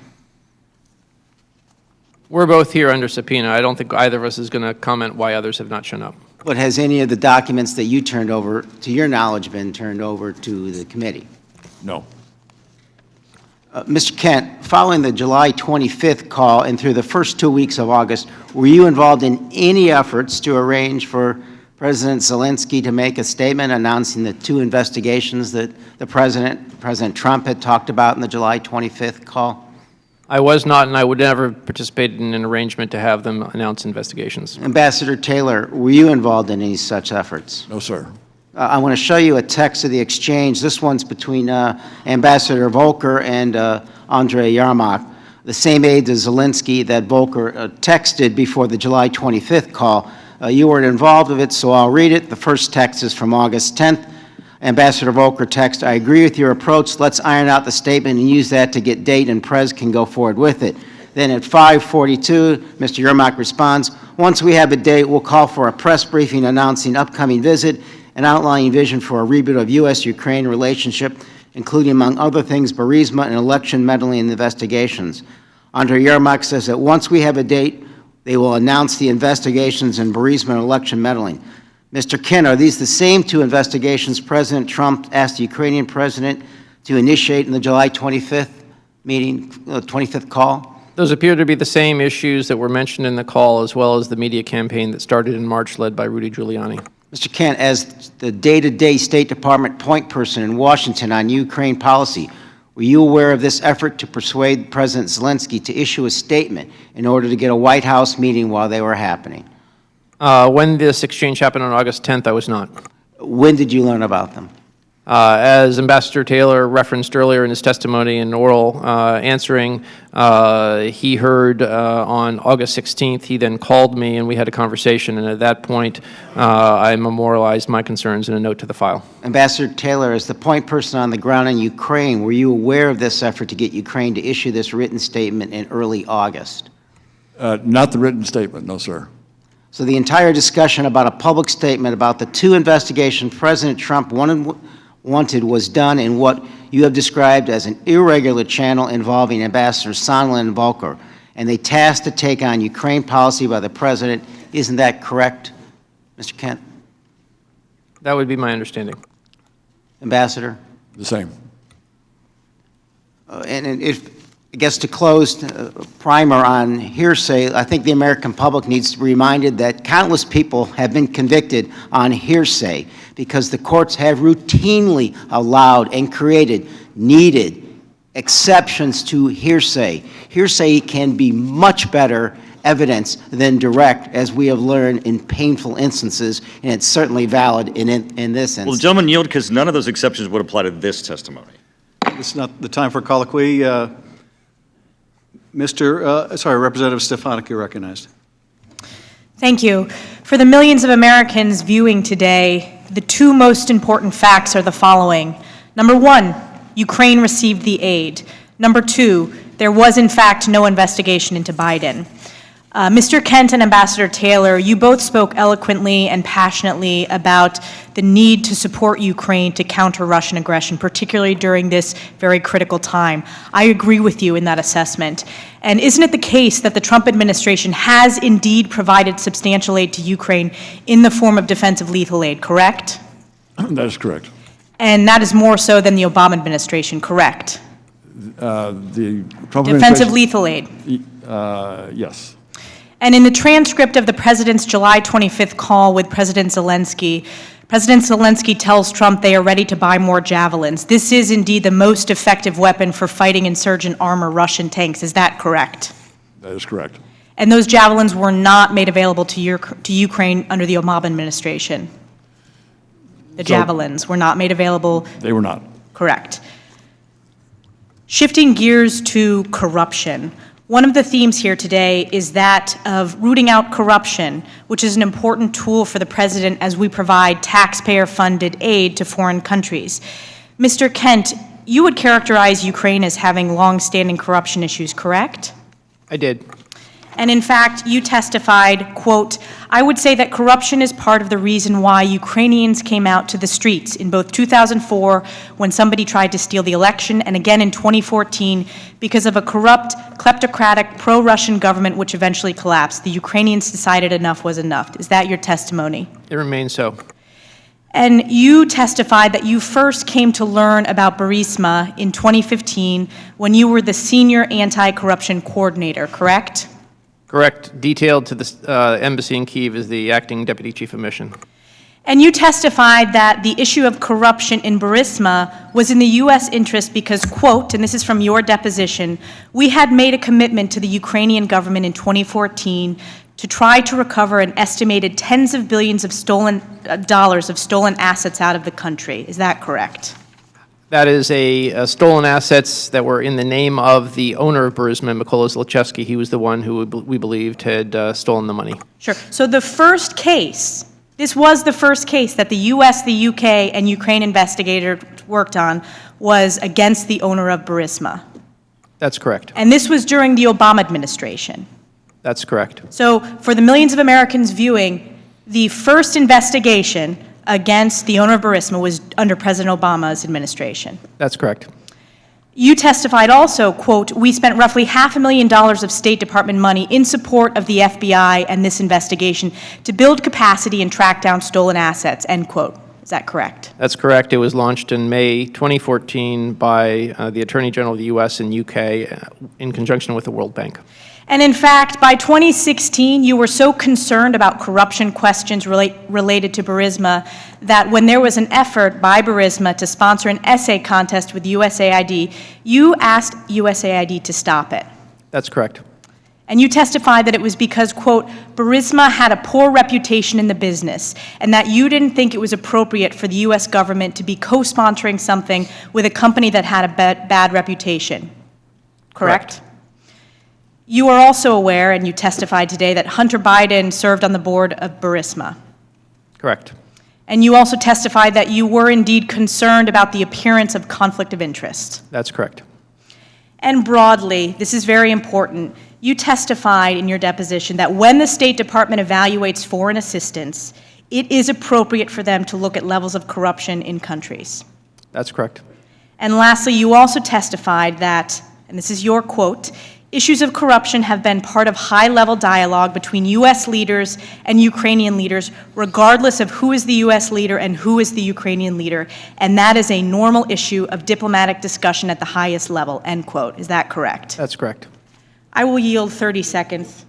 You know what, I will yield back after that. Thank you. Mr. Swalwell. Both of you have testified that you are not direct witnesses who have spoken with President Trump. However, you are witnesses to a shakedown scheme that others participated in who spoke with President Trump.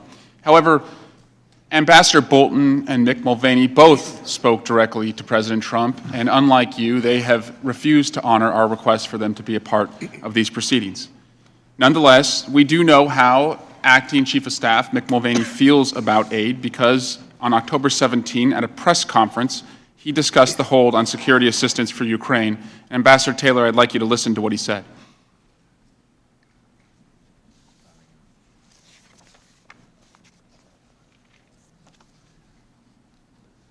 I'll read it for you. It's in response to a question, but to be clear, what you just described is a quid pro quo. It is, funding will not flow unless the investigation into the Democratic server happens as well.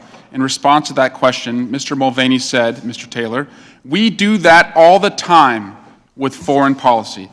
My question, Ambassador Taylor, the President conditioning security assistance on an investigation into his political opponent prior to this administration, is this something we would do all the time? No, sir. Why not? We condition assistance on issues that will improve our foreign policy, serve our foreign policy, ensure that taxpayers' money is well spent. Those are and those conditions are either coming from the Congress or from policy decisions stemming from authority Congress has given us to make sure that the taxpayers' money is well spent, or that the receiving country takes the actions in our national interest. And you described in your text message exchanges that engaging in a scheme like this is, quote, crazy. Can we also agree that it's just wrong? Yes. Why is it wrong? Again, our holding up of security assistance that would go to a country that is fighting aggression from Russia for no good policy reason, no good substantive reason, no good national security reason is wrong. Mr. Mulvaney in the same news conference said, quote, if you read the news reports and you believe them, what McKinley said yesterday, well, McKinley said yesterday that he was really upset with the political influence in foreign policy. That was one of the reasons he was so upset about this. And I have news for everybody. Get over it. There's going to be political influence in foreign policy. Ambassador Taylor, should we get over it? If we're talking about political influence, meaning attempts to get information that is solely useful for political campaigns, if that's what he's talking about, we should not get used to that. Finally, Mr. Mulvaney said, again, I was involved with the process by which the money was held up temporarily, okay? 3 issues for that. The corruption of the country, whether or not the countries were participating in the support of Ukraine, and whether or not they were cooperating in an ongoing investigation with our Department of Justice. That's completely legitimate. Mr. Kent, were you aware of any formal Department of Justice cooperation requests made to the Ukrainians? I am not aware that there was any formal Department of Justice request in this matter, no. Was Mr. Mulvaney's statement false? I think you'd refer that question again to the Department of Justice, since I don't have full knowledge of whatever they may have been working on.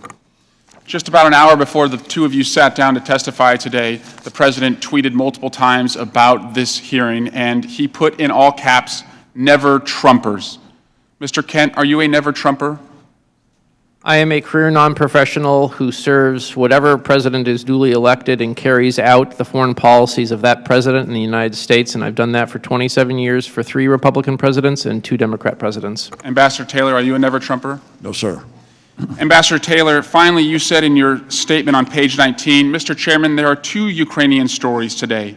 The first is the one we are discussing this morning and that you have been hearing for the past 2 weeks. It's a rancorous story about whistleblowers. Mr. Giuliani, side channels, quid pro quos, corruption, and interference in elections.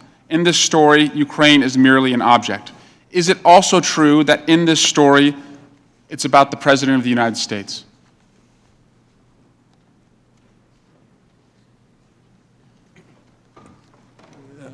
Mr. Sawa, I'm here to tell you what I know, and I'm here to tell you what I heard and what I said. And in that regard, I can't answer that question. But what you've testified to also involves the President of the United States. Is that correct? The President of the United States was on the telephone call on the 25th of July. Yes, sir. Thank you. I yield back. Mr. Hurt. Thank you, Chairman. Gentlemen, I appreciate y'all's decade of service. As the fabled Foreign Service officer, Ambassador Ryan Crocker, says, because we have pumps and wingtips on the ground, meaning diplomats, that prevents us from having the need to have boots on the ground, the military. Y'all are an important role in our national security, and thank you and your colleagues. Mr. Taylor, my first questions are to you, and these are questions that are on years prior to your time in the Ukraine, but I'm pretty sure you can answer them. Did the Ukrainians get aid in FY17? Did they get any aid in FY17? Yeah. Any? Yes, sir. They did get assistance. And they got security assistance as well. They did. And if I said that number was circa, in military assistance, around $270 million, would that probably be accurate? Mr. Close. King, about right? Yeah. Did they get aid in FY18? Yes, sir. Including security assistance? Including security assistance. We've already talked about the javelins, the anti-tank missiles that they were not able to purchase in previous administrations. Have they gotten security assistance in FY19? Yes, sir. Prior to the $400 million or so that we're discussing or been discussing a lot here today? They got some previous year, some probably FY18 assistance, but George, you may know. It takes a while once money is obligated to actually reach the country. There were 2 island-class ships that just arrived in the port of Odessa, and that was with prior year money. So there's about a lag of a year. My point is that we have been supporting the Ukrainians under this administration in order to help them kick out the Russians who invaded their country. Yes, sir. 100%. Ambassador Taylor, you earlier testified that Ukrainian officials did not become aware of potential U.S. assistance being withheld until August 29th. Is that accurate? That's my understanding, Mr. Hurd. Would you find it surprising if a Ukrainian official knew about that sooner and did not contact you? I can answer that. It was only after August 29th, when the political hour came out, that I got calls from several of the Ukrainian officials. Good copy. Mr. Kent, had you had any Ukrainian official contacting you concerned about, when was the first time a Ukrainian official contacted you concerned about potential withholding of U.S. aid? It was after the article in Political came out in that first intense week of September. Gotcha. So after that August 29th conversation.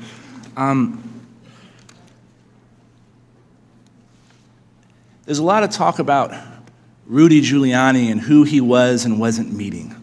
Do we know or have an idea of the Ukrainian officials that he was meeting with over the last couple of years? I don't, sir. Have you had any Ukrainian officials call you after a meeting with Rudy Giuliani concerned about the nature or the context of that conversation? Yes. Mr. Yermak has expressed concern about his interactions with Mr. Giuliani. And I believe that meeting was somewhere in late August, is that correct? There were meetings and there were, I think, also phone calls.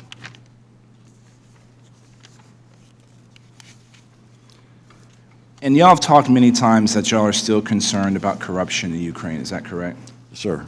Have we seen whatever this anti-corruption statement we wanted the Ukrainians to make? Are you referring to the statement that was being negotiated between Kurt Volker, Gordon Sondland, and Andrei Yermak? Yes. That was not an anti-corruption statement, sir. What was the statement?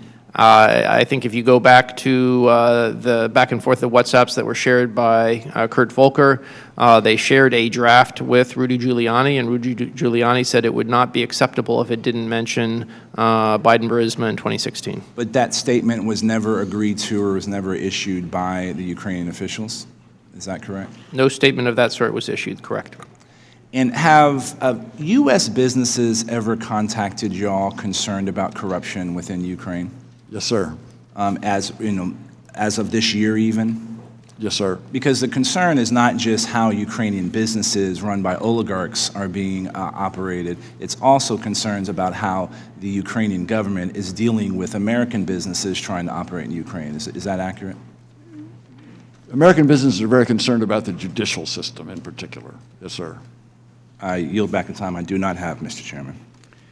Thank the gentleman, Mr. Castro. Thank you, Chairman. Thank you, gentlemen, for your testimony today and for your service to our country. Listening to all the evidence, everything I've heard and read in this investigation, it seems to me that the President of the United States either committed extortion and bribery of a foreign official or attempted extortion and bribery of a foreign official. When President Trump got President Zelensky on the phone on July 25th, he was talking to a desperate man, wasn't he? President Zelensky was desperate to protect his country and make sure that he had foreign assistance from the United States. Is that right? President Zelensky is very interested in U.S. support, both assistance and political support. Yes, What sir. would have happened if the aid had gotten cut off, Ambassador? What would have happened to President Zelensky's career, and what would have happened to the Ukraine? The assistance, if the assistance had been cut off, he would have been much weaker in his negotiations with the Russians. He would have been much weaker on the battlefield. The Russians may have taken it as an invitation to actually take military action against Ukraine. Is that right? The Russians always look for vulnerabilities, and they know that the United States has supported Ukraine. If the Russians determine or suspect that that support is lessened or not there, they will likely take advantage. They could have pounced. They could have taken advantage. So he had a desperate man on the phone, and he asked a desperate man for a favor. And based on your testimony, it sounds like, begrudgingly, President Zelensky may have actually agreed to do that favor and investigate the Bidens and Burisma. Is that right? President Zelensky does say in the transcript that he will pursue the investigations. So we know that President Trump asked for a favor to help his political career, and it appears as though the President of the Ukraine agreed to that favor. Do we know why it didn't actually happen? Do we know why there was no announcement in front of CNN or to CNN about an investigation?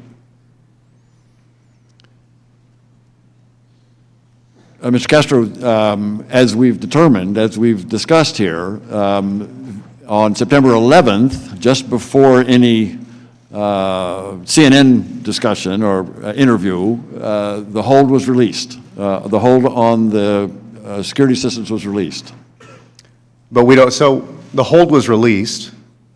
Is it possible that the White House released that hold because they knew that a whistleblower had basically turned this in? I don't know, sir. Do you think that's possible? I'm not in a position to judge. So we have a president who, the other side has claimed or has defended the president saying that the aid went through, that there was never any investigation. But the president attempted to get those things done, and it looks like there was an initial agreement by the president of the Ukraine to actually do those things. So, ambassadors, is attempted murder a crime? Is attempted murder a crime? Attempted murder is a crime. Is attempted robbery a crime? Neither of us is a lawyer, but I think anybody in this room could answer that question. I think that's right. I'll go out on a limb and say, yes, it is. Is attempted extortion and bribery a crime? I don't know, sir.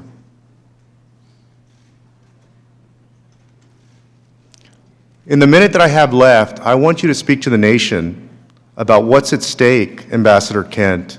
You said in your opening statement, you warned about selective prosecutions and a president of the United States going after specific Americans abroad. If this Congress clears President Trump, does it mean that he can go ask another foreign country to investigate another presidential candidate, a member of Congress, a governor, a senator, or any private American citizen doing business overseas? If there's no consequence for a president who does that, then it means there's a green light, doesn't it, for any president to ask any country to go prosecute or investigate an American citizen for political and personal gain of that president. Doesn't it?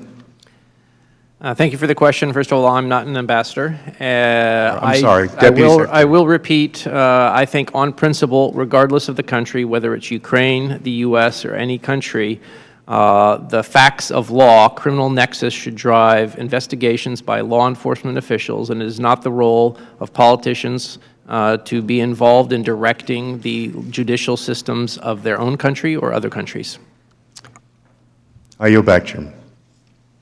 Mr. Ratcliffe.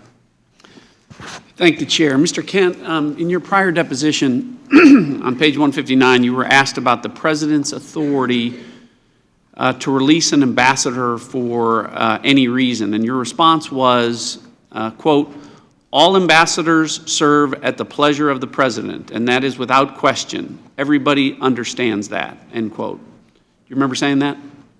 I do, and it's true. The president very clearly has that constitutional authority, correct? He does. Okay, well, most everybody apparently understands that, but it doesn't include House Democrats. In the context of this impeachment inquiry, specifically addressing Ambassador Yovanovitch, who I know is a friend of yours, in alleging an abuse of power in a nationally televised interview, a member of this committee said, quote, "It's an abuse of power to remove an ambassador for political reasons because you don't like what they're doing, period," end quote.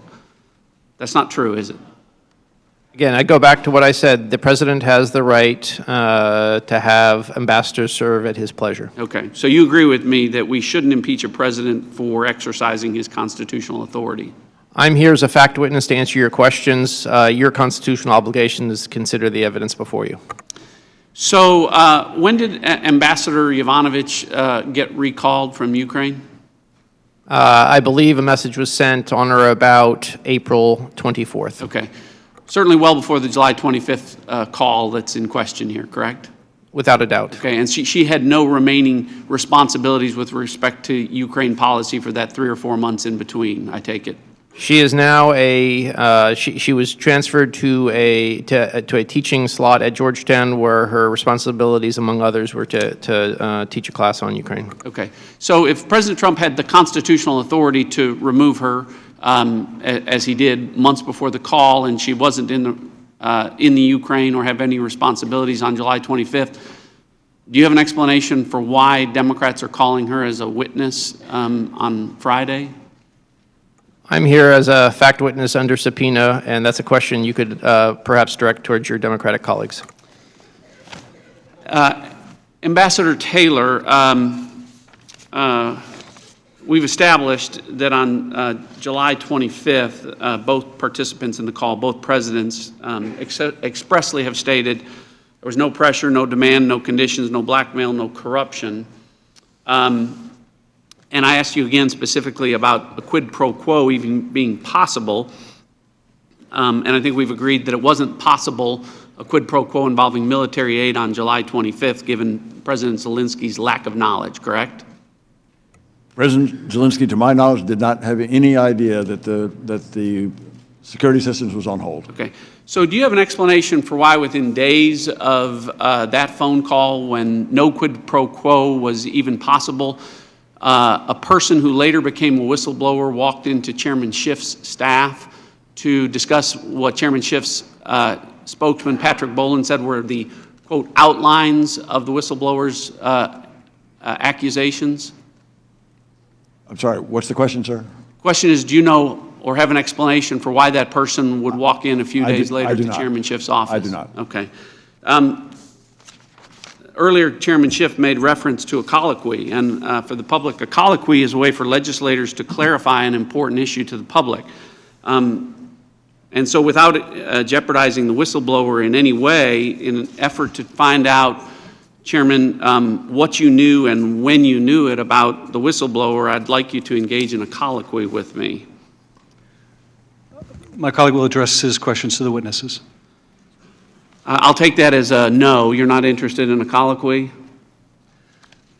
Mr. Ratcliffe, you could take it any way you like it, but appropriately, your question should be directed to witnesses. Well, I guess my question to the witnesses then is, when are House Republicans going to find out what House Democrats already know? When are we going to find out the details of the contact between Chairman Schiff and the whistleblower? What they met about, when they met, the number of times they met, the discussions that were had. Mr. Chairman, point of order. Point of order. Mr. Chairman, the gentleman is questioning the chair, which is not permitted under the resolution applicable to the hearing or the rules of the House or the committee. The efforts to undermine lawful whistleblowing is, moreover, contrary to the law and practice of this committee. And I would like to also quote, Mr. Chairman, I'm not trying to find out the identity. I want to find out the date that this happened. Both gentlemen could suspend. Mr. Ratcliffe has resumed questioning of the witness, so I would just recommend we move on. Chairman, pretty simple question. Are we ever going to be able to find out the details in I guess not anything classified? Mr. Chairman, I'll reserve my point of order. I guess he hasn't resumed his questioning of the witness. Mr. Ratcliffe, your time is dwindling. I suggest you use it. I'll yield back. Mr. Heck. Thank you, Mr. Chairman. Mr. Kent, some people have suggested that the real reason that President Trump's pressure campaign on the Ukraine was to root out corruption in Ukraine. I've gone back and read the memorandum of call 2 or 3 times, actually, and I don't recall a single instance where the president ever used the word corruption nor the word corrupt. I know in answer to the chairman's opening questions, you indicated you had gone back and read it about a month ago. Do you recall the president in that July 25th phone call with President Zelensky ever uttering the word corrupt or corruption? I don't recall, but it would be a matter of record now that it's been released. And as a matter of record, he didn't, but he did manage to find time to mention his potential political rival in 2020. You also answered in response to the question from Mr. Himes that you've been working on the issue of corruption literally for decades. I thank you for that on behalf of the American people. And indeed, on October 15th, you testified about longstanding U.S. policy meant to combat corruption in the Ukraine, championed by people such as former Ambassador Maria Yovanovitch. But, Mr. Kent, is it not true that rather than fighting corruption in general in Ukraine, that what President Trump actually did was unceremoniously recall and remove Ambassador Yovanovitch from her post in Ukraine? I would say, first of all, as I repeated before, the president has the right to recall ambassadors. It remains a matter of policy of the United States towards Ukraine to help them overcome a legacy of corruption and creating new institutions. And much of what we've been discussing today, which involved an irregular channel, was a request that went against U.S. policy that would have undermined the rule of law and our longstanding policy goals in Ukraine as in other countries in the post-Soviet space.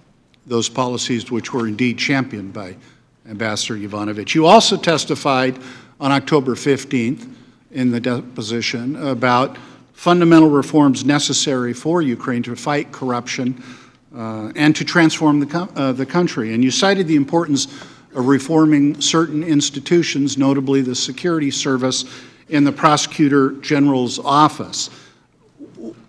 Was investigating President Trump's political opponents a part of those necessary reforms? Was it on that list of yours, sir, or indeed was it on any list? No, they weren't.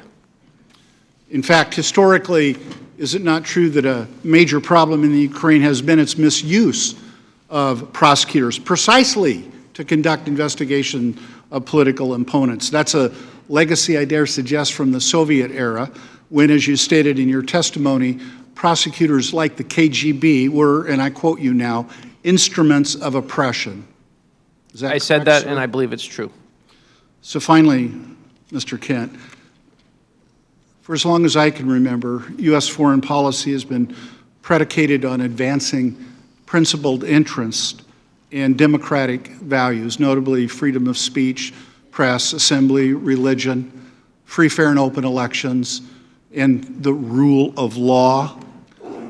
Mr. Kent, when American leaders ask foreign governments to investigate their potential rivals, doesn't that make it harder for us to advocate on behalf of those democratic values? I believe it makes it more difficult for our diplomatic representatives overseas to carry out those policy goals, yes. How is that, sir? Well, there's an issue of credibility. They hear diplomats on the ground saying one thing, and they hear other U.S. leaders saying something else.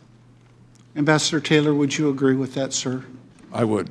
Is there anything you'd like to add about how it might make it more difficult for you to do your job, sir? Our credibility is based on a respect for the United States. And if we damage that respect, then it hurts our credibility and makes it more difficult for us to do our jobs. Anyone looking at the facts can see what happened was an abuse of power. Anyone looking at the facts can see that what happened was unethical. Anyone looking at the facts can see, anyone looking at the facts can see that what went on was just plain wrong. I yield back, Mr. Chairman. Mr. Jordan. Thank you, Mr. Chairman. 55 days. 55 days between July 18th and September 11th that there was a delay on sending hard-earned tax dollars of the American people to Ukraine. We're not talking any country, we're talking Ukraine. Ernst & Young said one of the 3 most corrupt countries on the planet. Our witness on Friday, she testified in her deposition, corruption is not just prevalent in Ukraine, it's the system. So our president said, time out. Time out. Let's check out this new guy. Let's see if Zelensky's the real deal. This new guy who got elected in April, whose party took power in July, let's see if he's legitimate. Now keep in mind, as has already been discussed, in 2018, President Trump had already done more for Ukraine than Obama did. That's right. President Trump, who doesn't like foreign aid, who wanted European countries to do more, who knew how corrupt Ukraine was, did more than Obama because he gave him javelins, tank-busting javelins to fight the Russians. Our witnesses have said this, others have said this. Obama gave him blankets, Trump gave him missiles. But when it came time to check out this new guy, President Trump said, let's just see if he's legit. So for 55 days, we checked him out. President Zelensky had 5 interactions with senior U.S. officials in that time frame. One was, of course, the phone call, the July 25th phone call between President Trump and President Zelensky. And there were 4 other face-to-face meetings with other senior U.S. officials. And guess what? Not one of those interactions, not one, were security assistance dollars linked to investigating Burisma or Biden. But guess what did happen in those 55 days? U.S. senators, Ambassador Bolton, Vice President Pence, all became convinced that Zelensky was in fact worth the risk. He was in fact legit and the real deal and a real change. And guess what? They told the president, he's a reformer, release the money. And that's exactly what President Trump did. Now, over the next few weeks, we're going to have more witnesses like we've had today that the Democrats will parade in here, and they're all going to say this: so-and-so said such and such to so-and-so, and therefore we got to impeach the president. Actually, we can get more specific. We covered this a little bit ago. They'll say something like Ambassador Sondland said in his deposition, where he said, Ambassador Taylor recalls that Mr. Morrison told Ambassador Taylor that I told Mr. Morrison that I conveyed this message to Mr. Yarmouk on September 1st, 2019 in connection with Vice President Pence's visit to Warsaw and a meeting with President Zelensky. And if you can follow that, that's the Democrats' plan and why they want to impeach the president. That's what we're going to hear over the next couple weeks. That's what we're going to hear. But no matter what they do, no matter how many witnesses they bring in here, 4 facts will not change, have not changed, will never change. The call shows no linkage between dollars and the investigation into Burisma or the Bidens. President Trump and President Zelensky have both said on the call there was no linkage, there was no pressure, there was no pushing. Ukrainians didn't even know the aid was withheld at the time of the phone call, and most importantly, as has been pointed out, the Ukrainians didn't take any specific action relative to investigations to get the money released. Now, there is one witness that they won't bring in front of us, they won't bring in front of the American people. And that's the guy who started it all, the whistleblower. Nope, 435 members of Congress, only one gets to know who that person is. Only one member of Congress has a staff that gets to talk to that person. The rest of us don't. Only Chairman Schiff knows who the whistleblower is. We don't. We will never get the chance to see the whistleblower raise his right hand, swear to tell the truth and nothing but the truth. We'll never get that chance. More importantly, the American people won't get that chance. This anonymous so-called whistleblower with no firsthand knowledge, who's biased against the president, who worked with Joe Biden, who was the reason we're all sitting here today, will never get a chance to question that individual. Democrats are trying to impeach the president based on all that, 11 and a half months before an election. We'll not get to check out his credibility, his motivations, his bias. I said this last week, but this is a sad day. This is a sad day for this country. You think about what the Democrats have put our nation through for the last 3 years. Started July of 2016 when they spied on 2 American citizens associated with the presidential campaign, and all that unfolded with the Mueller investigation after that. And when that didn't work, here we are. Based on this. The American people see through all this. They understand the facts support the president. They understand this process is unfair. And they see through the whole darn sham. With that, I yield back. Mr. Welch. Thank you. I say to my colleague, I'd be glad to have the person who started it all come in and testify. President Trump is welcome to take a seat right there.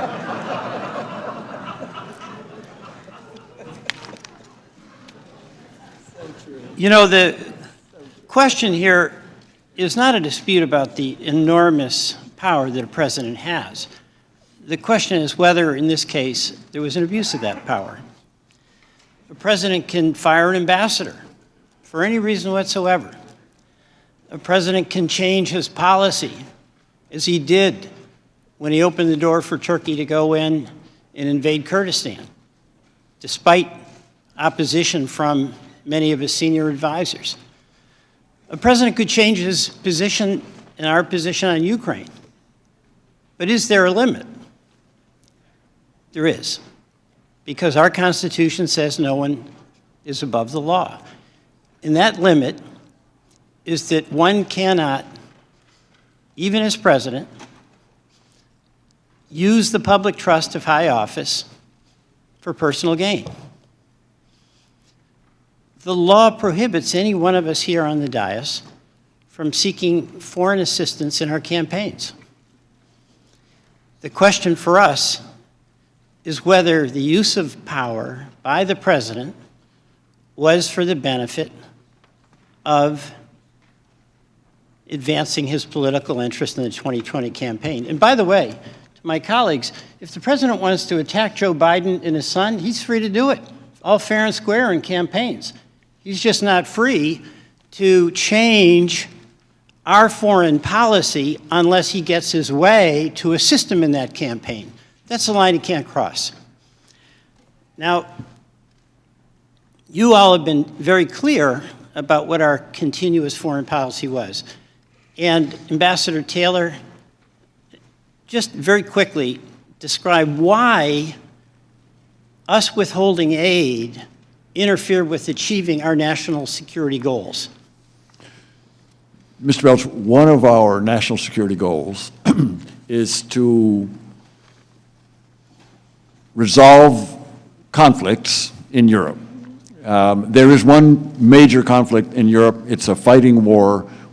Our national security goals in support of Ukraine, in support of a broader strategic approach to Europe, is to facilitate that negotiation, is to try to support Ukraine when it negotiates with the Russians. And I want to go back, because in the historical context, Mr. Kent, that you and Ambassador Taylor provided, we had 70 years of peace after the war in which we lost over 400,000 American lives.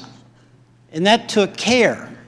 And that was in jeopardy, as you described it, Ambassador Taylor, and that threatened each and every one of us up here in the constituents we represent.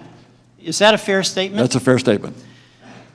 I want to do 3 dates, too. I only have a little time, but July 24, July 25, and July 26. July 24th, Director Mueller testified about his investigation, and he established beyond doubt that it was the Russians who interfered in our election. And he expressed a fear that that would be the new normal. On July 25th, according to the readout of the president's campaign, he asked the Ukrainians to investigate Ukrainian interference in our election that had been repudiated. And then on July 26th, as I understand it, this person who reported to you heard the president saying he wanted investigations again in Ukraine. So this is the question. The new normal that Director Mueller feared, is there a new normal that you fear that a president, any president, can use congressionally approved foreign aid as a lever to get personal advantage in something that is in his interest but not the public interest? That should not be the case, Mr. Welch. I yield back. Mr. Chairman, I ask unanimous consent to enter into the record the transcript from the July 25th call between President Trump and President Zelensky. You yourself, Mr. Chairman, have mischaracterized the call. In fact, in the first open hearing, you had a parody. The gentlewoman will suspend. By unanimous consent, be happy to enter the call record into the record. Mr. Maloney, you're recognized for 5 minutes. Thank you, gentlemen. Thank you for being here today. Ambassador Taylor, what year did you graduate from West Point? 1969, sir. It was the height of the Vietnam War, wasn't it, sir? The height was about that time. What was your class rank at West Point, sir? I was number 5. How many people were in your class? 800. 800 cadets, you were number 5. Yes, sir. So when you're top 1% of your class at West Point, you probably get your pick of assignments, but you picked the infantry. I did, sir. Yes, sir. You were a rifle company commander? Sir. Where'd you serve? In Vietnam. Did you see combat in Vietnam, sir? I did. Did you earn any accommodations for that service? I was awarded the Combat Infantryman's Badge, which is my highest, I'm proudest of. There was a Bronze Star, there was an Air Medal with V. That's for valor, isn't it, sir? It is. Let's talk about July 26th, a lot of years later. You go to the front, you go to Donbass with Ambassador Volker, I believe, and you're on the bridge, and you're looking over on the front line at the Russian soldiers. Is that what you recalled? Yes, sir. And you said the commander there, the Ukrainian commander, thanked you for the American military assistance that you knew was being withheld at that moment. That's correct. How'd that make you feel, sir? Badly. Why? Because it was clear that that commander counted on us. It was clear that that commander had confidence in us. It was clear that that commander was appreciative of the capabilities that he was given by that assistance, but also the reassurance that we were supporting him. You don't strike me as a quitter, Ambassador, but you threatened to resign, or you mentioned it in your statement. Before I ask you about that, let's just talk about a couple days later, on 1 month later, on August 28th. You find yourself in Ukraine with the National Security Advisor, Mr. Bolton, right? Yes, sir. And you convey to him your concerns. You've testified to this previously about the withholding of military assistance. What does he say to you? He says that he shares my concern, and he advises me to express that in a very special way to the Secretary of State. Now, he's the National Security Advisor, works directly with the President, but he tells you that you should bring it up with the Secretary of State. Yes, sir. Have you ever sent a cable like that? How many times in your career of 40, 50 years have you sent a cable directly to the Secretary of State? Once. This time? Yes, sir. In 50 years? Rifle company commanders don't send cables, but yes, sir. So the National Security Advisor, who can tell it to the President himself and who shares your concern, says you, the ambassador serving in Ukraine, should cable the Secretary of State directly, and you do so, don't you? Yes, sir. What'd the cable say, sir? It's classified cable. Without going into classified information? Without going into classified, it says security assistance, it's what we've been talking about today. Security assistance to Ukraine at this particular time, as in previous time, is very important. Ukraine, I also make the point that we've also talked about here today, Ukraine is important for our national security, and we should support it. So, not to provide that would be folly. Did you get an answer to your cable? Not directly, no, sir. Do you know what happened to it? Secretary Kent. Secretary Kent, do you know what happened to it? Tells me that. Yeah, I was on vacation when his cable came in, but my understanding is it made it to its recipient, intended recipient, Secretary Pompeo. And we know Secretary Pompeo was on the call a month earlier on July 25th. It's not like he's in the dark about any of this. What do you do with it? I honestly can't say for sure what happened with the cable once the message was brought in at the highest level. One other question, gentlemen. On September 1st, you recall a meeting between the Vice President and the President of Ukraine, Mr. Zelensky, in which, right off the bat, the President of Ukraine raises security assistance. And the Vice President, according to your telling, says, I'll talk to the President tonight about that, I'll make a call. Do you know whether the Vice President made that call? I don't know, sir. Do you know what, if anything, the Vice President had to do with any of this? What more can you tell us about the Vice President's role in this? Do you know if he ever raised this issue with anyone in the administration, whether he ever pushed for the release of that security assistance? I can't, sir. I believe, to the best of my understanding, the Vice President was an advocate for the release of the assistance. Thank you. Yield back, Mr. Chairman. Mr. Chairman. Ms. Demings, you're Mr. Chairman, I have a unanimous consent request. The General will state his request.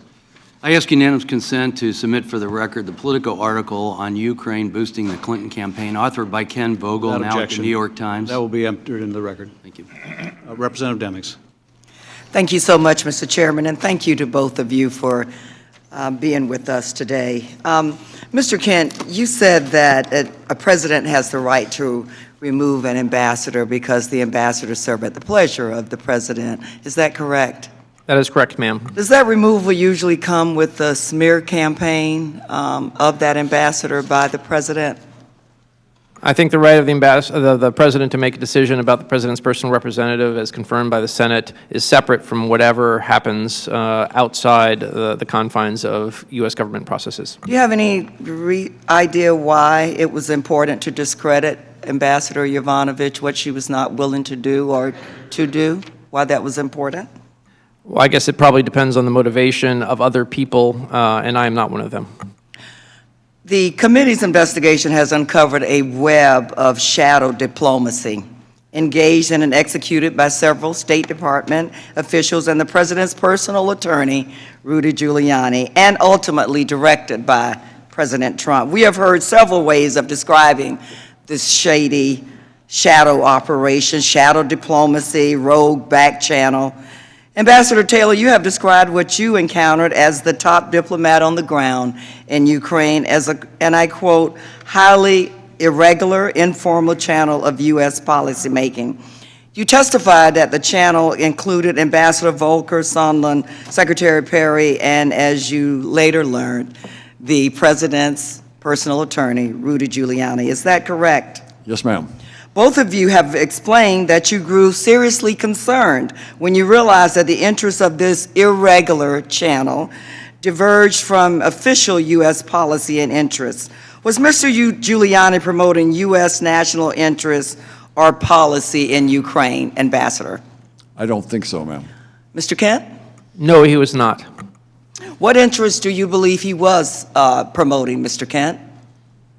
I believe he was looking to dig up political dirt against a potential rival in the next election cycle. Ambassador Taylor? What interests do you believe he was promoting? I agree with Mr. Kent. The State Department's role is to promote U.S. policies overseas, not to help the current president win re-election. Is that correct, Mr. Kent? All federal government employees are subject to the Hatch Act, and our actions are supposed to be promoting policy and not involved in partisan politics. Ambassador Taylor? I agree. What is the risk of running a separate channel of diplomacy that is completely outside of normal channels and does not further U.S. policy goals, Ambassador Taylor? Ms. Demings, it's possible to do one, but not the other. That is, if it's completely against U.S. policy goals, then that's a mistake. Then it's not helpful. You can get advice and even have conversations outside of the normal channels, but then they need to be part of U.S. foreign policy and approaching those goals. Mr. Kent? Agree. Ambassador Taylor, you have described in your previous testimony one instance shortly after you arrived in Ukraine in which Ambassador Sondland asked State Department officials not to listen to a July 28th call he had planned to hold with President Zelensky. Did you find that unusual? I did. What was the impact of Ambassador Sondland making that request? And you found it unusual. What do you believe the impact was? Ms. Demings, I'm not sure there was an immediate impact. Was there a recording or a transcription? There was not. That was the impact. It was not recorded. Do you think that's why the request was made, so there would not be normal State Department of employees from the Operations Center would have been there transcribing and taking notes? That is the norm, but it is also it is not unusual to not have it recorded. So you know that the State Department is holding your notes and refuses to provide them to Congress despite a duly authorized subpoena. And we know that in some instances, your notes may be the only documentary record of what happened. You are aware of that, yes, correct? And Mr. Kent, you are aware that your notes have not been turned over to Congress? I have turned all records that I had in my possession to the State Department because whatever we do is considered a federal record, not a personal record. Thank you so much, Mr. Chairman. I yield back. Mr. Chairman, I have unanimous consent request. Gentleman will state his request. I have a New York Times op-ed stating why President Obama should have done more in investing in Ukraine by a trio of ambassadors, which includes William Taylor. Without objection, that will 28th, be admitted into the record. Mr. Krishnamurthy. Good afternoon, gentlemen. I'd like to walk you through a couple points raised by my colleagues on the other side. One is they claim that the July 25th call summary shows no evidence of pressure on the Ukrainian government. In fact, they argue the Ukrainians did not feel any pressure at any time to comply with any of President Trump's requests for investigations. In fact, Ambassador Taylor, at your deposition in October, you stated that due to the hold that President Trump placed on aid to the Ukrainians became, quote unquote, desperate. Isn't that right?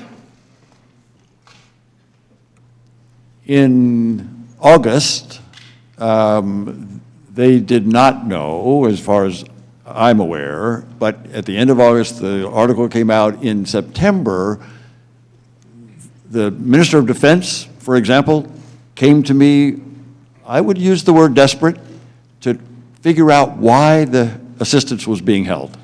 He thought that perhaps if he went to Washington to talk to you, to talk to the Secretary of Defense, to talk to the President, he would be able to find out and reassure, provide whatever answer was necessary to have that assistance released. In fact, my colleagues on the other side suggest that President Zelensky personally did not feel any pressure at any time, and yet later on in September, he finally relented in a conversation with Gordon Sondland, according to your deposition, in which he agreed to make a statement on CNN. Isn't that right? He had planned to make a statement on CNN, yes, sir. My colleagues also say that the hold on U.S. security assistance was lifted on September 11th without any investigations happening on the part of the Ukrainians, and therefore everything ended up fine in the end. However, Mr. Kent, as you know, the House Intelligence, Foreign Affairs, and Oversight Committees began this current investigation leading to the proceedings today on September 9th. In fact, it was only 2 days after this particular set of committees began their investigations that the Trump administration eventually released the military aid, correct? That is a timeline, yes. Ambassador Taylor, between the time of your October deposition and now, did anyone from the Trump administration contact you about your appearance before the committee today? No, sir. How about you, Mr. Kent? No, sir. Ambassador Taylor, I would like to turn to a word that by my count you used 13 times in your opening statement, and that word is concern. You were concerned that aid was being conditioned on political investigations, isn't that right? Yes, sir. You were concerned that irregular channels of diplomacy were being used in our foreign policy in the Ukraine, right? Yes, sir. Ambassador Taylor, can you rule out the possibility that these irregular channels of diplomacy are being used in other countries where we conduct foreign policy?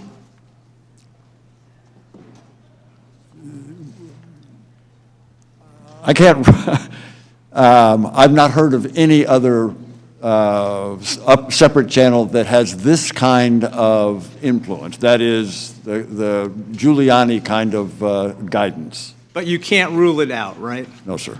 And how about you, Mr. Kent? You can't rule it out either, right? I have no basis to make a determination. You don't believe the July 25th call was perfect, did you? Do you?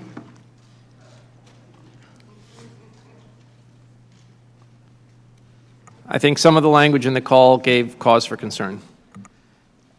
Ambassador Taylor? I agree. And what was the cause for concern for you? There was part of the discussion of the previous ambassador was a cause for concern. Ambassador Taylor, I want to draw on your experience finally as a West Point cadet and as an infantry commander in Vietnam. In a battlefield situation, is a commanding officer allowed to hold up action, placing his troops at risk until someone provides him a personal benefit? No, sir. Is that because if commanding officers did that, they would be betraying their responsibility to the nation and the men and women under their command? Yes, sir.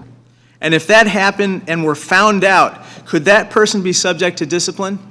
Yes, sir. Could that type of conduct trigger a court-martial? Yes, sir. Thank you. I yield back. Mr. Chairman. I thank the gentleman. Mr. Chairman, let's have unanimous. What purpose does the gentleman seek I thank the recognition? chairman. I have unanimous consent, ask unanimous consent to enter into the record Mr. Mulvaney's statement where he said there's absolutely no quid pro quo from October 17th, 2019. Without objection. Mr. Nunes, you're recognized for any closing comments you'd like to make. Mr. Chairman. I've recognized Mr. Nunes for his comments. Mr. Conaway, we will get your motion. Okay. After Mr. Nunes' brief closing remarks and my brief closing remarks, it's my intention to excuse the witnesses. We'll have a very brief recess. Members should not go far. We will resume and take up Mr. Conaway's motion. Mr. Nunes. Thank you, Mr. Chair. I'll just be brief. I want to reiterate what I said earlier, and that is that we really should stop holding these hearings until we get the answer to three important topics. The first being the full extent of the Democrats' prior coordination with the whistleblower, and who did the whistleblower coordinate with. Second, the full extent of Ukraine's election meddling against the Trump campaign. And third, why did Burisma hire Hunter Biden, and what did he do for them? And did his position affect any government actions, U.S. government actions under the Obama administration?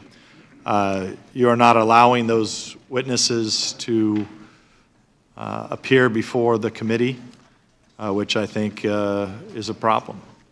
So we'll expect, hopefully, you will allow us to bring in the whistleblower, the folks that he spoke to, and also numerous Democratic operatives who worked with Ukraine to meddle in the election. With that, I'll yield back. I thank the gentleman. I want to thank the witnesses for their testimony today, for your decades of service to the country.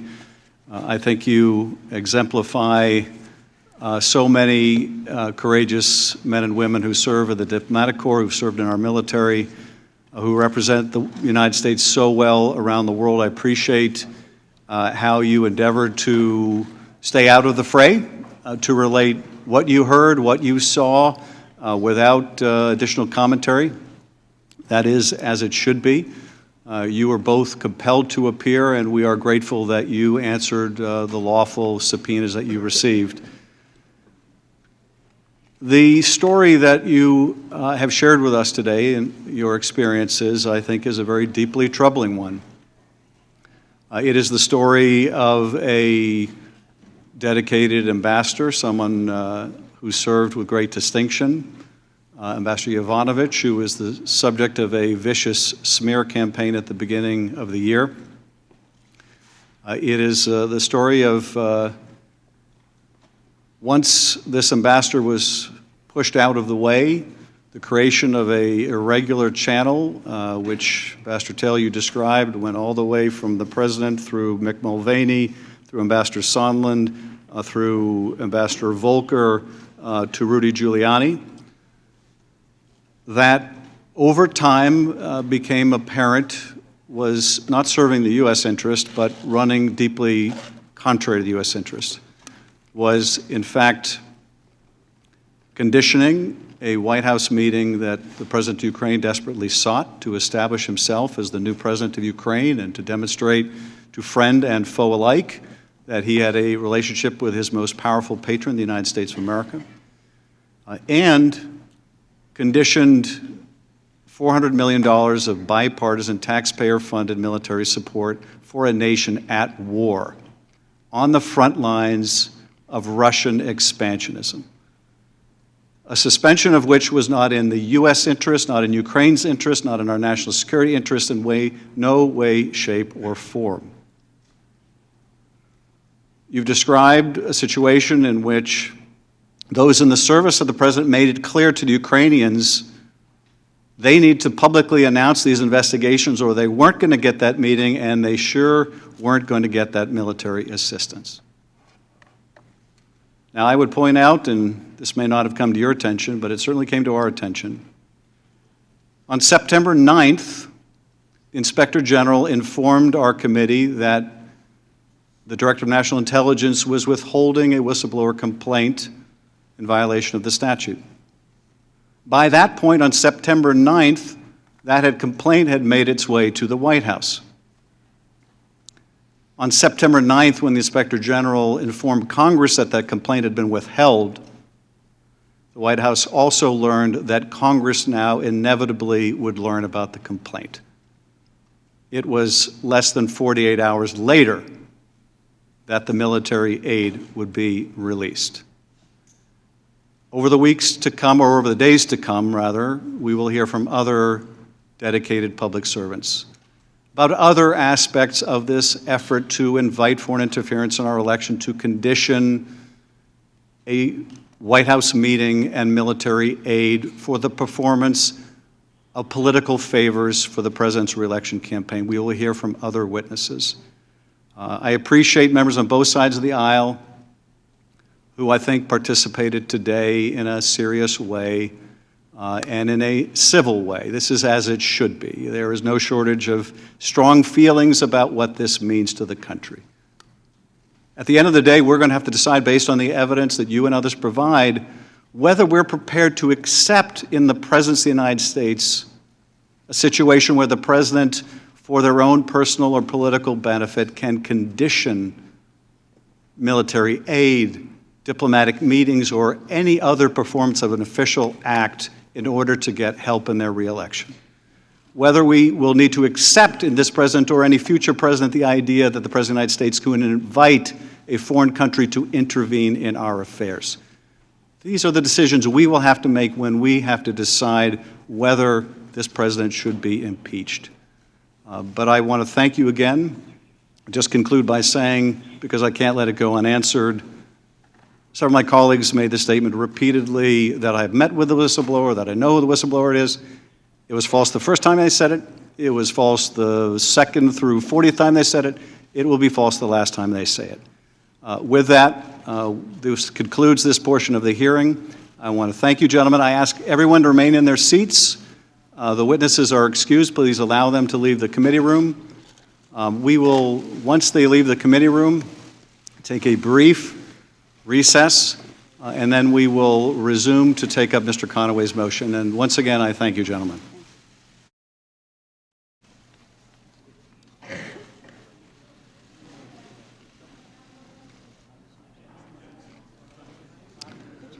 The committee is in a brief